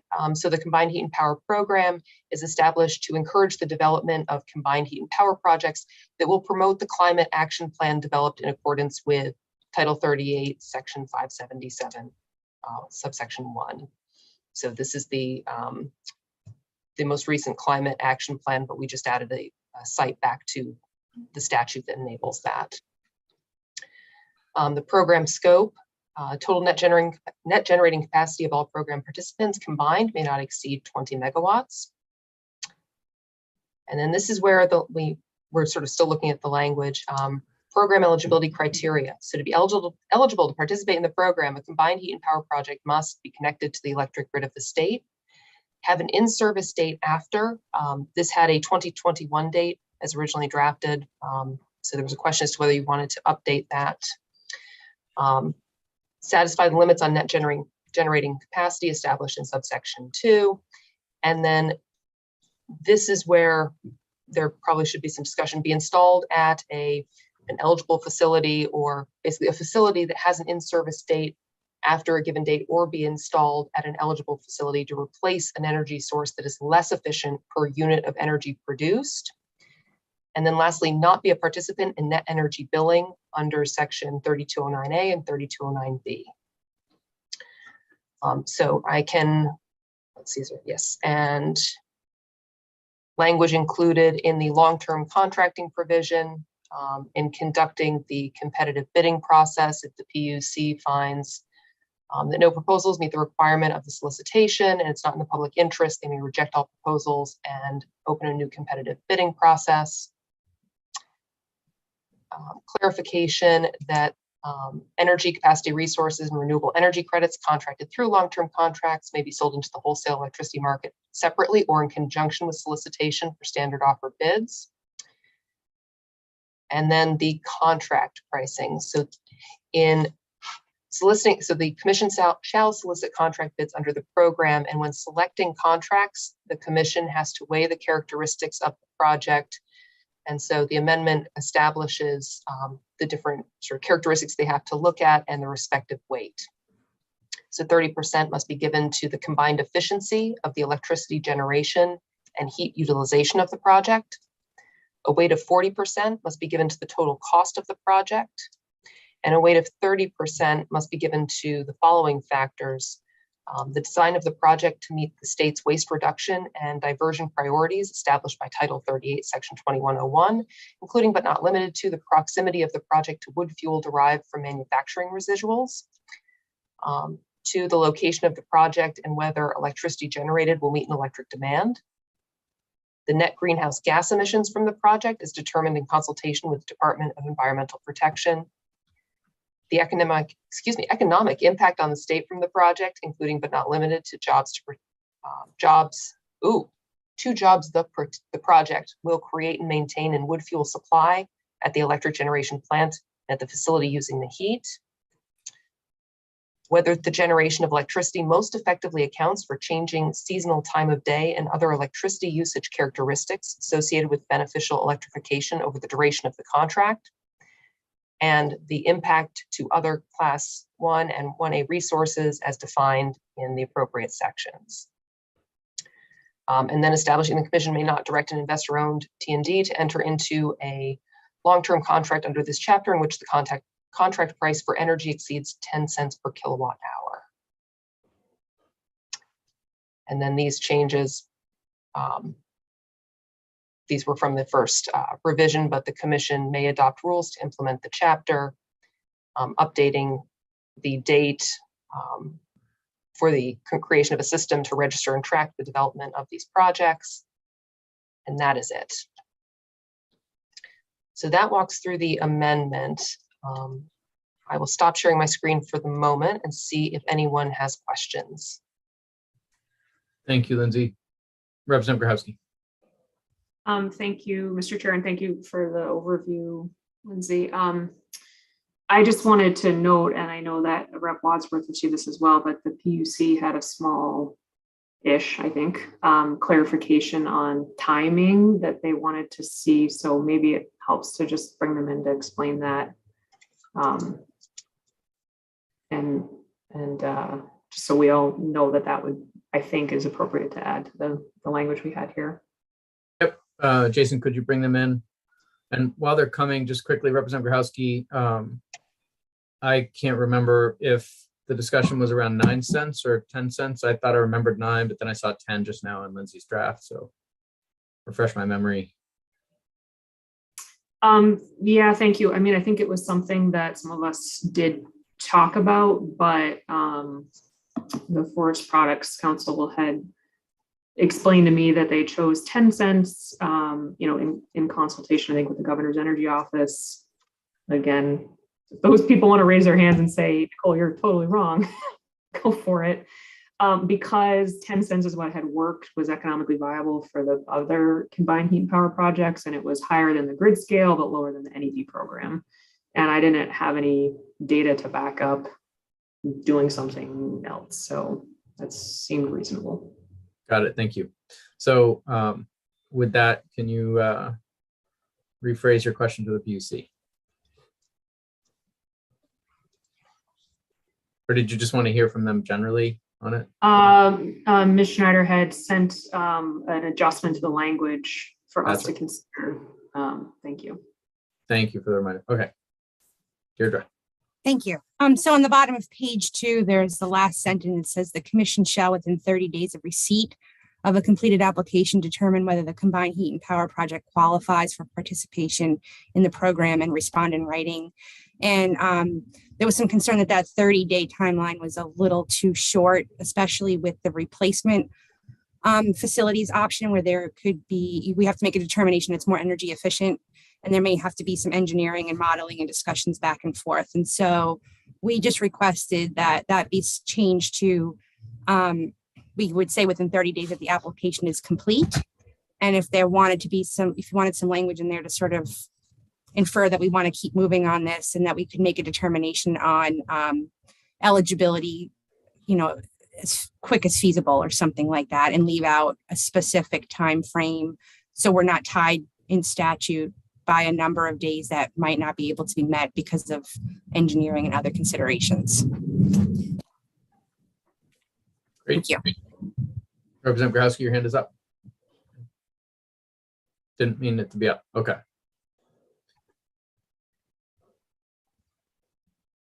All right. Any discussion from the committee? Representative Wadsworth. And I'm completely fine with Deirdre's suggestion. It's a good call. And I don't know if Ms. Laxon got to it, but something Rep. Foster approached me with yesterday was to specifically spell out in the amendment here that these facilities are not eligible for NEB. So maybe I missed it. Thank you. Lindsay, is that in there? Yes, it is. Why don't, let me bring that up. Shall I share my screen? I'm not sure it's necessary, but it's up to Representative Wadsworth. You want to see it? Sure, real quick. All right. Why not? Okay, bear with me. So this, the net energy billing language appears in the program eligibility criteria. So to participate in the program, a combined heat and power project must, and then sub E would be not be a participant in net energy billing under the net energy billing statutes. Thank you.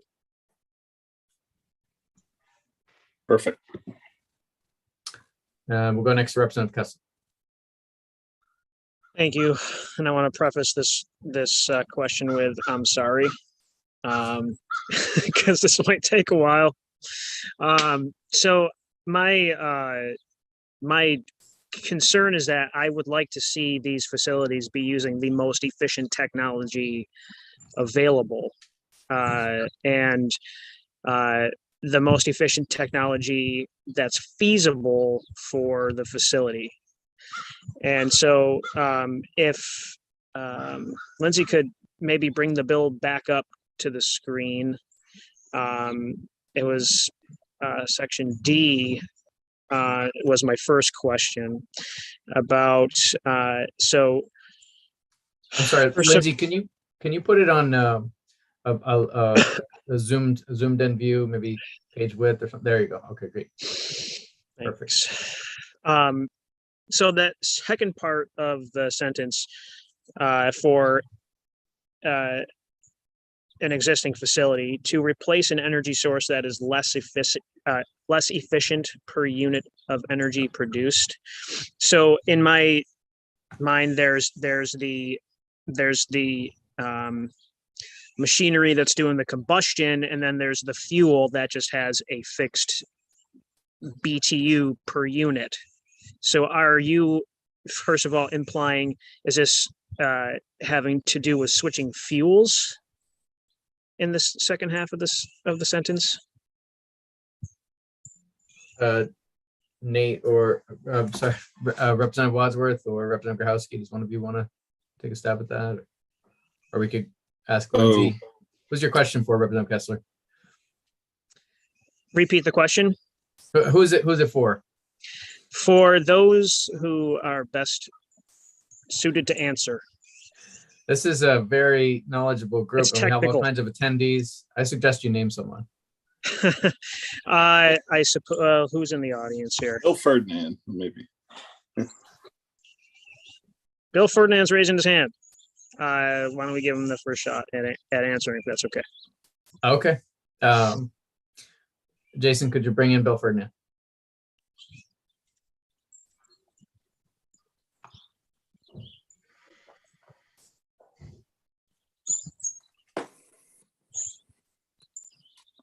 Hello.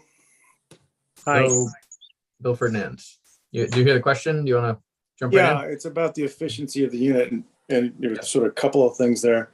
The efficiency, because you're using combined heat and power,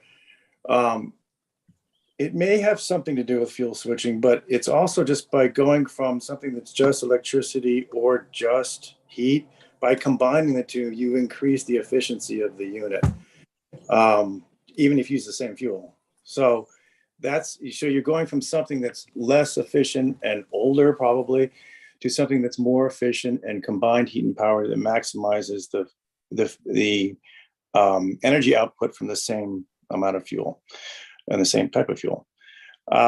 As far as getting the most efficient unit, the reason we have an efficiency criteria that rewards the most efficient unit, as opposed to the PUC having to do a bunch of research and trying to figure out which is the best unit for that facility. The competition here, because remember, this is a solicitation and there's bidders that bid against each other. Whoever does the best job of getting the most efficiency gets the most points and is more likely to be selected. So it's an efficiency competition in addition to the cost. So that's how we set that up to encourage that. Thank you. Representative Kessler, you all set? Yes, thank you. Great. Let's see, I think we could stop screen sharing. And I actually had a question about this specific portion of this specific question for efficiency for another person who's here, but while he's with us, did anyone need to ask anything urgent of Mr. Ferdinand? Yeah, Mr. Chair. I'm sorry, that was for the committee, in case you get a question. Representative Wadsworth. Thank you, Mr. Chair. Mr. Ferdinand, I was just wondering if there's any dates that are ambiguous in the bill that we need to notify the analyst of right now. Yeah, I was working that whole sentence that has those red text and the dates, and we were trying to rework that because right now it's leaving out mills or facilities that use grid power and want to install a CHP unit, and that's probably going to be most of the things that are bidding on this.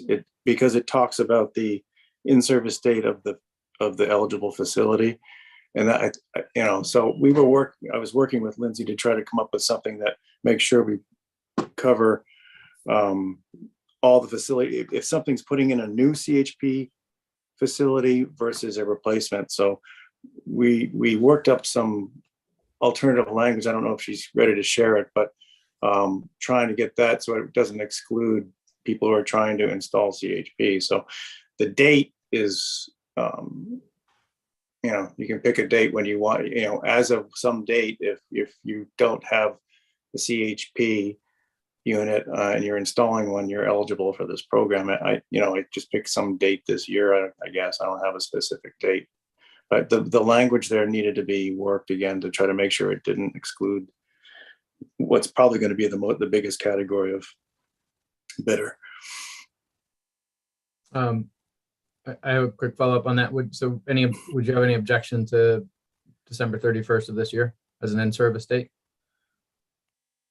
Yeah, and the way we were doing it, as opposed to in-service, they were saying a facility that doesn't have on-site generation as of that date. Got it. Okay. Representative Foster was next.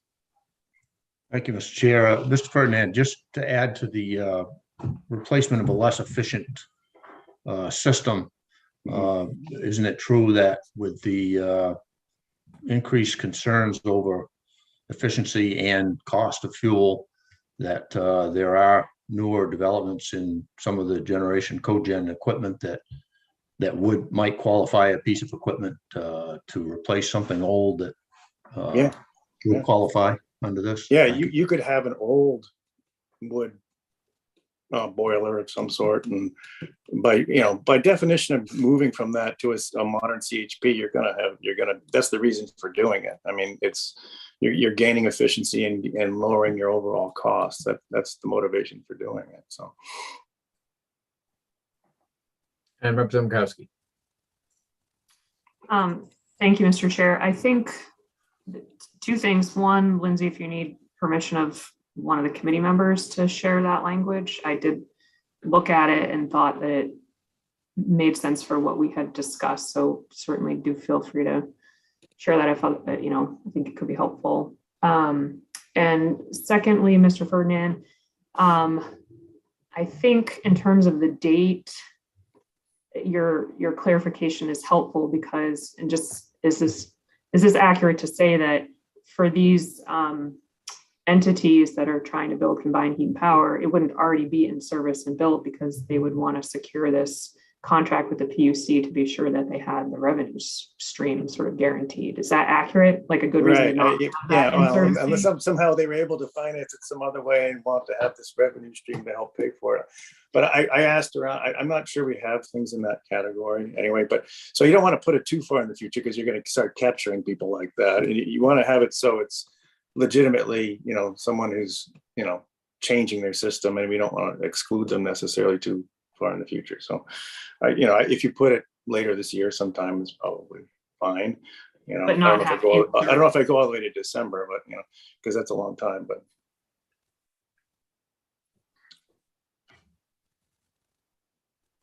okay, seeing no other questions or discussion for Mr. Ferdinand, thank you very much.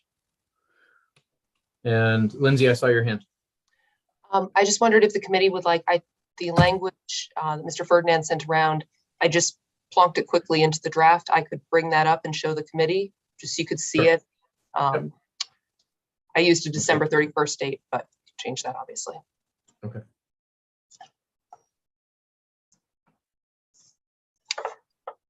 So this changes the program eligibility criteria. So this would be taking out the in-service date. To be able to participate in the program, the project must be connected to the electric grid of the state, serve a facility that does not have on-site electric generation as of date, or replace an existing energy source that is less efficient per unit of energy produced. And then the remaining criteria. So I don't know if that gets at what the committee was thinking. That makes sense to me, and I want to see if others are nodding. And I would suggest November 1st because it's my birthday. I see Representative Gronkowski's hand.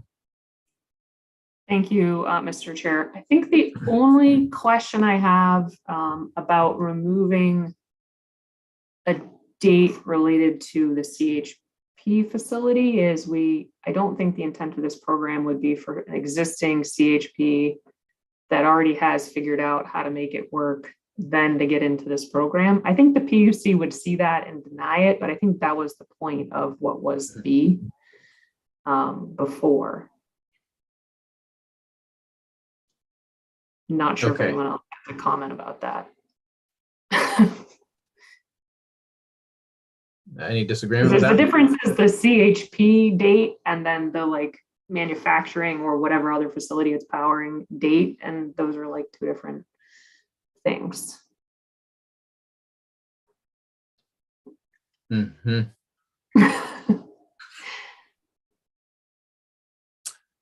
So what is your recommendation, having studied this in detail? Well, I don't know. I think that what Mr. Ferdinand shared was meant to replace only the one sentence and not also the other, what was originally B. So it would go back to having A through E instead. Lindsay, does that make sense? You'd have both and? I can certainly do that. I thought his intention may have been to replace the in-service date, but we can certainly put that back in. Just a moment. So I do want to clarify, we're talking about, or the committee is talking about the facility itself and then the CHP unit as a separate sort of, we'll call it an entity. But I want to make sure I understand what the committee is looking to limit with this language. Because when we say a combined heat and power project, that's defined. And so that's the facility that uses wood to generate heat and power. So I would read that as the boiler device. So when we say the combined heat and power project, it's the CHP unit itself that produces the power, has to be connected to the electric grid of the state, have an in-service date after X. I don't know if our language, it sounds like it's the intent to also capture the other portion of this. So not just the, I want to make sure I'm actually accurately capturing what you're looking for in terms of the dates associated with not the CHP unit, but the actual other facility. I don't know, for lack of better words, like the sawmill or whatever it is. It sounds like that is something you're looking to also associate with a specific date. Is that correct? Representative Grochowski. Thank you, Mr. Chair. And here we go into the sticky wicket section of Yep. the bill. Right. So I think, yes, there's two different things we're thinking about. One is, my view is that we're not looking to create this program to subsidize a CHP that's already functioning, that's already figured out how to make it work. So that is why the in-service date of the CHP is relevant. Separately, we're looking for efficiency. We can't measure efficiency at a factory, well, I'll call it factory to get out of use the word facility, that doesn't exist yet, right? Like it's not, we're not replacing anything because that isn't, it doesn't, it would be built at the same time as the whole facility is built. The CHP would be at the factory. So what Dee was trying to do is say, if none of this exists, we have nothing to compare to, but we're not going to exclude you from participating. But if you have a way that you're powering yourself, we want to make sure that this is more efficient than that. So that's why there's, I don't know how to draft it, but I don't know if that makes sense to the committee, but that was, I think, the two considerations about date was to try to get after efficiency for what exists already. But we can't just limit it to places that already exist to add combined heat and power. Maybe somebody has another way to spin that can help. Yeah, and it is the PUC that would need to administer this. So I want to make sure that they have a chance to weigh in, but I do understand you're trying to look at both a new facility and also one that did exist but is refurbishing. So, and I absolutely appreciate that goal. So whatever this language is, if I'm going to support it, it will need to include both and have clear parameters for each scenario. I'm not sure we need to wordsmith this in detail as a committee. I think that Lindsay, if she understands our intent, can figure it out and can work with the PUC to do that. I think the matter is primarily choosing a date and making sure that that's reflected. And I was being facetious about my birthday. I'm happy to go along with any date that people have in mind. Representative Foster. Yeah, thank you, Mr. Chair. And as Representative Grochowski mentioned, there are many scenarios that may come about, but one thing that could, I would say, is common if a facility is looking to replace an older, more inefficient unit, they could very well take an outage, shut down. In other words, you would have the information from that unit, take it out of service and replace it, depending on the configuration of the actual facility and all that. So I think she's right. And, you know, there are any number of scenarios that could happen under this. Thank you. Agreed. Representative Grochowski, your hand is up. Did you have anything else? No. I'm sorry, I've been sloppy. I want to try to move us along. I think we're close to a motion, but there is a language suggestion that I would like to bring forward, and it It comes from the Conservation Law Foundation. I think they were here, but they're no longer here. So I'll just share it with the committee and do my best to represent what it is they had in mind. There were two requests that they made. And both of them were getting at Representative Kessler's concern around efficiency and trying to make sure that we are getting, if we're going to subsidize, and prefer certain CHP to others, then, it should be the most efficient possible. They requested, they actually had suggestions about in-service date, and I think we've covered that. They also wanted to define CHP to be more consistent with the Energy Working Group of the Climate Council recommendation. And for the Energy Working Group, the CHP definition would be a facility that generates electric heat and power, including by the use of wood fuel. So that change is one that they requested. That makes some sense to me. Just to be consistent. So Lindsay, that would be definitions under 3622. And the other thing they raised was the D under 3623 to be a little clearer about efficiency. They recommended deleting the current D and replacing it with, quote, be a highly efficient CHP as determined by the Public Utilities Commission. So the PUC would determine what is highly efficient, and obviously that target could shift depending on the best available technology at the time. And we'd be able to get a little out of the weeds and let the PUC deal with those weeds. So I personally favor those ideas. I think it would help to make sure that we're getting the best bang for our buck, and just want to see if the committee is generally okay with that. Representative Kessler. Thanks. Could you just please repeat the first proposal? Yeah, the first item was in the definition section, 3622, to under one, I think it's 111, not 100% sure there.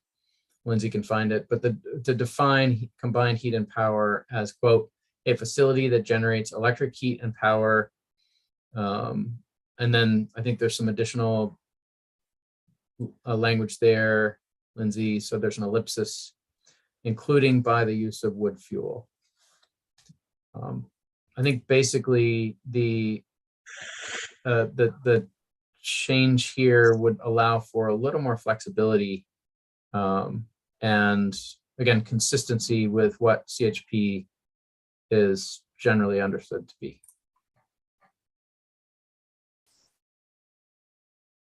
That's not clear to me, what you just said. It'd be great if I could see it in writing. I'm a very visual person, so. Yep. I can email it to the committee if that's of interest. Yes, please. I'll go next to Representative Foster. Thank you, Mr. Chair. I'm not sure that language is real clear to myself either. I believe when you mentioned that they are wanting to have electric heat as well as electric power, most of these facilities are going to produce their heat probably through steam, although Mr. Ferdinand may be able to update me on this. Obviously, there is electric induction heating available for some things, but I'm concerned about adding that language in that fashion because I'm not sure that's how they're going to produce heat by using, electric for that purpose. It would be steam. Normally, you would take extraction steam off the turbine and use that, or extra steam off the boiler and use that, for instance, in a kiln dryer or something like that. So I don't understand why they are crafting the language in that manner.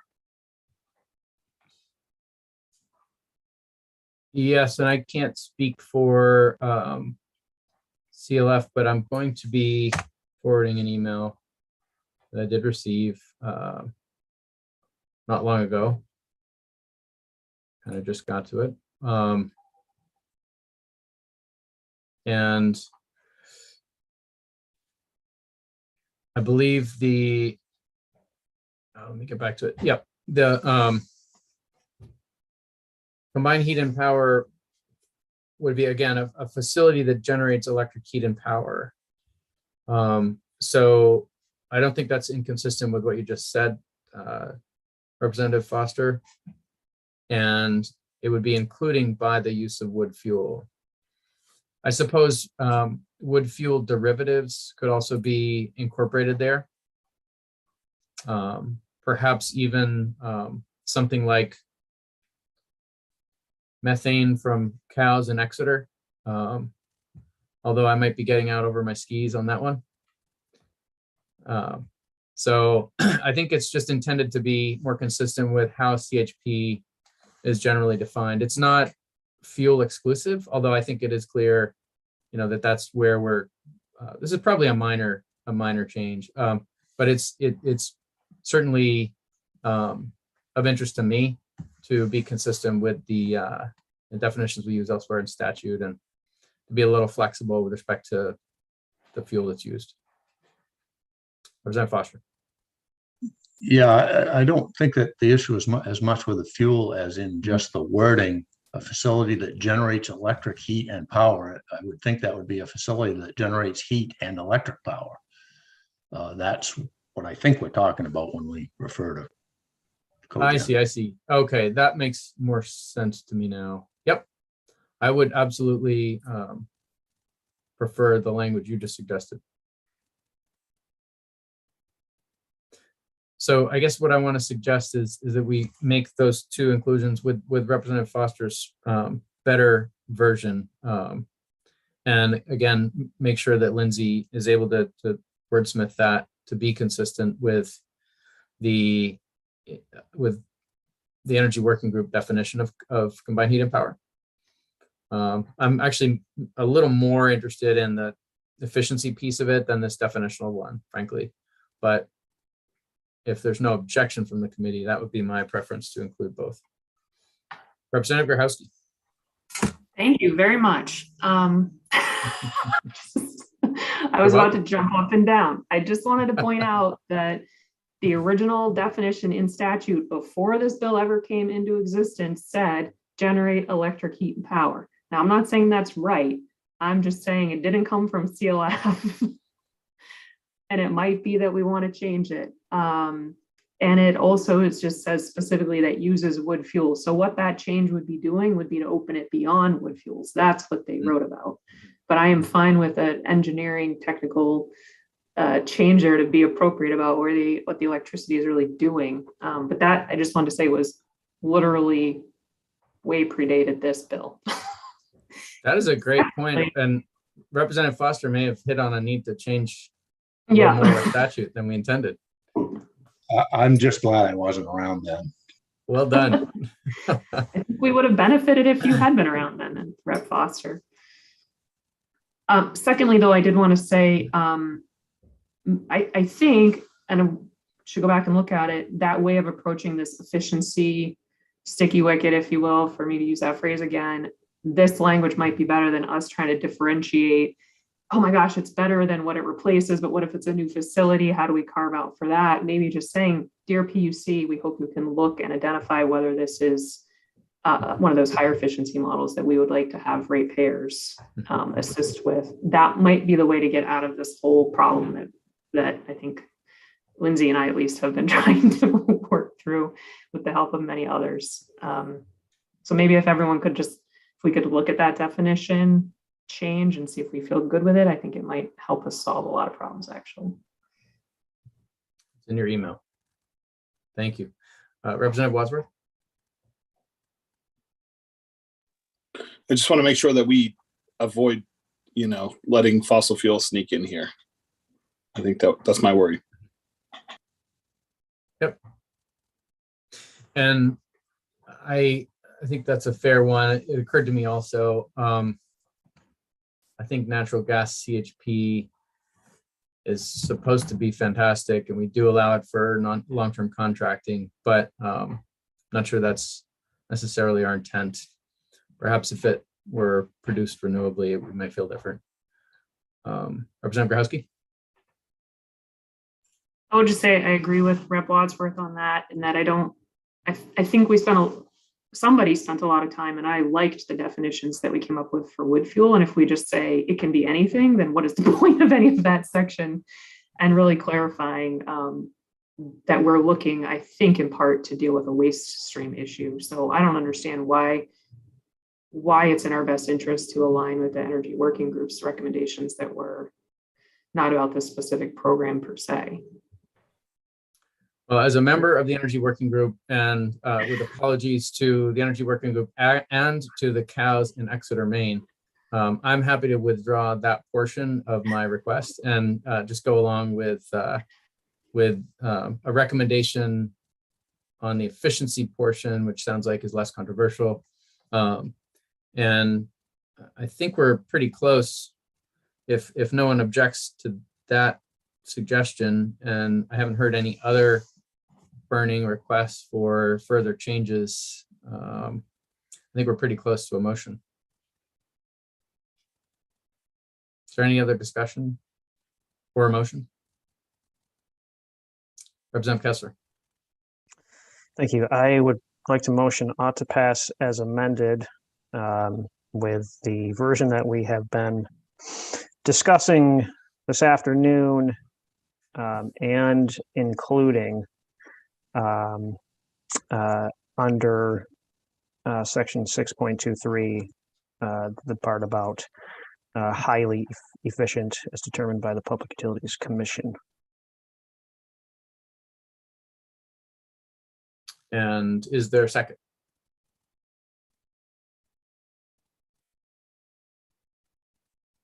Nobody wants a second? Okay, Representative Grahowski seconds the motion. Any discussion? Representative Foster. Thank you, Mr. Chair. I don't think it's any secret that I am very concerned about any proposal that we pass that will allow an increase of rates to ratepayers. However, when I look at this particular form of generation and consider the fact that the jobs that it will create will be ongoing, including both at the facility and for those supplying fuel. And when I look at the 10-cent cap, which is much lower than many of the other projects we've approved, I think that generally the citizens of Maine will overall see a benefit from these cogen facilities. And I'm very hopeful that we will find investors come in and put these projects together that will not only help the wood industry, but help employ our citizens who want to live and work in Maine. Thank you. Thank you, Representative Wadsworth. Thank you, Mr. Chair. I want to make sure that Rep. Kessler's motion also had the PUC's comment in it. I want to make sure that was included. Representative Kessler, was that part of your motion there? The clarification about the timeframes? Yes. Is that what you intended? Okay, I thought so. And I do want to just double check, is there interest in, while we're at it, since we're talking about combined heat and power, be pretty easy for Lindsay to just go through the statute and change it wherever it appears as electric heat and power, to just change the language to be a little clearer as heat and electric power. Representative Foster, you brought this up, so I just want to put it out there. It's pretty easy to add to this. Thank you, Mr. Chair. I wasn't aware that that was longstanding language, and I would believe that these facilities, current facilities, have been built with that in mind. I'm not worried about it with that. I thought it was new language and may make a precedent that apparently is not there now. So I'm not concerned about it either way. Thank you. Okay. And Representative Kessler. Thank you. I wanted to echo Representative Foster's hopes for what this is going to do for rural Maine, and just fully recognizing that this will increase rates, and the PUC's rough estimates, if in fact it was on the higher end of the cap, that it would be about $9 million per year extra to ratepayers. We are constantly weighing the pros and cons and the benefits, both financial and not financial, with our policies. And I think of this very much in terms of the construction industry as well, and our housing crisis, and how much lumber we have on the market right now, and hopes that this will help assist in getting more product on the market, help build more homes and create more jobs, and put waste product to good use. So investors, if you're listening, please do a good job for us. Thanks, Representative Kessler. Any other discussion before we go to a vote? All right. Senator Stewart. Sorry, thanks, Mr. Chair. I realized I came back to my computer. I forgot to turn my camera on, so I've just been sitting here for a while without it on. No problem. Glad you're here, by the way. Yeah. I mean, I just want to just say that I'm sort of struggling with this one too. I mean, I really I understand the impact that this has on our forest products economy, particularly in Aroostook County, where we lost 2 biomass plants in the last few years, just during my short time in the legislature. And so it's been a constant battle up here, trying to find ways to manage residuals and wood waste from mills and in the woods. And at the same time, I am really torn on this because of the impact that it'll likely have on rates. And so I'm really not sure where I'm going to go on this one yet, for that reason. And I don't know. I guess I'm just airing that out to the universe at this point. If anybody has any thoughts or comments on either way, I mean, it would be helpful, I think, to see the cost benefit analysis of any proposed projects. But that said, I'm sure that there aren't many proposed projects that could actually be shared right now, because they're probably under wraps for the most part. So, but with that, I just wanted to share that. Thanks, Senator Stewart. And as a point well taken about cost in general, the discussion here today. For me, although I'm also concerned about above market rates, we do have it from the PUC that our current procurement policies, net metering, long-term contracting, RPS together are currently adding 2% to our bill. And I think that number actually may be significantly lower, because that was before the supply rate increased, if I remember correctly. And, if the price of natural gas stays up, then, this long-term contract could, in fact, result in a very different cost scenario than the one that Representative Kessler cited. So, maybe it's about diversifying our portfolio, and as others have said, investing in Maine jobs and Maine-based fuels. I have similar concerns about it, but also I'm trying to look at the upside as well for some of those who would benefit, and perhaps for all of us. Senator Stewart, did you have an additional comment? Your hand is still up. Okay. I saw Representative Grahowski's hand a moment ago, and then she disappeared. Okay. You're back. Your hand is up. I came back. I just wanted to say I am sympathetic to everything that's been said, and I think it underscores how we could really benefit from staff to help us understand the economic impacts of what we do, which I know this committee has discussed, and I hope we can try to get there with that, because it is hard for us to to judge all this. And I'm not saying we need an economic analysis of great detail every time we make a decision, but boy, it would be nice to have something a little more than like this seems pretty good and this seems also pretty good. Just where we are sometimes. So I just want to say I understand that concern and I appreciate it, and I really hope we can give this committee and future committees tools to help with that. Any other discussion? All right, let's go to a vote. Jason, could you call the roll? Sure. Senator Lawrence is not present. Senator Vitelli. I'm sorry, Senator Vitelli, I can't hear you. On mute. Yes. Senator Vitelli is a yes. Senator Stewart. Circle back to me if you can, please. Certainly. Representative Barry. Yes.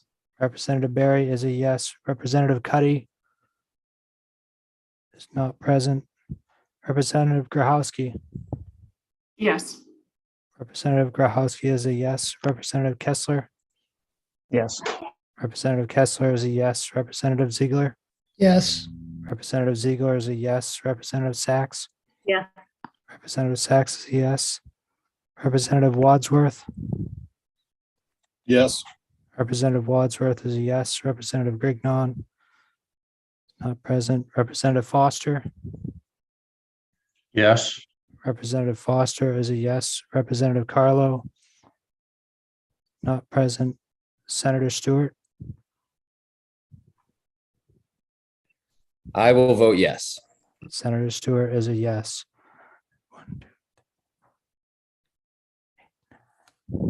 As 9 voting in favor of the motion and 4 absent. Okay, thank you, Jason, and congratulations to all those that worked so hard on this bill. Thank you especially to Representative Wadsworth and Representative Krahowski.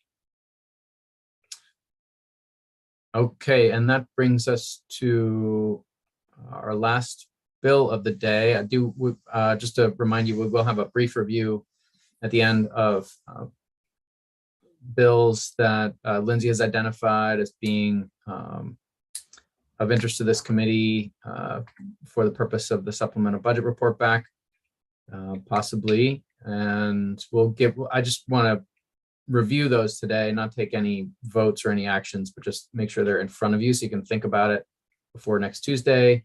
And if we take any action, it would be next Tuesday on those items.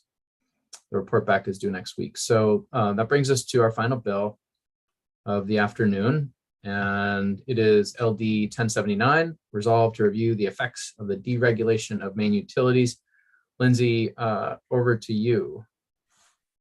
Okay. And I do have bill analysis. There was a work session on this bill, but I'll send out updated bill analysis for you.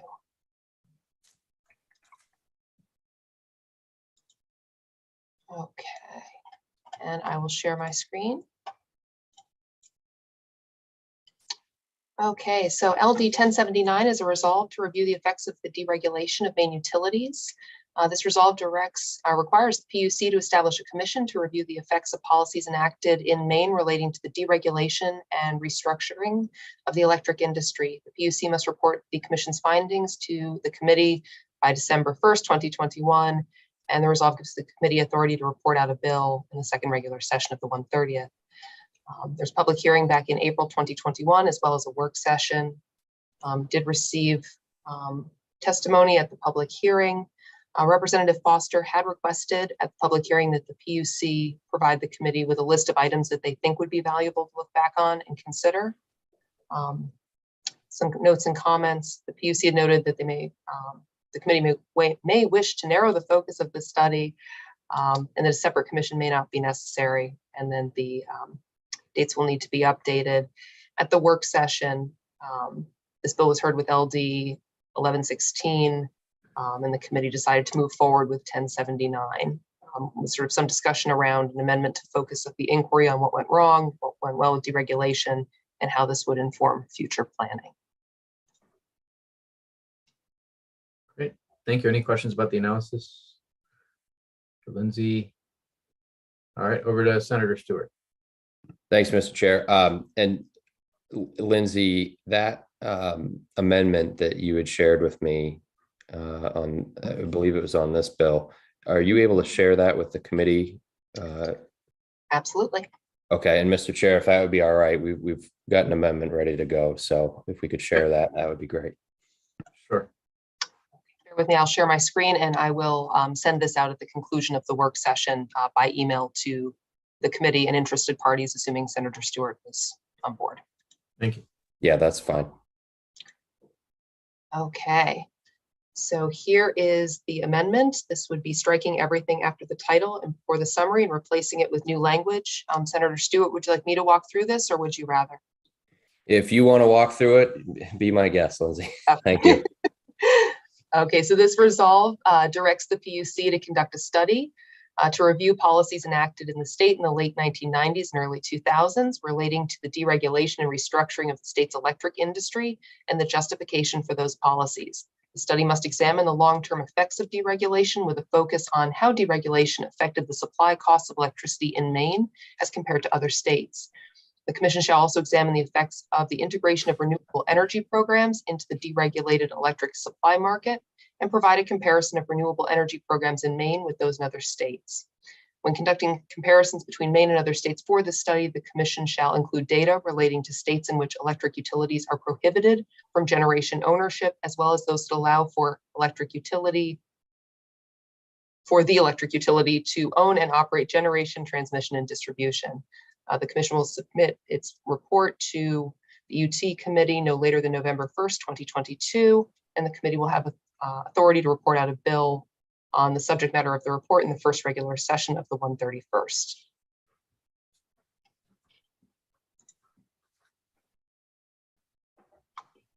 Great. And Lindsay, you're not able to email that to us right now.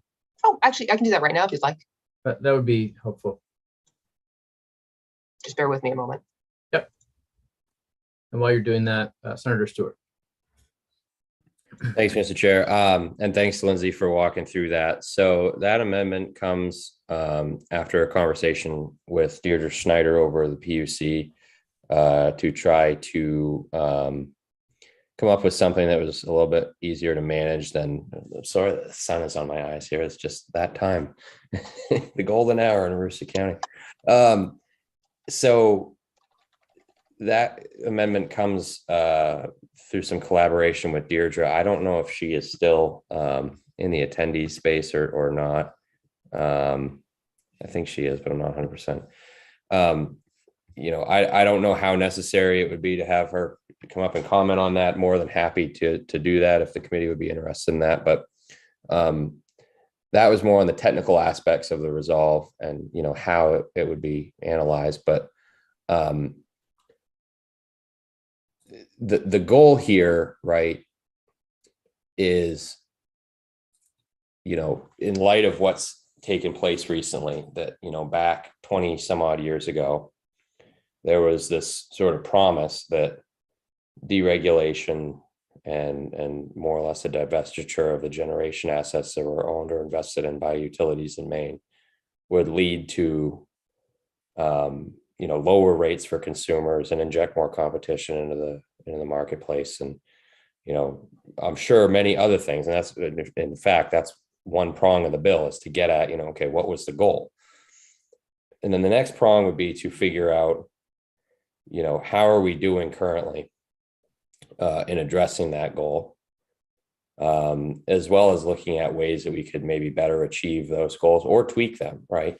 But I think, you know, now's probably a good time to look back in light of what's happened in the last, you know, few months, and just make sure that we didn't veer off course somewhere along the way. If we did, can we get back on to something that resembles, you know, the sort of desire and the justification behind deregulation? And maybe we'll find that it wasn't as effective as it could have been, and maybe there'll be some reasons for that we can uncover. But more or less, I think now's a good time to have this conversation. I think now's a good time to look back and see where it is that we wanted to go 20 years ago and whether or not we're there. And I think that the PUC is probably the best place to do that. And I think, if Deirdre wants to comment on that, I'd be more than willing to invite her up as well if folks are all right with that. So I'll stop there, Mr. Chair. I'm happy to answer any questions or bat this around some more. Great. Just in the interest of efficiency, I'm happy to hear from the PUC about, whether they can do this within existing resources. I think for me, this larger debate around, whether we can put the toothpaste back in the tube and, whether the decision to restructure 20 years ago was a good one or not is, it's hotly debated across the country. And, I fully understand the points made on both sides. I think there are some valid points on both sides, but I'm going to have a hard time voting for this one just because I think it's a thought exercise that we can all engage in offline on our own time. Certainly, we have access to resources through NCSL and CSG, and I want to be a little protective of our Public Utilities Commission, because at the end of the day, I just don't see us, and I apologize for Representative Grahowski for using that phrase wherever you are. She doesn't like it when I say at the end of the day, but for me, I can't see us going back to those days when generation was a monopoly affair, or when or even partly to allowing the utilities to own generation and storage. It's not an outcome I would desire under any circumstance. And that's just me. I won't speak for others, but happy to have the PUC come in if you want to pursue what it would take out of them to do it. I'll go next to Representative Foster. Thank you, Mr. Chair. I do support us going through this look back, if you will give me a moment. I think that it's not so much about trying to put the toothpaste back in the tube, but as we go forward, and you brought up one of many items that we may gain some knowledge from hindsight if we had this information from the PUC. And you brought up an example of should a utility, IOU, COU, own storage, which could also be considered generation when it's putting out the power that's stored. That's just one of many issues that we need to face, and these have been brought up on this committee, in the recent past, that through different bill discussions, that should that be allowed, and I think that this look back would give us some insight on that. For instance, if certain aspects of this work great, then that may sway our decisions on some of those things. And if they didn't, it may do the same. We may look at things a little differently. So I think it's a worthwhile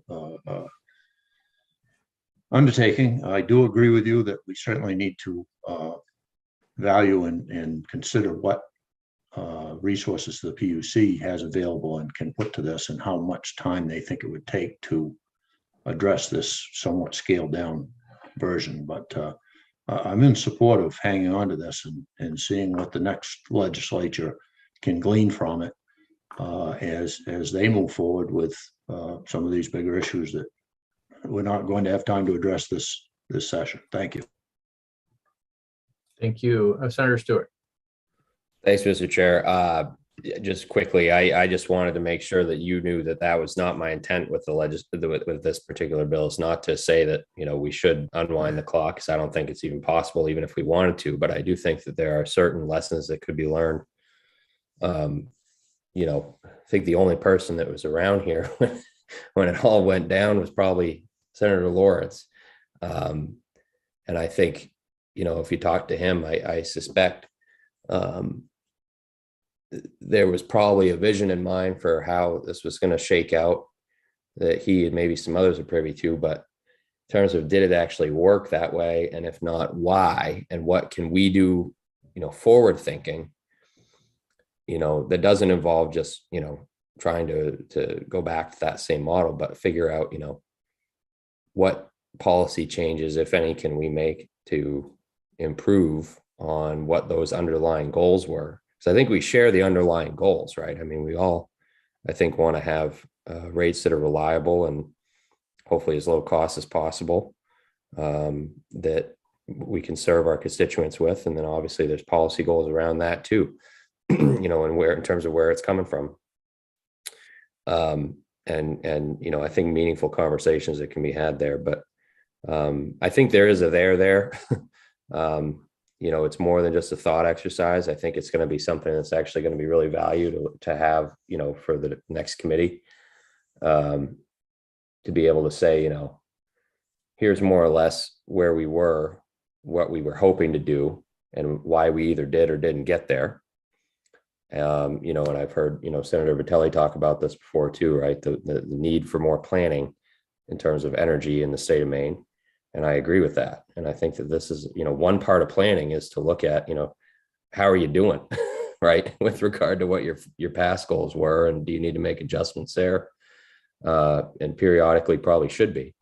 But, I do think that, and maybe there's things that we could look at from the PUC standpoint, the PUC could look at to help us avoid stepping on landmines that maybe would be avoidable at some point, that we could, possibly, hopefully avoid some of these, conundrums like we find ourselves in right now with a massive rate spike on the, sorry, my phone's ringing, on the supply side or otherwise. We've got a lot of challenges. I know they had challenges back then. That's why they took a giant policy step in the decision that they made 20 years ago. But I think it's probably time to look at it and say, okay, what can we learn from this, and where we want to go next. Great. I think we do have a quorum, thanks to Representative Cuddy. Senator Vitelli. Yes, thank you, Mr. Chair.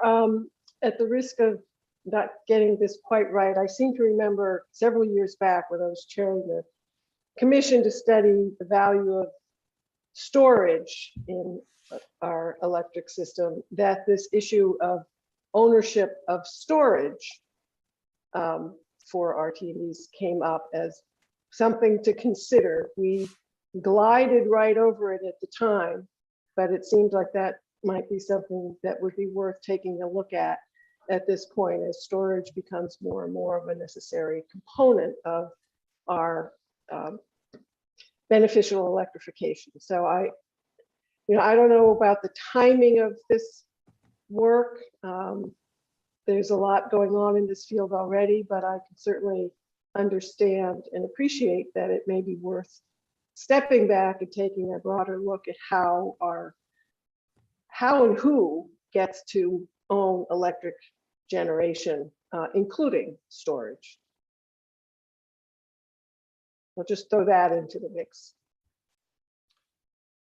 So I am so grateful to Representative Cuddy for coming back. So we do have a quorum, and I again truly appreciate the interest in looking at this. I suspect that some of it's driven by a concern around affordability, and I think we're all particularly concerned about affordability at this moment, just given the recent increases to T&D and that are double digits, and to supply, which are above 80%. So if to the extent that affordability is a concern here and price is a concern, I am not against making ownership and different ownership options a part of an affordability study. I know Senator Vitelli does have an affordability study, and that might be an appropriate place to put some of these questions about ownership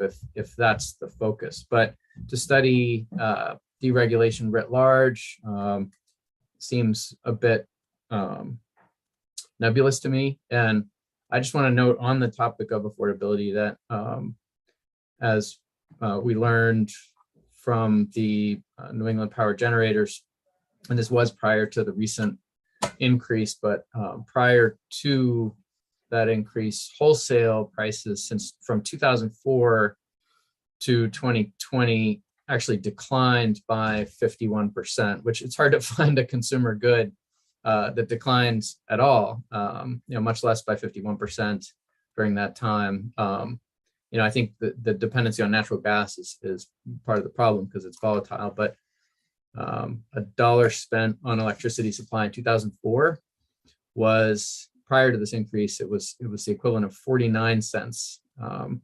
So it's really a remarkable success story. I think that some of the confusion around what happened with restructuring is that it was primarily the high cost states that chose to restructure. The reason for restructuring was people felt that the system wasn't working well, that the incumbents, the utilities were somehow charging too much. And so there was more of an impetus to change, to introduce competition in states that fit that bill, if you will, that were struggling with bills. If there's an interest in studying affordability and ownership and in that view, I'm all about it. But I don't. This is not a study that I'm interested in pursuing at this time. Representative Kessler.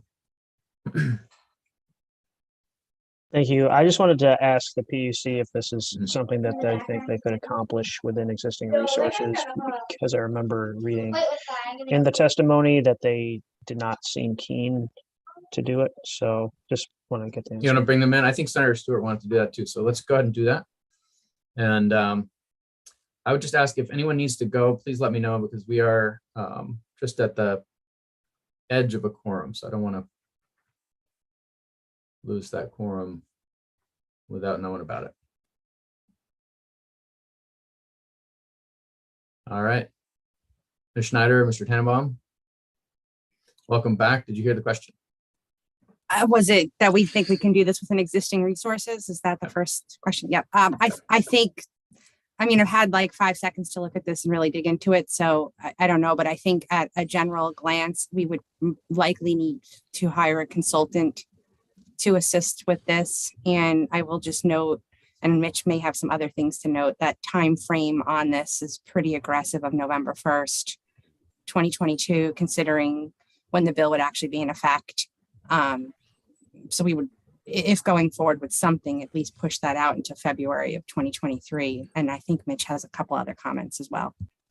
Yeah, I agree. As written, we could not do this within our existing resources, and probably would need consulting and would need more time. But that's because the way it's written now, we got to go look at other states that deregulated similar states and see what happened there, and states that didn't of similar size. That's the kind of thing that would take a lot of time and effort. I think we could accomplish what Senator Stewart is trying to accomplish by maybe rewriting what exactly we would need to do, and would be, certainly willing to help do that. Just real briefly, and as some of you know, I'm old, and I was there before the committee when the Restructuring Act in the late 90s occurred. And there were really two aspects of it. One was to get retail customers to be able to pick their supplier. And the other part of it was to have generation, like the wholesale generation market, deregulated. So those are two fairly distinct goals. Now, we did a report several years ago on like residential customers, and do they pay, those who chose to buy from the market, did they pay a lot more than if they just had standard offer? That's the kind of a discussion we could have without a lot of resources to figure out whether that allowing retail customers, or small ones, residentials, to choose their supplier, is that really helpful to them, or do they really end up paying more money? And then on the flip side is the generation, which I can tell you, again, real quickly, it has not worked out the way it was supposed to, because the idea was generation could be market driven by competitive forces, and that did not happen.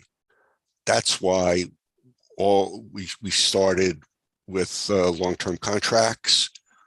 We did an RPS to provide the financial assurance to get these generation plants built. So I can tell you right now, one of the goals of restructuring, having a totally free market for generation, did not occur. And then again, another reason it didn't occur is because, as a matter of energy policy, the legislature wanted specific types of generation, renewable generation. So, it wasn't totally deregulated. So, we could have a conversation kind of about this, and, would be happy to talk to Senator Stewart offline, or help maybe redraft exactly what we would need to do. And then the last thing, just real quickly, we're kind of doing this a lot anyway. We're looking at grid modernization, which is like a grid planning thing, which again wasn't in restructuring, wasn't contemplated. It would be done by the competitive market. I think there might be language in some bill talking about some integrated planning that the commission and the utilities would do under the commission's authority. Those are similar in that it's moving back towards planning, which before restructuring, we had something we called integrated resource planning, which was the utilities came up with a plan. This is what we're going to buy here. This is what we're going to buy there and here and build there, and we would approve it. Anyway, I'm talking too much, I'm sure. Thank you, Mr. Tannenbaum. Is there further discussion or a motion? Representative Ziegler. I think Mr. Tannenbaum just gave us the whole survey right there. I have to leave very shortly, so I'm going to move ought not to pass. Okay, it's been moved ought not to pass. Is there a second?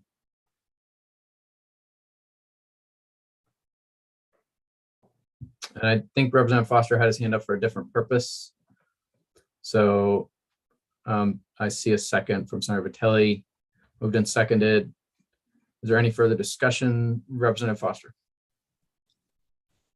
Thank you, Mr. Chair. And before we vote, I would just say thank you, Mr. Tannenbaum. I would also suggest that the retail customer, at least residential part of that plan, didn't work out either. When we see that a very high percentage of the customers in Maine are choosing standard offer after experiencing delving into the various providers markets. They come back to that, and I know firsthand of some that have. I don't know that really did all that it was meant to do. But in this regard, and whether this bill holds up or not, I think it's very important. And I think the PUC can do this. And some of it will be just a discussion like you had, but some of it needs a little bit of digging into back into what was planned and what has occurred. But when we look at, for instance, modernizing the grid, locating generation in the right places in the state of Maine, one of the issues I see with deregulation is we took that opportunity away from what probably would have occurred naturally through those that were the utilities that were generating and transmitting the power. So that's just one thing that I think this look back could help us to identify as we go forward and look at new legislation to try to help in areas such as storage, such as grid modernization, and future generations. So I'll be a no on the pending motion. Thank you. Thanks, Representative Foster. Any further discussion? All right, seeing none. Jason, could you call the roll?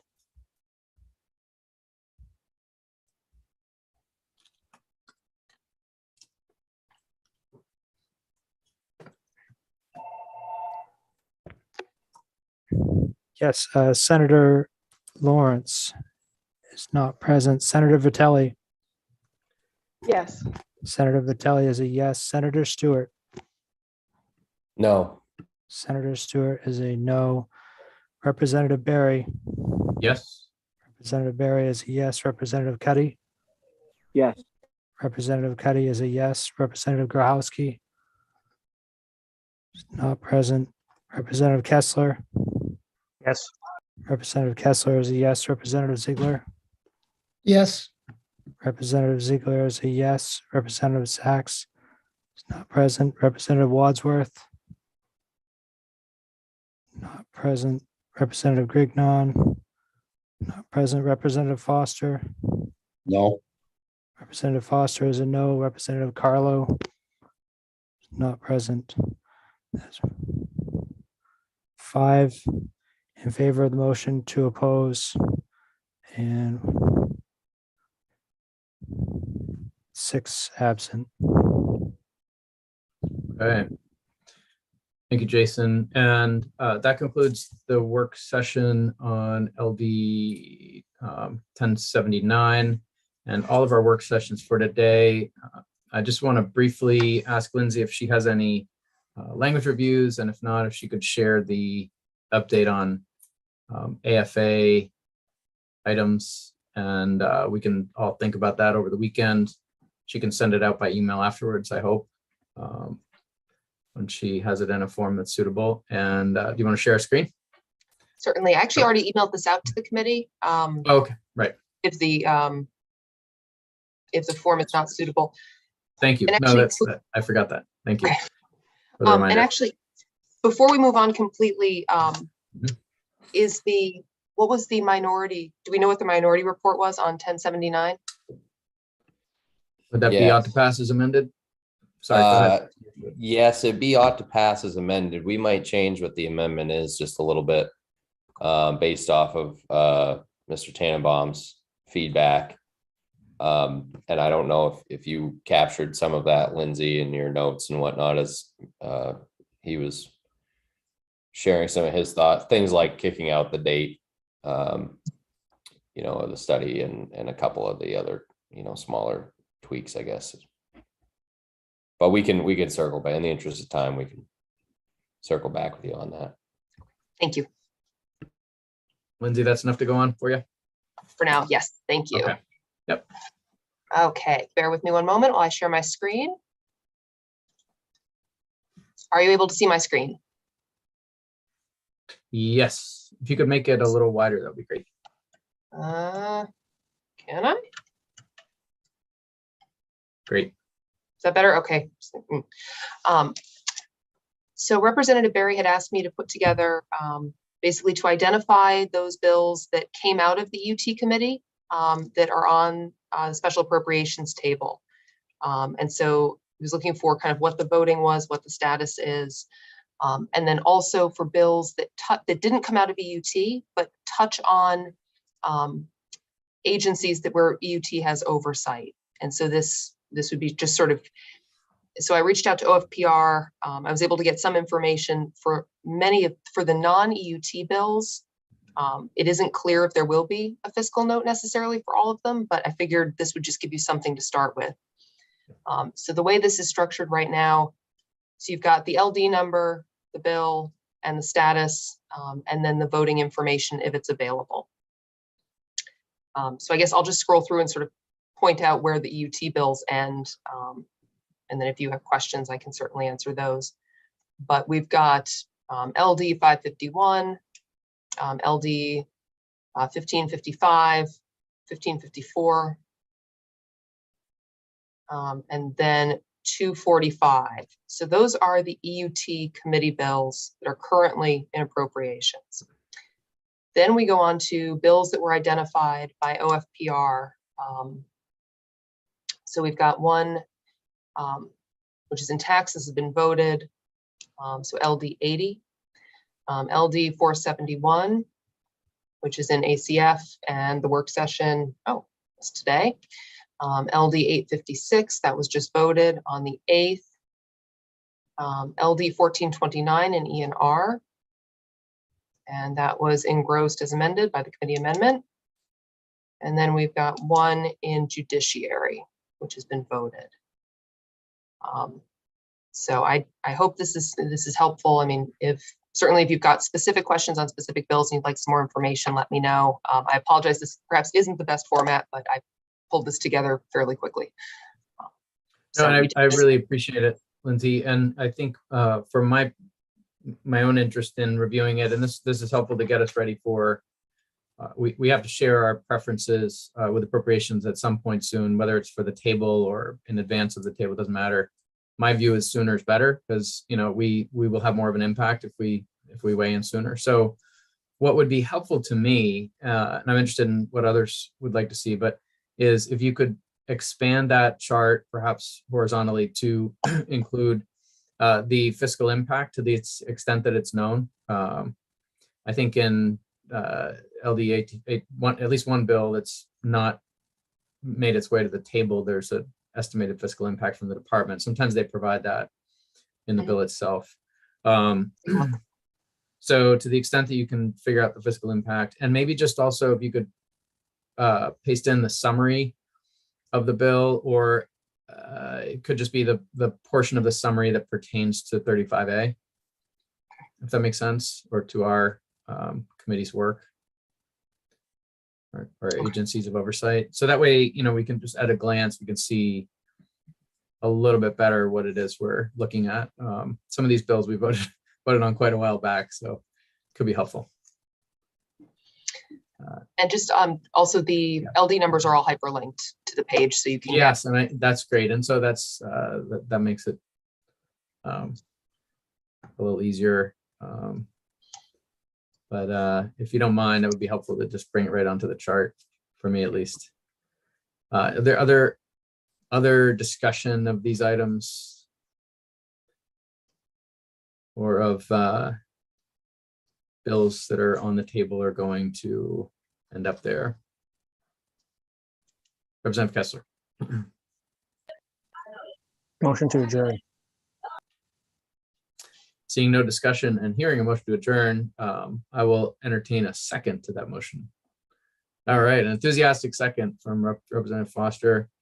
And thank you to everyone still standing here with us. It's been a long day, and the good news is we do not need to meet tomorrow. So we had considered that, but we're going to call it a week and come back next week for a very full week, I might add, Tuesday and Wednesday and a session Thursday, and probably some cleanup work to do on Friday. So please do be present on Friday or clear your calendar for Friday if at all possible. I think we'll likely need to be taking some votes then. So with that happy note, I hope you have a great weekend, and thanks again to Lindsay and Jason for staffing us so well. Thanks.